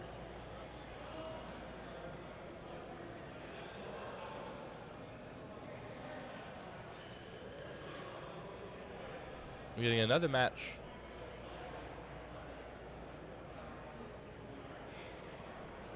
We're getting another match set up. All right, we got this replay upcoming. Here's the incident we were talking earlier with Justin Reimer. And avoid. Oh, no, that was the floor touch. That is a different exchange. And bear with us here. So many Justin Reimer replays. All of the replays are just set by time and date, not by name. So our head of production is just moving through trying to find it. Meanwhile, let me see if I can. can Wait, though. It is a great maneuver. Get any info on that. Got a replay here. Nope. Oh, no, that's in replay ending. Okay.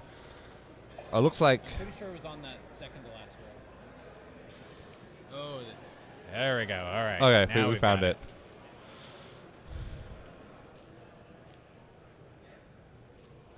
Should just rename that file to Amazing Void. Do a clip show of all Justin. No, I would actually watch that as supercut of all Justin Reimer's voids just back to back. Oh yes. Yeah, I'm gonna wanna. We'll talk over this one. So let's watch it first. Get this great void from Justin. We got a cut. Boom. Yep. All right. Now if we run that again. Okay. What you're going to see is this back foot, his left foot, is going to come to center, and he's going to bring both his heels together, allowing him to use gravity to better extend the distance he can go down. You see, that is a cut to the torso that he avoids by going below what his previous waist level was. Really great execution on a rather simple technique, but the timing is the hardest part, and you really just got to nail both of it and really understand that your opponent is going to commit to that attack. Looks like we have another match going on in the background here in Ring 2. Seems like Ring 2 is getting all the matches here, unfortunately. That hasn't started yet. It's just starting. We're going to attempt to get that in the cameras here. Here. Ring 2 getting all the action. I'm just going to try and spectate what I can in the background there. We got You can see our production. You kind of see. We've got Cody Shepard in red for Masterless Fencing and Anthony Buonomo in blue. So I've got the right fight. Oh. Justin getting a really clean hand touch there in the back. Anthony's. Right. All right, so we're going to have this one bout in the background, then we should be back to our usual production quality. All right. Anthony is now going to have the buckler. Okay.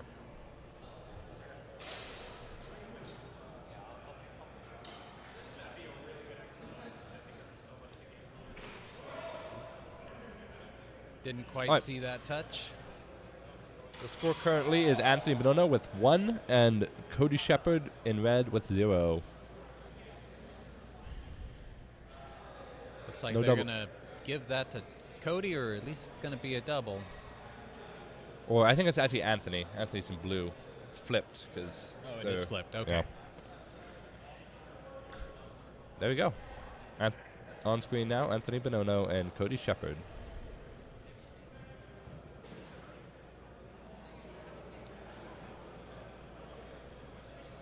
little bit of extra deliberation in these finals matches, making sure we get everything called correctly.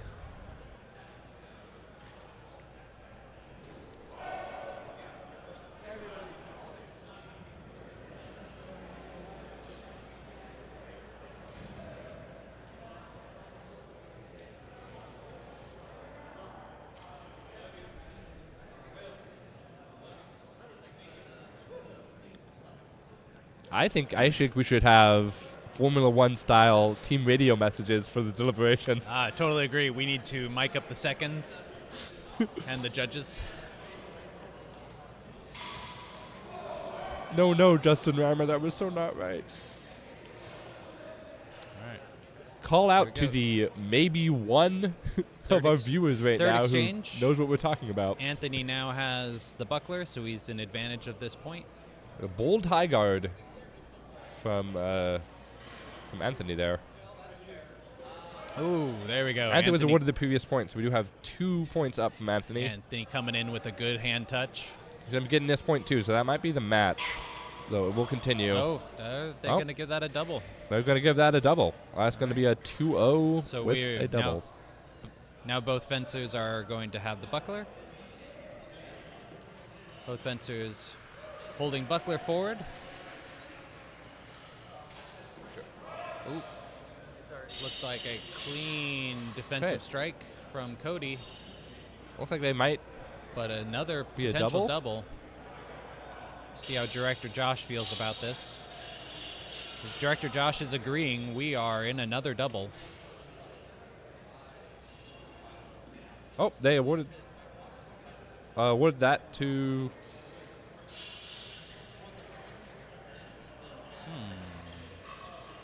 Okay, well, we are going in 2-1, so we could have a tie at the end of this bout.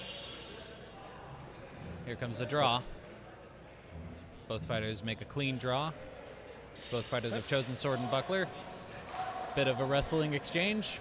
I believe no points were touched before the hold was called. We're gonna wash very aggressive that. fencing. Yeah, It's we're still gonna our wash fourth that, round. and we're gonna. Still either fencer's game, although Anthony Buonomo has an advantage here. Even though it's just 1 point, I think it's Oh yeah. in this format it's pretty. Yeah, Anthony can get away with a double here and walk away with the win. No. So Cody's got to be really careful and make sure that he's clean and he's defensive at the same time. Well, he could still lose if he got to double, because he could double here, and then if Cody gets a point in the 5th round, then they'd be tied, and it would go on to more points. I believe this is the 5th round. Are they starting sheath? Yeah, they are sheathing. Oh, my apologies. This is the 5th round. You're right. Misread the scoreboard. So yeah, Anthony's high guard here might actually come to his advantage, where if Cody attempts to make any touch, Anthony could just go for a clean head touch. Yeah. And a double would give him this point, or would give him this bout. So That's a solid point. Josh is about to get us going again. We got a penalty here for continuing after the hold for Cody Shepard. Not a common penalty here, so hopefully that'll be the only one.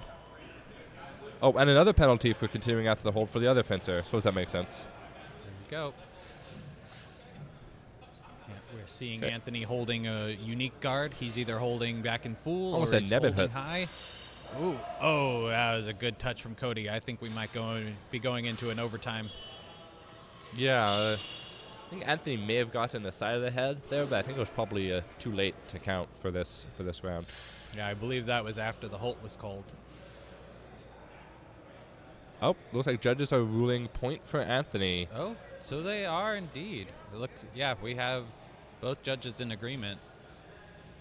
And that is, yeah, and that is Anthony.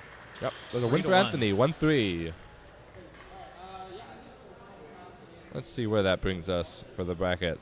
That means Anthony will move up to a fight with Jason Smith. I'm not sure if that'll be the next fight up, but it will be soon.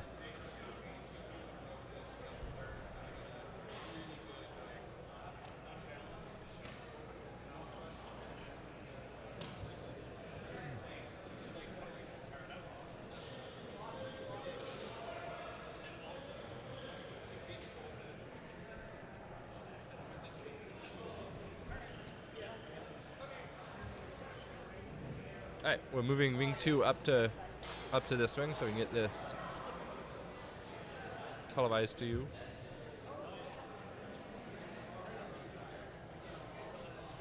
What was that?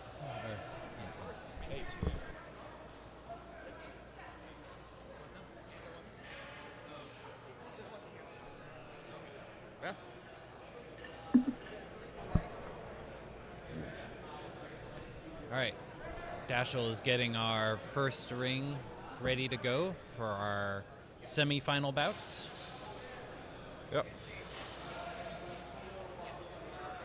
Well, semifinal bout looks like we have already one semifinals concluded. It just leaves Jason Smith and Anthony Buonomo.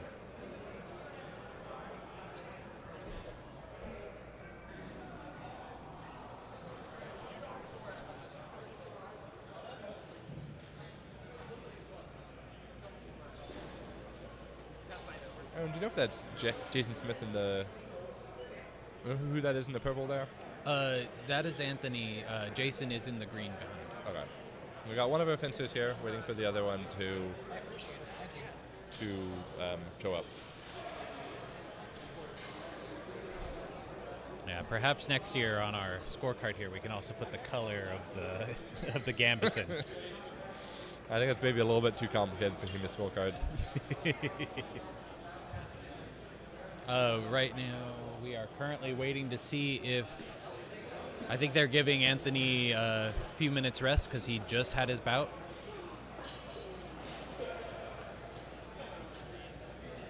It really is. Got Anthony Buonomo here, only fence in the ring so far.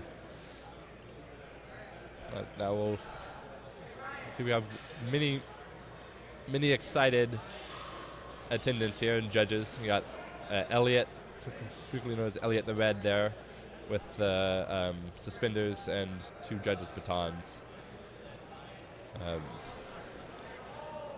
Excitingly getting ready to judge.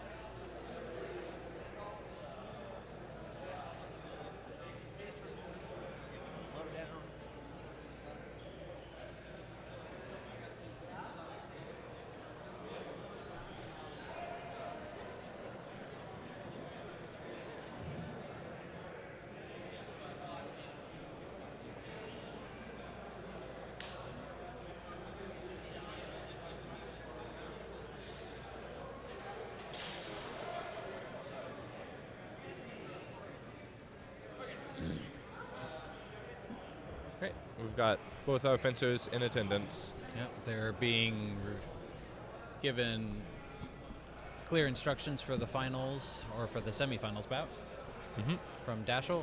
As we saw earlier, Jason is going to be going for those hands. He's going to be controlling the measure the best of his ability, but it's going to be an interesting showdown because Anthony likes to hold different guards, normally either higher or lower full guards, so that his hand will not be quite as exposed. So I think that we're going to see a couple of interesting exchanges here.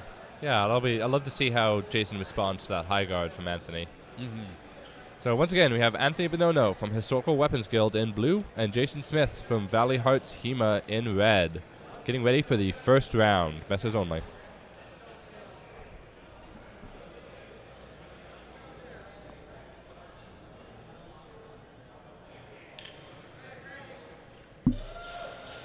Finish salute and start. Oh, yeah, we're getting some early hand touch attempts. 2 finishers very cautious. A lot rides on each round here. I mean, there's only 5 points available. Yes. It's like a little bit of Jason's rapier training is coming out here. Going for those thrusts. Anthony pushing him to the edge of the ring.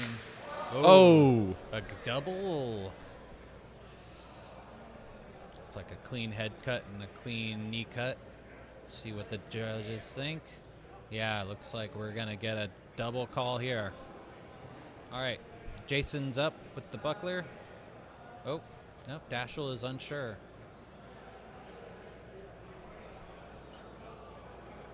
Let's see the replay on this.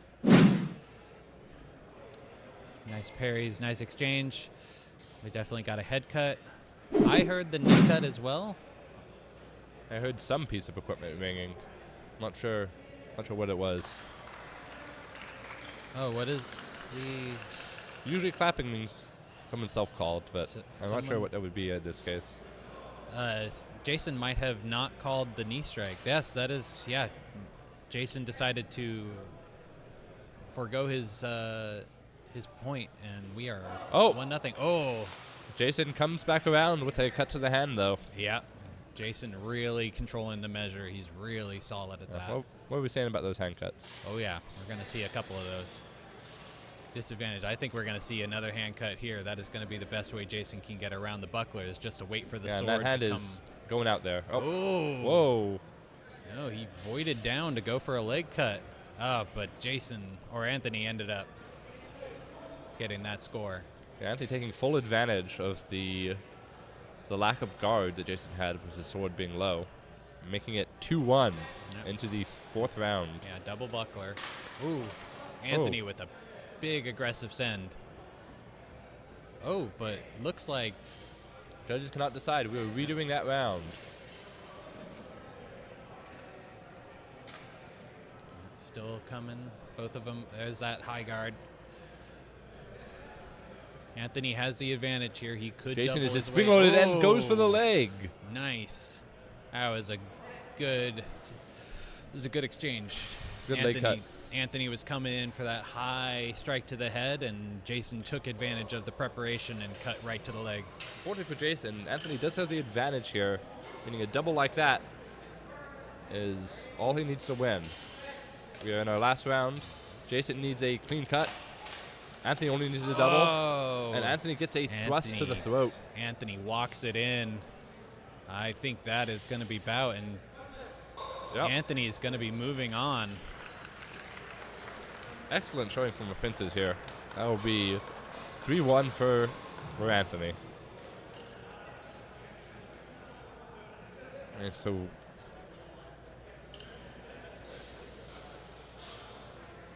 we're going to see a replay here of that last exchange. Yeah, we're going to see Anthony be able to hold that weapon tip forward and they just walk into each other, and that is all she wrote. Yep. So that's all you need sometimes. Yep. Sometimes your opponent just walks into your blade for you. It's really pleasant. Yeah. It's very polite. It's a good way to end a bout.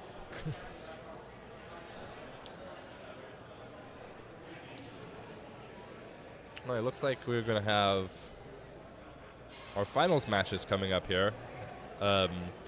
For our first place match, we will have Anthony Buonomo, as seen in previous, what we just watched, and then Frank Torkel.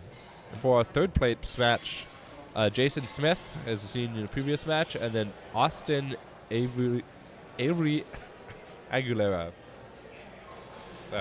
Apologies for that. Words are hard. Names are harder sometimes. Yeah, Jason. I can do swords. Swords are hard. Yeah. Swords are much easier than words. Yeah, Jason hoping to take some more medals home. Jason has already claimed himself the second place trophy in longsword, so taking home 2 medals this weekend would be a great showing.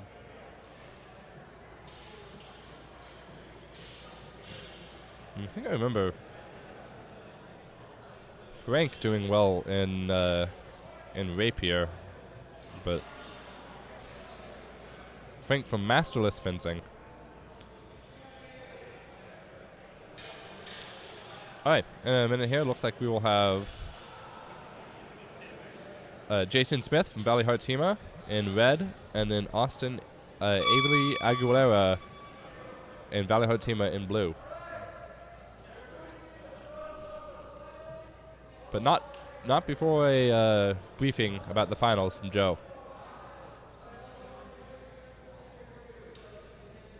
Austin has been on other non-streamed pools at this point, so this will be the first time he will be making a showing. I'm excited to see them on camera. It also means I will not have any feedback for Jason going forward, because his game is working, but we do not know how Austin fence right now. So.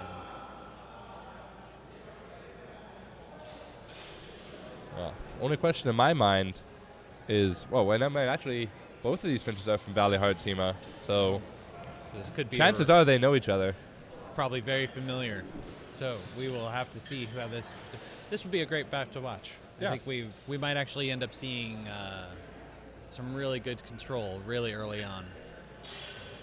I was saying earlier, it's really interesting when you get these bouts from people in the same club because they know each other's tricks. Mm-hmm.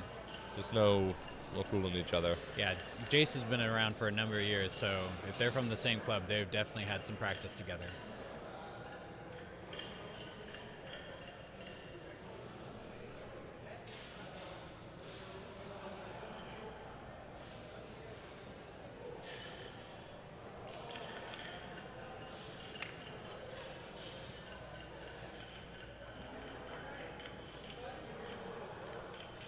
HEMA tournaments, the only tournaments where the judges have the directors have the most dangerous weapon in the room, a stick.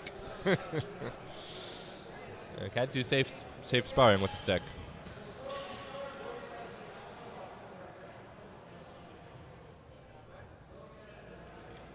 Looks like the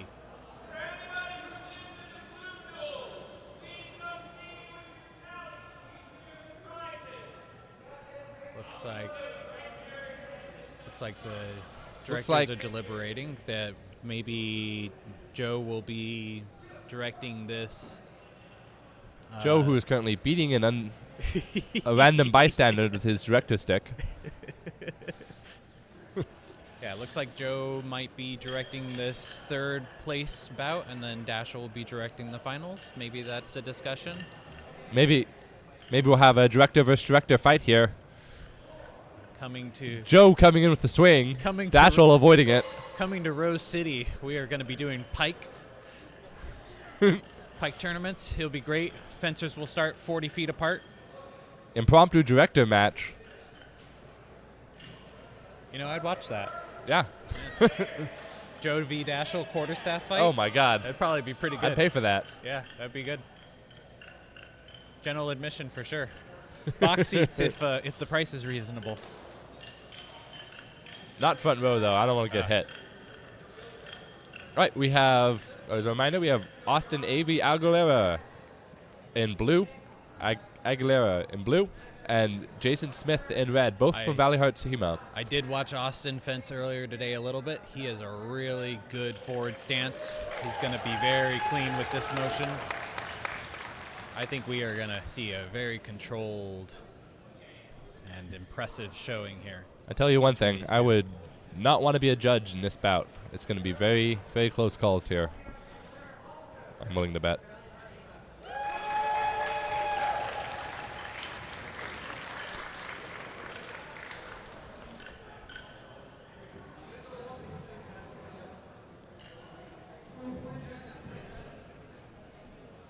Dashel ready to call it. Here we go. Austin's got that behind the back arm position. Seems smart when you have this bare hand. Yeah, very. He's got the spring-loaded back leg and a cut from Jason to the head. I believe that might have made contact with the hand, but either way. Oh, touch blue. Oh, yeah, that was touch blue. Interesting. Oh, touch blue. I did not see the. I did not see Jason's belly, but I'm guessing there was clean contact made, and they were counting Austin's as a block. 1 point blue. Here we got these two fencers. Again, beautiful example of why you need to have that measure dialed in to an inch. Perfect measure. Literally just brushing the clothes, and that is enough for the judges to hear it and make the call. See a replay of this. You see Jason just super clean. Going to swing. I'm going to switch to live here. Back to live. But yeah, that was super clean. Just the perfect. Oh. Jason going for a feint. Austin saw the feint coming and attacked the hand, and Jason was not able to back and respond. forth. Clean fencing, though. No doubles. 2-1 into the fourth round here, both with bucklers. Both fighters testing each other's range. Trying to get the measure. Austin's definitely got the faster taps on his foot. Oh, very good. Yeah, perfect parry riposte with Jason's buckler. We are 2-2 going into these finals.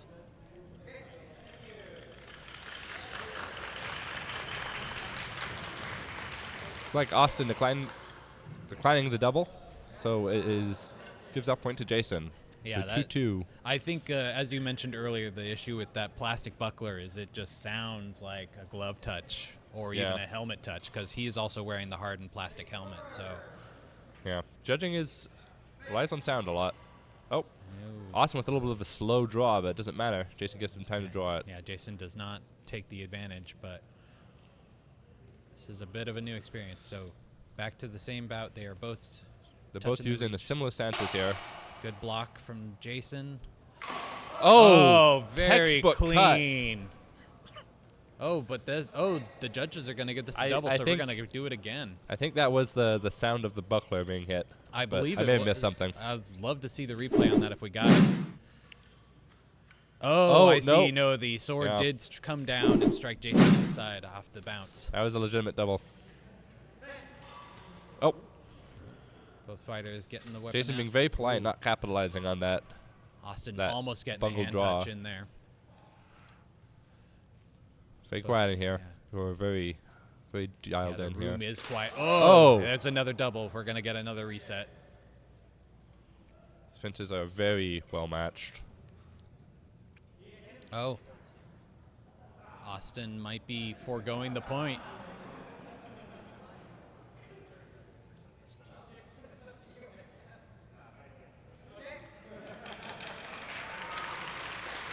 No.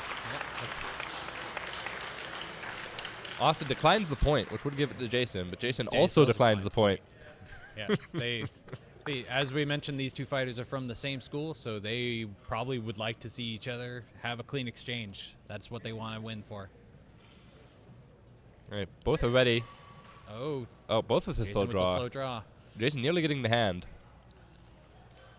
Both making cuts we're seeing towards the very edge of the measure. Not really wanting to barrel in there since they got a lot of doubles from doing that earlier. Oh, cut to the hand from Jason. Did they see anything? Yep, and that's going to be bout. That's going to be bout. Jason Smith from Valley Hearts HEMA. He has to win secured third. He has secured a third place position. That is his second medal for the weekend. Very good showing from Jason Smith. Very good showing from Austin as well. Got a replay of that final exchange. Got hit to the hand. Just a clean hand touch.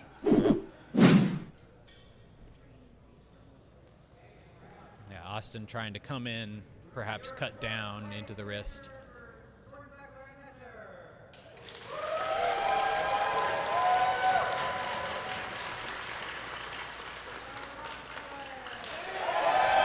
Fourth place and third place, well earned. Great fight, great exchange. I feel like I won with the quality of fencing I get to see today. Oh yeah, it's been really clean today. No injuries except for me getting hit in the knee. It's pretty good, and even that, it's not terrible. Obviously, I'm still here. That knee has some mileage on it from your years of Olympic fencing as well. Yeah, I was right in the patella tendon, which is like 60% scar tissue on this knee. So, yeah, that is why you saw me go to the floor. I was done. Here we have our gold medal match. Got Anthony Buonomo in red and Frank Torkel in blue. Frank from Masterless and looks like we might have some scoring.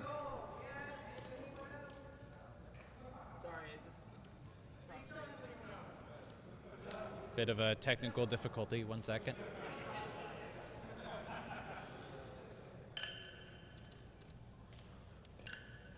There we go. There you go. And we're up. This is for the winner of the Sword and Anthony Buckler Buonomo in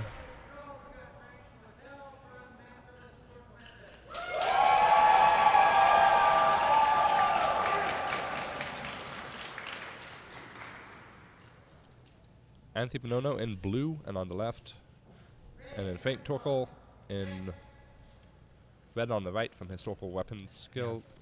Yeah, Frank's got a very upright posture. Oh, a nice little peek, but didn't quite get the hand there. Both fencers being very tempered. Anthony trying to startle Frank into making a mistake here. Yeah, but Those little. oh, that's gonna be a double. First, opening up with the double. Might have seen earlier Frank was doing some reverse blade holds. I do not expect we'll be seeing that for these finals. Yeah, Frank got a very unique style. He's very fast. Oh. See if that. Well, looks like that made contact. That was a clean thrust to the head. Perhaps a little hard, but that was definitely in there. Yeah, here comes that make-up thrust, and just sends it from the back. And here it comes. Boop. Oh. Yeah. Oh, actually, there. yeah, that I could potentially see that second arguing for a double. Oh. Oh, we. Frank is red, Anthony is blue on the stream. Tell him that.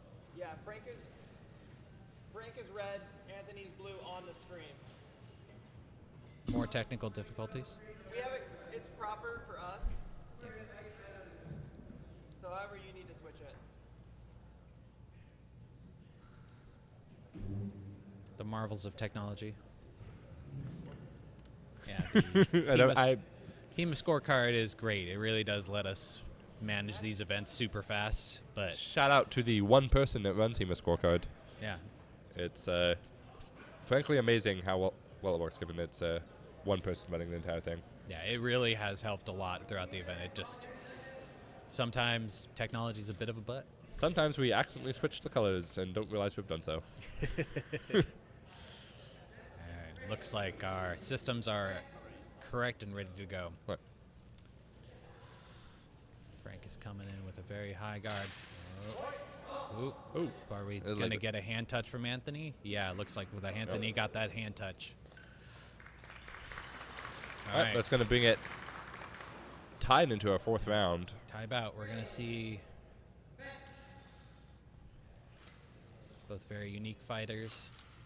See how they were able to pull this off. Both of them trying to be very strong, protect their hands. Both of them trying to fake each other out, testing their measure, seeing.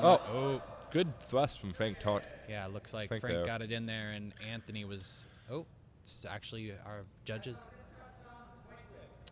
Dashel does agree with Joe, seeing the blue touch. So Anthony is going in for the finals in the lead. Anthony needs but a double to successfully take home gold today. And then Frank needs a clean hit here. Yeah, Frank might be doing his reverse draw again. He did not come out with a buckler. It looks like he's holding it in his front grip. Okay, he is indeed holding for a grip. Yeah, not taking the buckler is an interesting choice, but he does have a really fast hand. If you don't take the buckler, you gotta go for the attack early, I think. Yeah, maybe he's gonna feint high and go for a leg cut. He's definitely. Oh. We're probably gonna watch that exchange. Yeah, I think we're gonna be watching that exchange.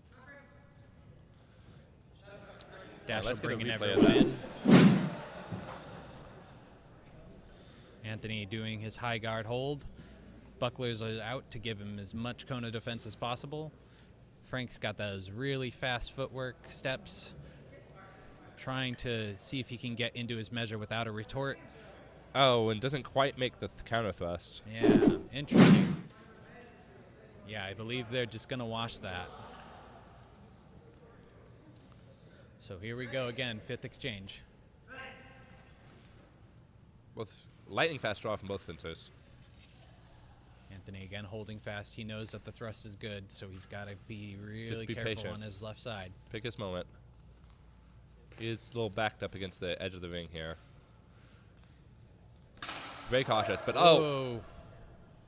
Unfortunately, I had Anthony's back to my face, so I did not see that exchange. I do not think Frank made the first cut there. I think he got hit. No, that is going to be Anthony. Yep, that will be point for Anthony. Yeah. Two judges believe that was a point for Anthony. The conference call that. Dashel's going to confirm. Got to be sure for the for the final point, I guess.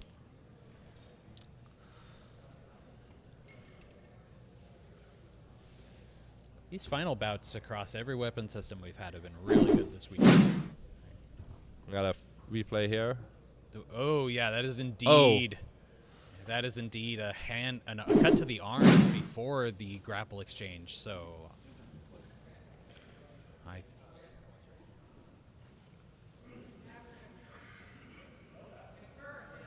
Dashel a little dehydrated. Been talking loudly all day. Yep. Clean hit blue. Dashel calls That will clean be hit match. blue from the buckler cut. Very good. Yep. Very good sword and buckler tournament. That'll be first place for Anthony and second place for Frank.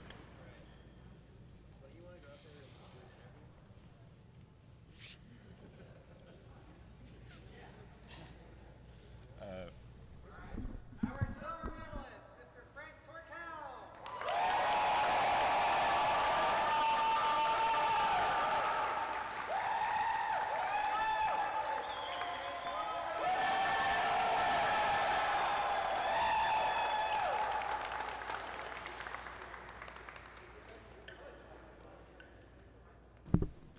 And we will be back in a little bit with Rapier Finals.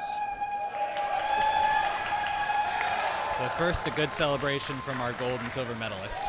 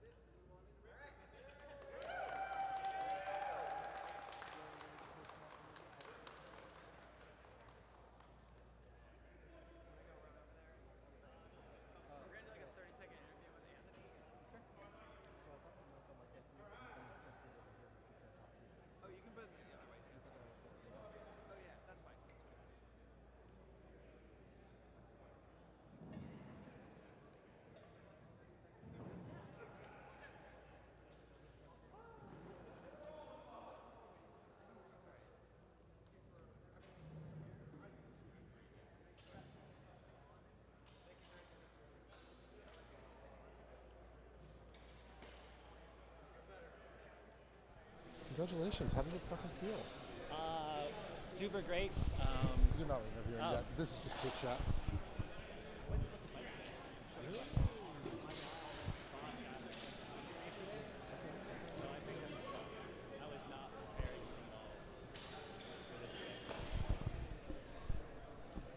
Test.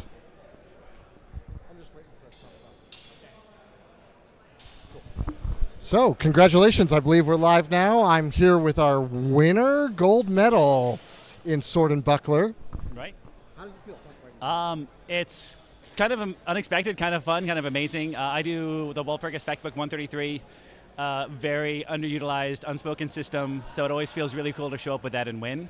Also, like, I wasn't even planning on fighting in this today. One of my fencers got injured yesterday and had to bow out of this.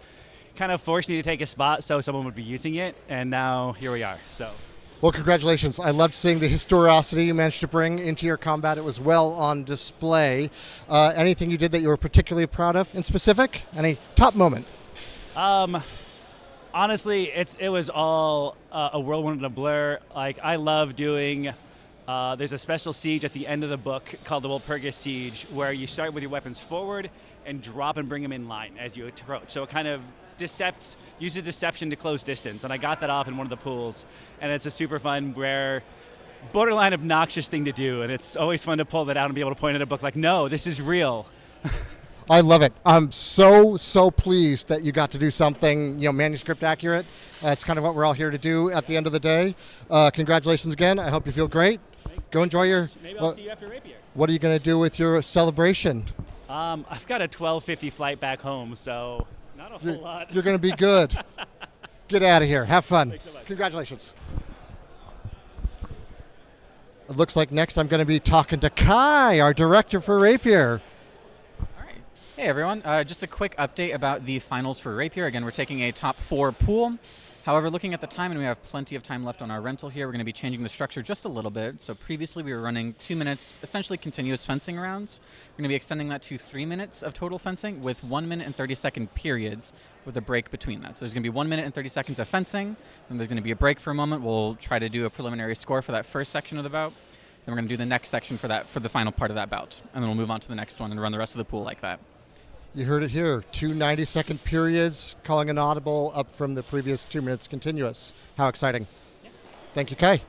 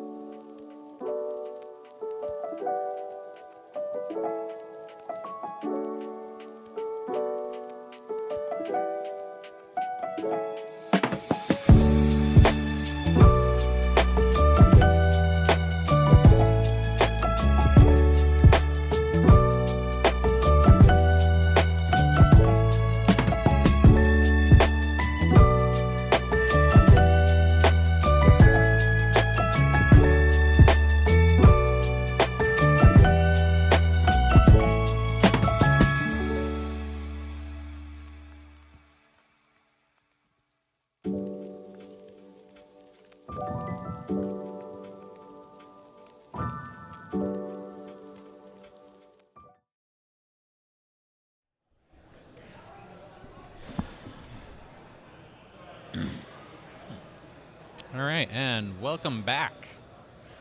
We are here getting ready for the Rapier finals.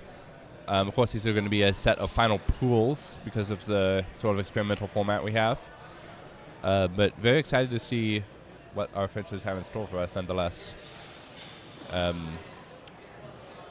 Errin, do you know if we have the size of these pools yet? Or I believe it is just the one pool of 5 that we have left. Okay. 5 is kind of an optimal size for pooling. It makes sure that no one has to go more than once in a row. There's no one has to take a break. Oh. Everyone gets a full bout between their fights. For those of you just tuning in for this finals bout, the experimental rule set is a judge's determination, a judge's agreement. Judges rating each fencer on 3 groups. Yeah, 3 groups. We have the tactics, we have efficacy and appearance. Those are scored Or 8, aesthetics. 8, and 4. Yeah, or aesthetics is a good way to think about it. And the idea being that the fencer is scored as a result of presenting good fencing and being clean in their execution of their plan. Like lots of benefits here to pulling moves directly out of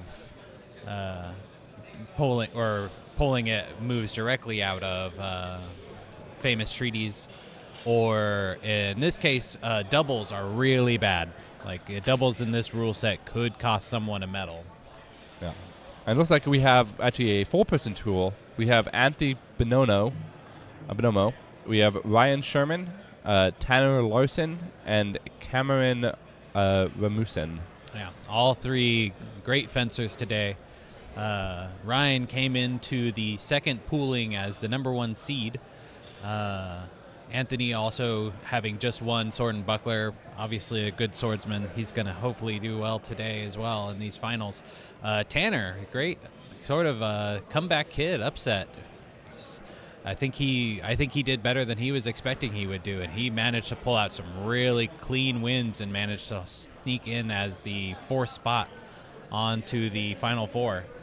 And then Cameron, I only got to see fence once, but I know that he is a strong fencer as well. So I think we are about to see some really solid fights. We are going to have 7 great matches to determine the medal. Yeah, it's exciting to have. Normally we'll just have 1 or 2 fights for finals. We'll have 7, and we'll have the scores coming in here and read out to you. So yeah, should be exciting. I suppose the number of wins is going to be the number of wins will still be the determining factor, but if there is a tie, it will come down to doubles. Yeah. So everyone, let's see, that's a 4 points. Everyone has 3 matches to. So it's basically rated 1 out of 3 wins. Is what everyone will be rated at. Yeah. So we will definitely be seeing the winner of this tournament. Will have 2 of the 3, and then they will have a fewer double score. Yeah. As you were saying before, expecting. Given the talent level of all these fencers, I'm not expecting anyone to come in with 3 wins. So probably have a bunch of people with 2 wins, and then the people who fence the cleanest will top that. I suppose after doubles, we might have a tiebreaker, which is score. Yeah, we will definitely be seeing how this goes. I think Ryan is still coming in as the number 1 seed for this. Interesting. He's only been fighting Rapier for about 4 months, but doing extremely strongly. He had multiple years of longsword, which he tends to play with a long point game. So I think the translation from longsword to Rapier was really easy for him. Yeah, that's good. I mean, I always say good rapierists make good longsworders. I think we actually see the rare case of the reverse here, where someone is very polished with their longsword, and that also translates well to Rapier because of the thrust game. Here we have Anthony Buonomo in red. It was just in. You said he just won. Yeah, he just won gold in Sword and Buckler. Yeah. So he is definitely a strong component. He uses a similar or a French Spanish style grip. Yeah, gripping sort of from above the sword. It's very much like a thumb grip for a longsword. Yeah, you can see him holding it like that now. Yeah, the thumb is coming over the top of the blade. The pointer finger is dipped under the ricasso. It allows for a large presentation of strong, very easy parries because rotation of the wrist is all that is required. That is the same grip Ryan will be using, and here we go. So it is a 2-minute bout. There is no stoppage Ryan time. is actually using it. Oh, my apologies. We are going to have 1.5 and 2 periods. So you'll see here Anthony in a very relaxed state. He's got that strong forward grip. Both fighters just kind of giving themselves time. This rule set definitely more about showing good than about scoring as many touches as possible. Ooh, really having that upright to bow stance. Yeah, Yeah, the Beau grip. That is what it is. Thank you. Always love watching Beau because it's very looks relaxed, but it's not actually. Anthony attempting to come in for a controlled grab. Cameron getting a touch in there. This is a pretty Anthony even, cutting to the hand. Yes, pretty even bout so far. Neither fighter has really gained dominance. Anthony is definitely very clean overcut. 2 cuts to the head there with it. Very, very good posture. Ooh. Last exchange, I believe, for the match. No, there will be a period break, and then they will go again. Okay. Oh, looks like we got a ring out there. This is the first. There's our period. Have a little bit of time here, where the fencers are allowed to rest and, get the energy back, think about what they can do to better fence against their opponent. Yeah, I think boxer score, I'd give it. I think Cameron be at 10 and Anthony be at 9. I think Anthony does have a little bit to make up for in this second period. Cameron had some really clean cuts, really good engagement in the up close. Here we can see in a replay, Anthony is coming in with a lunge, disengage, and then the quick double tap right overhead. It's just getting inside his range like that. Didn't really need to defend himself from the blade further. Yeah, Anthony tried to protect with his offhand, but that is not going to cut it here.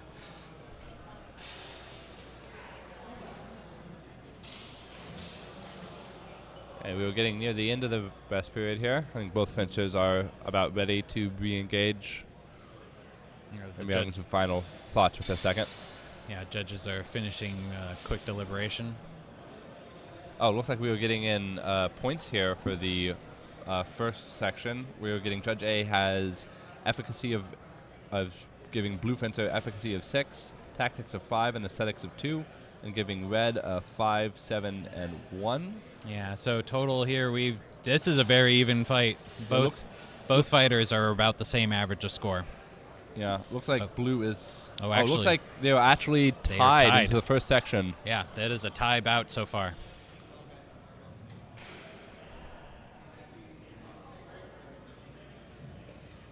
It looks like blue is a little bit better at tactics. And, well, actually, no. They're pretty even. They're pretty even. Oh. Good grapple exchange, a good stop, good call to the Holt. All right, we're still going back in here. Anthony is definitely the more aggressive in holding the center of the ring, which is definitely a good way to make it feel. Great. Ooh, little cut to the throat there from Cameron. Yeah, I don't know if the judges saw that, though. Yeah, it's not on the judge's side, so. Anthony with a cut to the body, which is not a scoring touch in this system. Oh, another good clean head touch from Cameron. Very interesting to see a change in tactics from Anthony here. Much more aggressive than it was last round. I think he feels like he's behind. And he is still continuing to attack in that high line, and Cameron keeps coming in with that parry 1 and then just comes around and whaps the head. He's landed that about 5 times now. And that's going to be the bout. I think we're about to see Cameron take that bout. Yeah, I think he performed a little bit better in the second round, and a little bit better is all he needs. Yeah, I think I think he managed to land if the judges saw it, he managed to land the same blow multiple times. That parry riposte with the cut to the head. We're getting the scores in here. Yeah.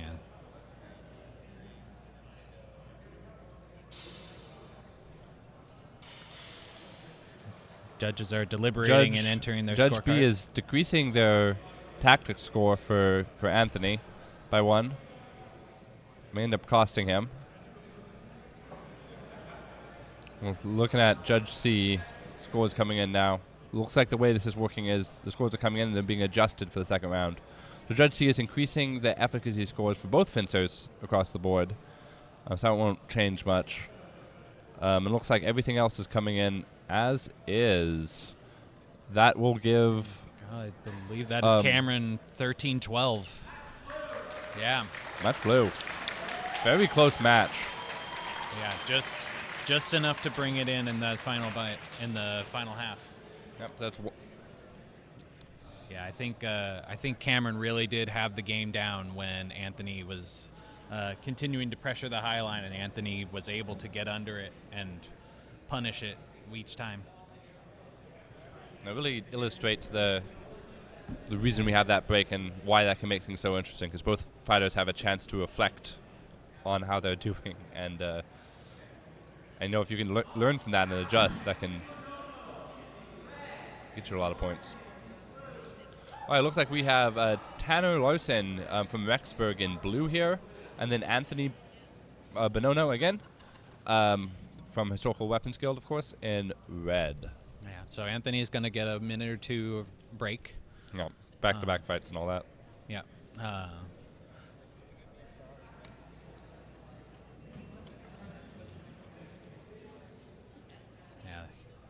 One of the nice things about Rapier is it's a little bit less physically intense than when compared to sword and buckler or longsword.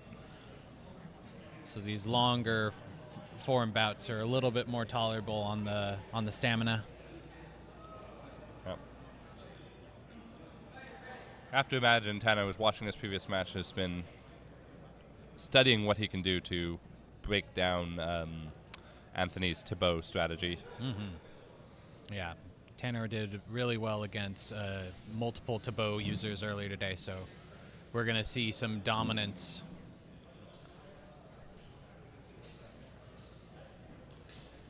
Ooh, good counter thrust by Anthony.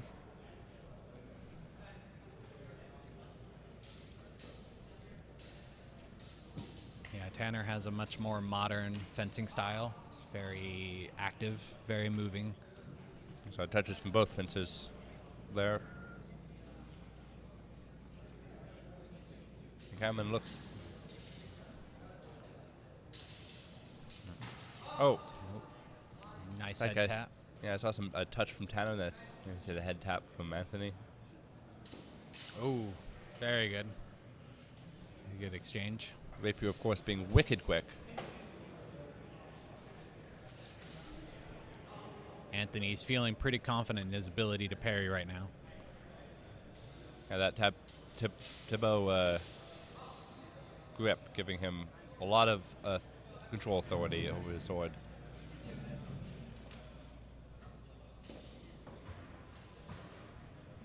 Kind of relatively having to move his sword much more to be able to defend the same amount. Yeah, I believe that Anthony's sword is a heavier blade as well, which means it is more difficult for Tanner to move his self through. Tanner just caught him on the center there with a thrust. And that's going to be our first break. Oh, no, they have not called the time yet. There's the time call. There we go. All right, we're going to see the scores here trickle in during our break. We got a replay of that last bit.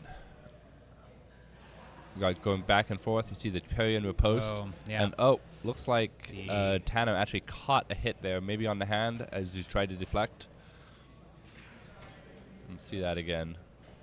I believe this is a different approach. Oh, that was nice cuts, exchange. And then thrust in. Yeah, good and disengage. And yeah, Anthony landed a head strike there, a thrust in defense. Yep. Oh, we got our scores coming in. A judge is saying for Tanner 4, 6, and 2 in FSC Tactics and Athletics. Then for Anthony Buonomo, Judge A is saying a 6, a 7, and a 2. Judge B is giving Tanner a 2 in efficacy, a 4 in tactics, and a 4 in aesthetics. And then giving Anthony a 3 in efficacy, 4 in tactics, and 2 in aesthetics. Judge C is giving Tanner a 4 in efficacy, 5 in tactics, and 2 in aesthetics. And then Anthony a 6 in efficacy, 6 in tactics, and 4 in aesthetics. Yeah, the final score for that first period is 11-13 in favor of Anthony, and both fighters have scored 1 double. Anthony with a slight lead advantage here. Cut to the body. That is not going to be a scoring touch, but it will call a hold. Anthony changing which lines he's defending here. Trying to find a weakness in the Thibaut defense of Anthony. Looks like Anthony's height is helping him in two ways here. There's the range, of course, but also he's being able to protect the high line much stronger, just because that's where his shoulders are. And he's got the leverage advantage, being as tall as he is as well. I think Anthony is going to make a royal showing here. He's being very good on his defense, very careful. Just not letting Tanner land any of those probing strikes. And a cut to the head, maybe to the back. I think there might have been a cut to the forearm, and that was what brought the hold. Oh, that was That's a cut to the hand. I think I may have seen a thrust to the neck from Anthony before that. Lightest tap to the glove. The glove or the hands are not a legal target in this system, so that will be ignored by the judges. That was a beautiful cut to Tanner's arm by Anthony there. 10 seconds left to go. We'll see if Tanner. Anthony clearly very tired. And two matches back to back, both of greater length. Getting some adjustments here from the judges. Getting Judge A increasing Tanner's score on tactics and increasing Anthony's score on efficacy, otherwise leaving it the same. It's like Tanner is still going to have to gain some more points in order to beat Anthony here. Yeah, I don't think it's coming in. No, I don't believe the points are coming in. I think Anthony is going to have this one pretty handedly. He definitely had control of the mount. Tanner lost a lot of efficacy by throwing attacks that were continuously being parried. Some of the judges have given Anthony a lower efficacy score, which is interesting choice. I guess he was not being terribly aggressive, and the few attacks that he did launch were not landing. Most of his attacks did seem to come as counters, which would be reflected by his tactics score, which is quite high. Yeah. We have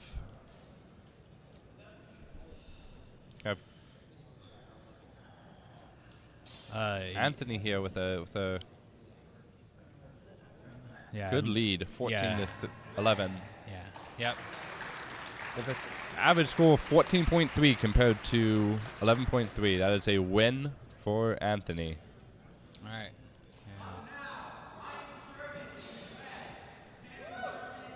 We have Ryan Sherman in red from Northwest Veteran Academy, and then Tanner Larson in blue from Rexburg. Yes. Ryan was the #1 seed, so he is currently the favorite to win this tournament. Yeah, previously interviewed on this stream. His favors another Thibaut fencer. Oh, and Tanner does not need much more rest. We are going again. Yeah, Ryan's Thibaut style is very good. He's really controlled. He keeps his point in threat. He is really hard to get through. We'll see if Tanner is able to do better against him, Ryan being a little bit shorter. Earlier today, when their previous bout, Tanner was able to get some really good exchanges at the end by attacking the center line. So we'll see if he'll be able to pull off that feat again. So far, Ryan looking... Oh. There's our first double. Yep.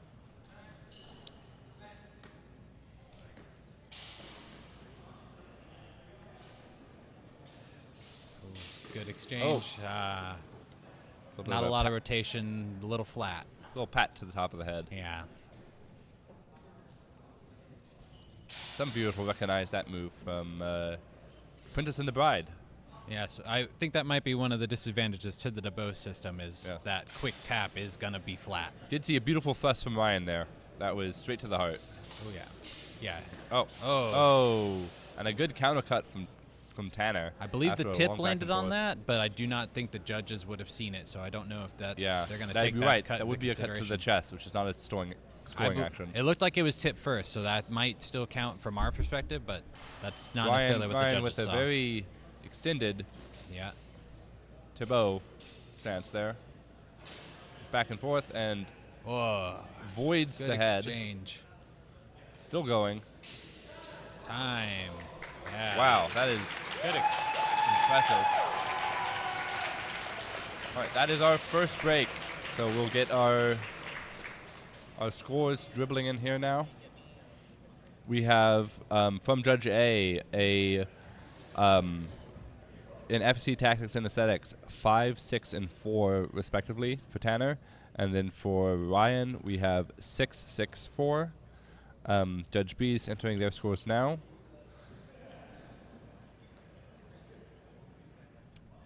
Judge B is giving Tanner a 6 in efficacy and compared to Ryan's 4. Even in tactics. Yeah, even in tactics, and then giving Ryan the advantage in aesthetics. See how Judge C comes in here. We have a split decision from the judges here. Judge C rating Ryan higher in efficacy. And in tactics. So we have looks like we're going to have a 2-1 split between the judges. The average score coming rating Ryan in higher in aesthetics, though, meaning that Ryan is in the lead a bit, 12.7 to 14. Yeah. This is still anyone's match. Tanner could come bring it back if he's able to land a few more of those clean shots up the center. Definitely seems to be where he's got some strength, is just a good solid lunge. Notably, all judges agree on 1 double. I think that's probably accurate. Yes. So that will also come into play for determining who wins this pool. That high guard. And both fighters just taking their time. Oh. That very Beautiful clean touch pick by to the Ryan. chest.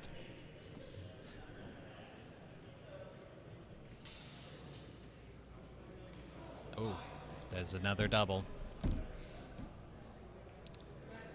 Ryan's actually got to be careful. Even if he wins this bout, if he allows too many doubles to occur, it might cost him the gold medal at the end. Oh, that was a good touch from Tanner. Yeah, good thrust to the chin. One of those thrusts that really just has stopping power. Yeah. Let's see if that causes any of the judges to adjust their score.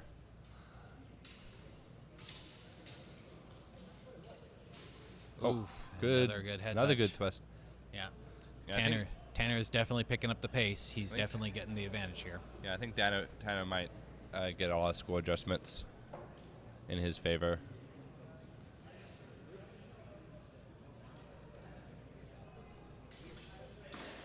Ooh. Soft touch to the elbow. Just enough to count.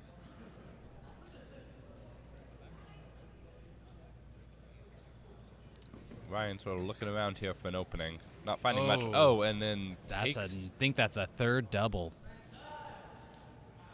Oh, they got to be careful about the doubles in the second round. All right. Yeah, we are getting... Looks like we are getting 3 doubles in agreement for the judges.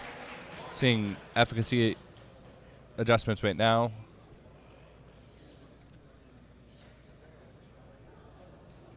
Looks like we've got a replay coming up.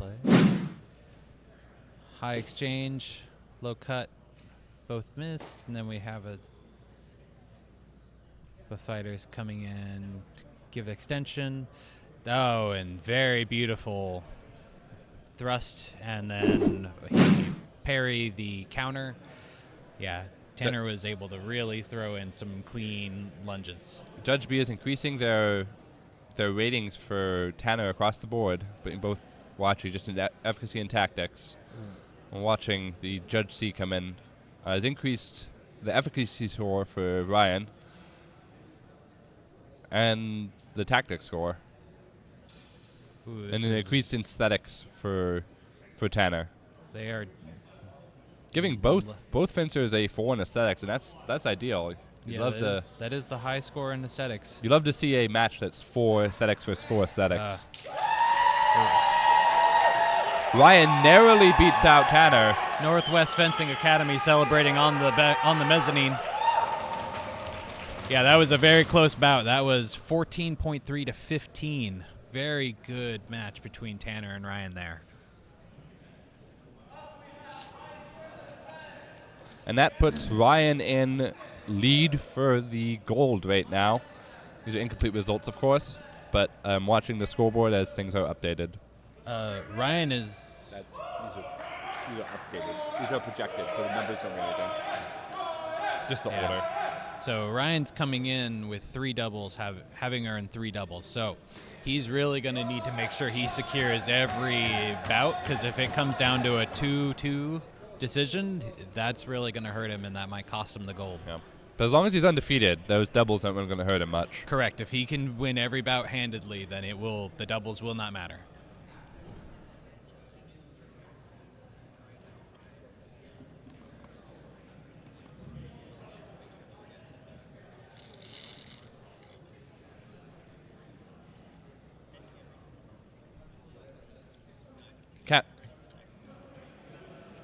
Cameron is second second right now. So. All right, first and second seed now. These are currently our first and second contenders. I don't think Cameron's been up yet, so. Yeah, if anyone is going to take this away from Ryan, Cameron is probably going to be the likely candidate. Be interesting when we see our 2 Thibaut fencers go against each other. Yeah. But so far we got Thibaut against small classical Capo Ferro. Good tempo from both fighters. Yep, both fighters very unwilling to put themselves in danger here. Oh, a body cut, which is not a scoring touch. But quick, but not body scoring. Not scoring. Yeah, nice, good tempo. They both know they got 2 more minutes to go. Ooh, almost. Ryan really going for that leg shot. Not succeeding. Oh, that leg cut, though. Yeah, that's a deep lunge. That's a great showing of how to do that. Yeah, very clean from Cameron.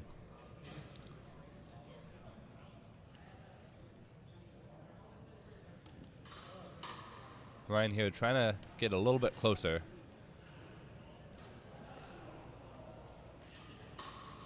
Oh, very good exchange. Oh, that might be a double. Yeah, I believe that's a double. Both fencers cutting over the top to the head. It's like in this duel, looks like footwork's going to be king. Cameron almost doing a toe touch there. Ryan almost hitting a toe touch. And now we are going for our first break. That is a rough judging. I think this is pretty much an even fight. Judge A is showing Cameron ahead for efficacy, Ryan ahead for tactics, and them even for aesthetics with both perfect 4s. Judge B is coming in now, rating them evenly for efficacy. We got a replay of that leg shot here. So this is after Ryan made his attempted leg cut or leg thrust. Oh, just barely misses. Now Cameron's going to draw Ryan's blade high, and then he's going to drop down and strike the knee. Perfect. And meanwhile, Judge B has come in and rated Ryan higher for tactics, but Cameron higher for aesthetics, although very close scoring. Judge C is rated Cameron higher for efficacy and for tactics, but Ryan higher for aesthetics. Yeah, Cameron is ahead 14 to 13 going into the second period. Yeah. Remember, Ryan needs to clinch this victory if those doubles aren't going to count against him. Currently have 0 doubles for this match, though, so it's good for both fencers. Oh, that high Thibaut. Faint. He's just trying to draw Cameron into a disadvantaged position. I think he's trying to draw his blade high so he can go for that leg he's been trying to do all match. Hasn't had good success for Bit of an exchange. Enough for the director to hold progress and reset. Ryan cuts low. Oh! Punishes Ryan for that low cut. We'll see if they count that as a double. That was definitely a blow after blow.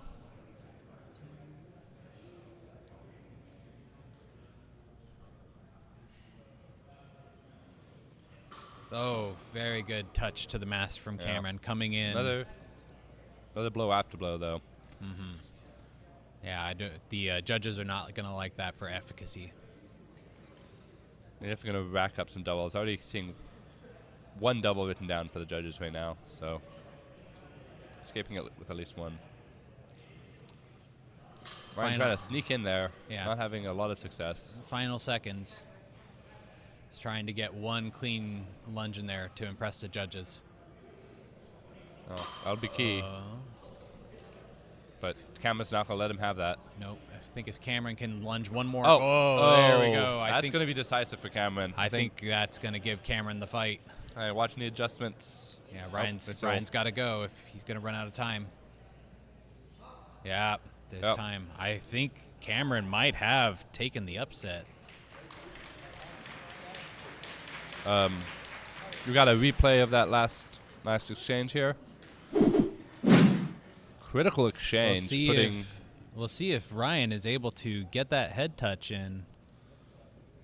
Cameron beautiful, and blocks the counterattack from Ryan. Yeah, that was that. He might seal. Although currently, looks like first judge has actually lowered Ryan's score without raising Cameron's score, so we're currently tied. It's going to be up to these adjustments here. Judge B has given Cameron a boost in tactics. Both of them boost in tactics, so it cancels out. Gave Ryan a boost in aesthetics. And Judge C has given Ryan a boost in efficacy. It's like Ryan now has the lead. It's going to come down to this last call in aesthetics. Oh boy. 14 to 14.7. We are going to be exiting this match with one double, and I think Ryan has it. Let's wait for them to announce.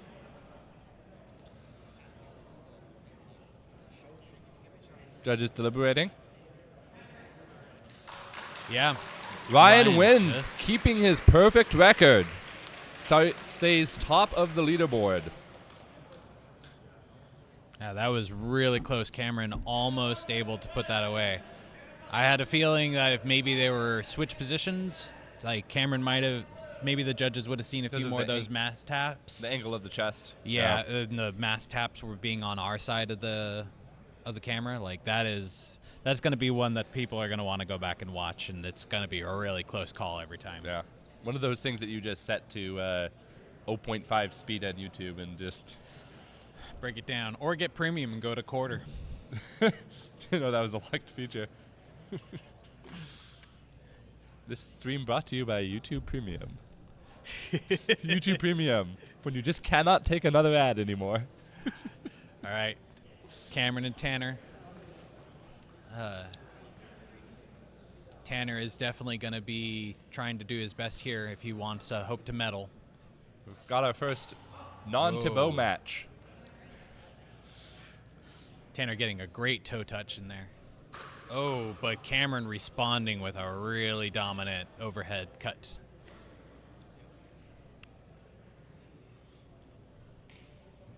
Great tempo being set by both fencers. Oh, good two touches to the face from Tanner here. Yeah, beautiful.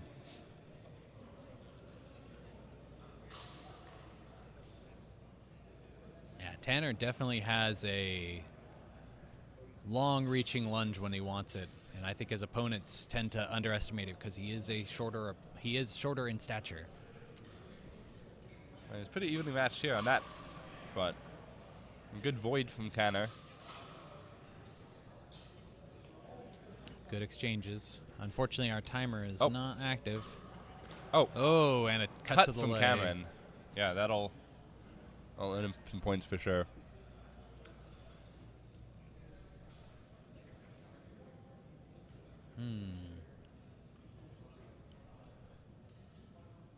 Look at that foot. He's just prepped to lunge in. Oh.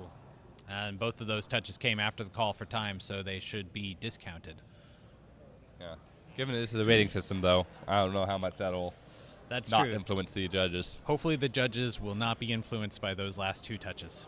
They are taking notes, so They Oh, should. we will know if a doubles appears. All right, we're taking a look at those last 2 touches that may or may not be counted in this replay here. Both defenders, see that foot cocked, ready to just dive in. Yeah. Tanner denies him the chance to do that by closing so quick. All right, so we see the scores coming in. Tanner is higher rated by Judge A in efficacy, even in tactics, and higher rated in aesthetics, so he's starting with the advantage. Then we have Judge B coming in, rating Cameron higher in efficacy, even in tactics, and Cameron higher in aesthetics. So they're still pretty even right now. Judge C rating them equally in efficacy. They're literally neck and neck, same score. Waiting to see what these final few points coming in are.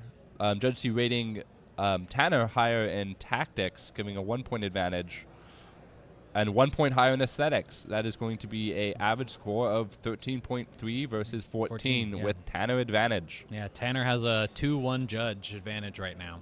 And only one judge saw 1 double, so that is going to be the median double of 0. So no doubles scored yet this match. I think I agree with that. I don't think I really saw any doubles exchanges there. Very back and forth, very clean. Oh, good touch, good reach. Yep.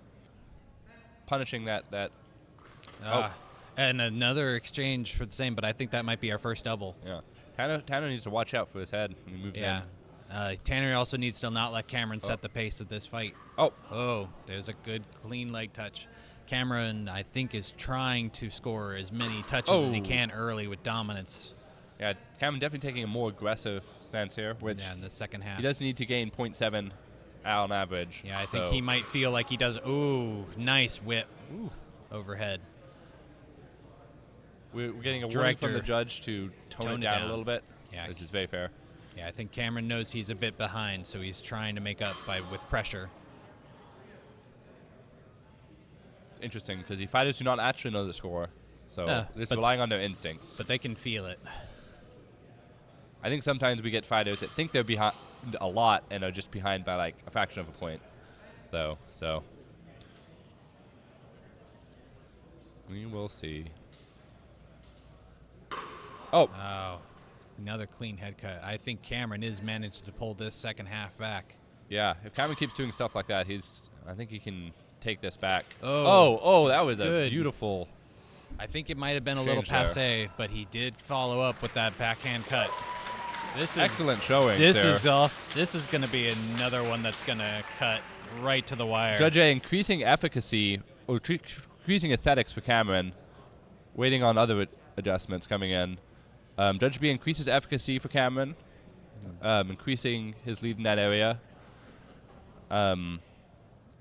Decreasing the tactics, though, of both fencers. So Cameron still has lead in that category.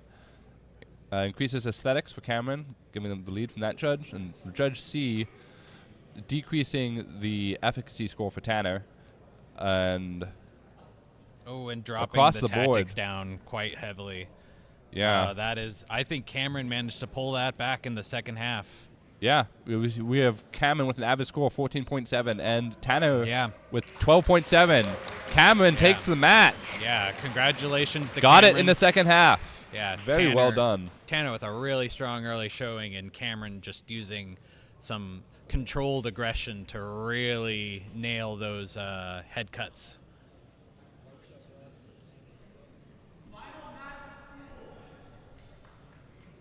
All right. This is the final match in the pool. This will be for the gold. If Ryan wins this, Ryan will take home the gold. And currently, if Anthony... This is our first or seconds. This is effectively our finals match. Oh, I do not believe Anthony has any doubles right now. Yes. So if Anthony wins this... If Anthony gets no doubles, I think Anthony gets second. But if there might be a tie. We will see. First is wins. So if Ryan beats him on wins, doubles don't matter. Oh, I mean for Anthony versus Cameron. Oh, yeah. For second and third. This is effectively our fight for gold. Yep. Beau versus Beau, so it's going to be a lot of high standing. Good arm touch from Anthony, not recognized by the judges. From Ryan, I think, right? Ryan cutting Ryan, yes. Yep. Yeah. They have switched sides. Ryan is now on my left. Yep. Good a arm cut from Anthony there. Very interesting seeing us Thibaut versus Thibaut. I don't think we've got that quite yet. Oh, good. Oh, ooh, a little messy.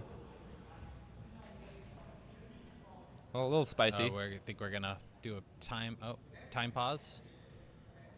Just a bit of an exchange there.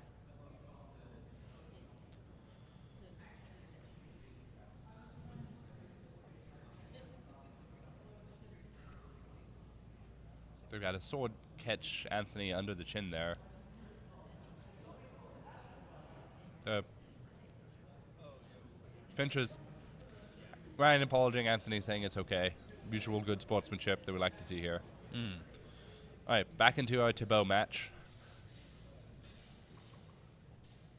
Oh, got a touch from Anthony there. I saw a sword bend. Unrecognized by the director, so no hold called. We'll see if the judges react to it.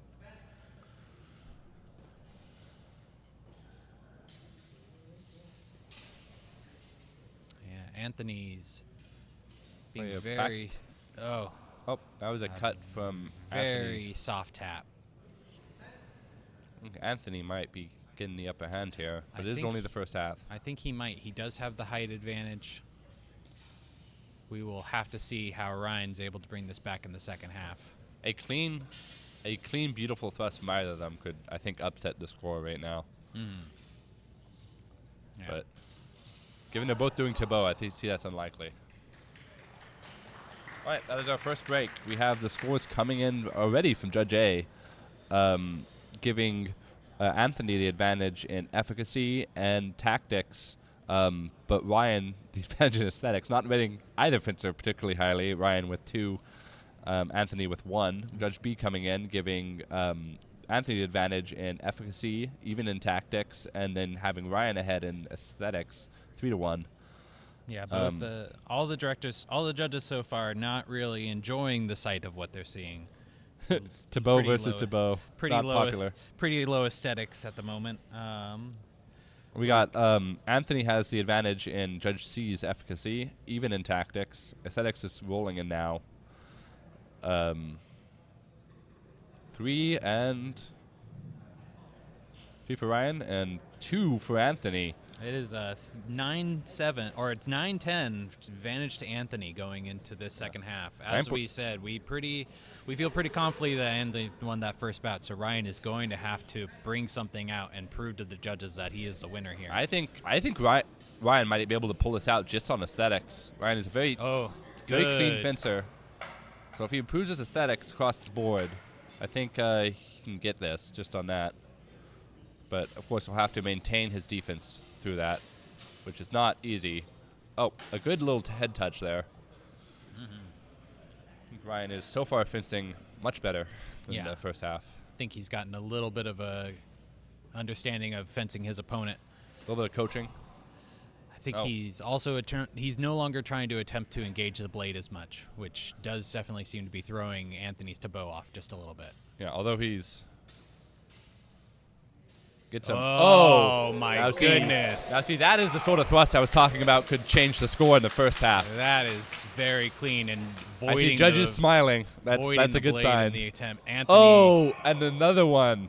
A bit of a touch to the back of the head there. I think Ryan's going to pull this off.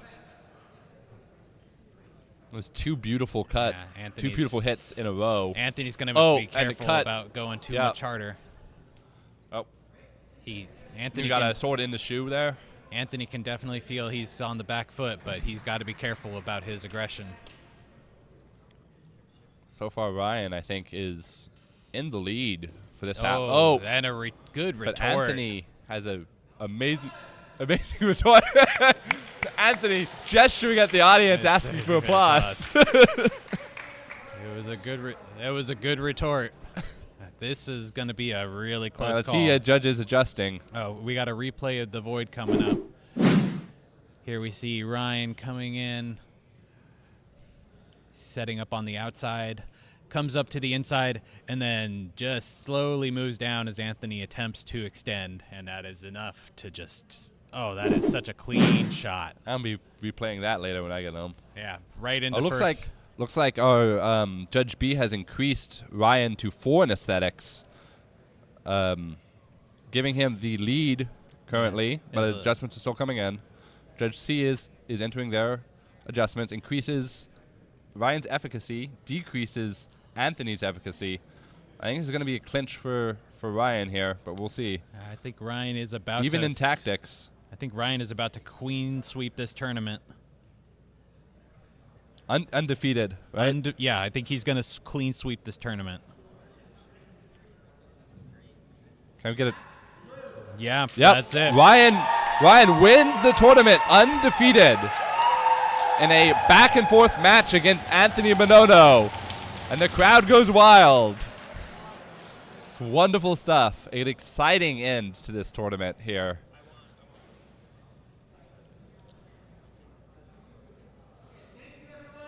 What an amazing performance, a climatic battle, Thibaut versus Thibaut. Thibaut doing very well in this tournament, but ultimately victorious for Ryan. Yeah. Our event organizer, There's Ryan. There's our winner. Amazing fencing here today from all our fencers. Anthony getting another medal today. This is a good showing from him. Very skilled fencer across the board in multiple categories.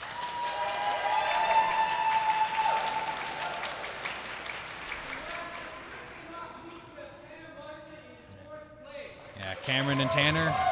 Yep. Very good showing from both of them. Cameron taking home the bronze. Both very skilled rapierists.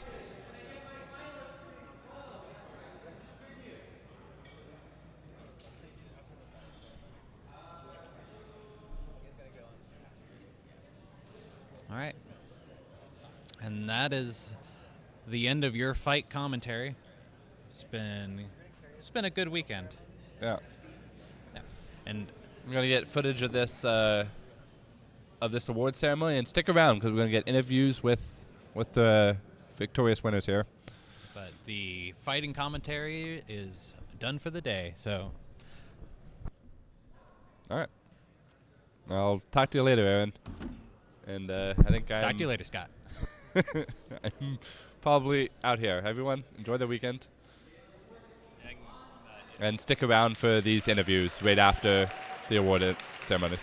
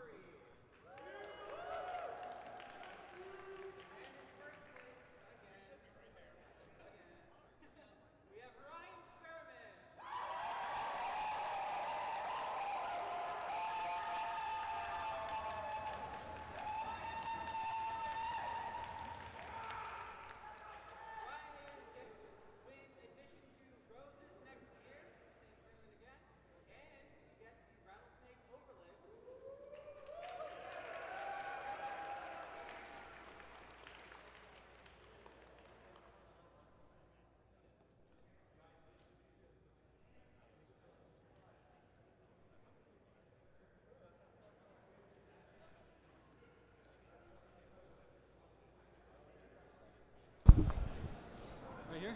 Yeah, right here. Congratulations. Thank you very much.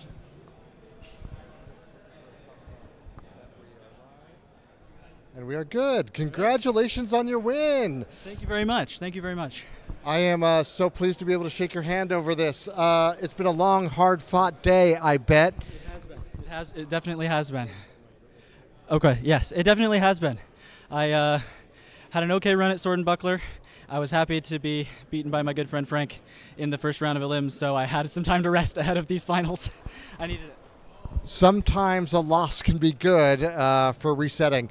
Is there any moment today in Rapier that you're especially proud of?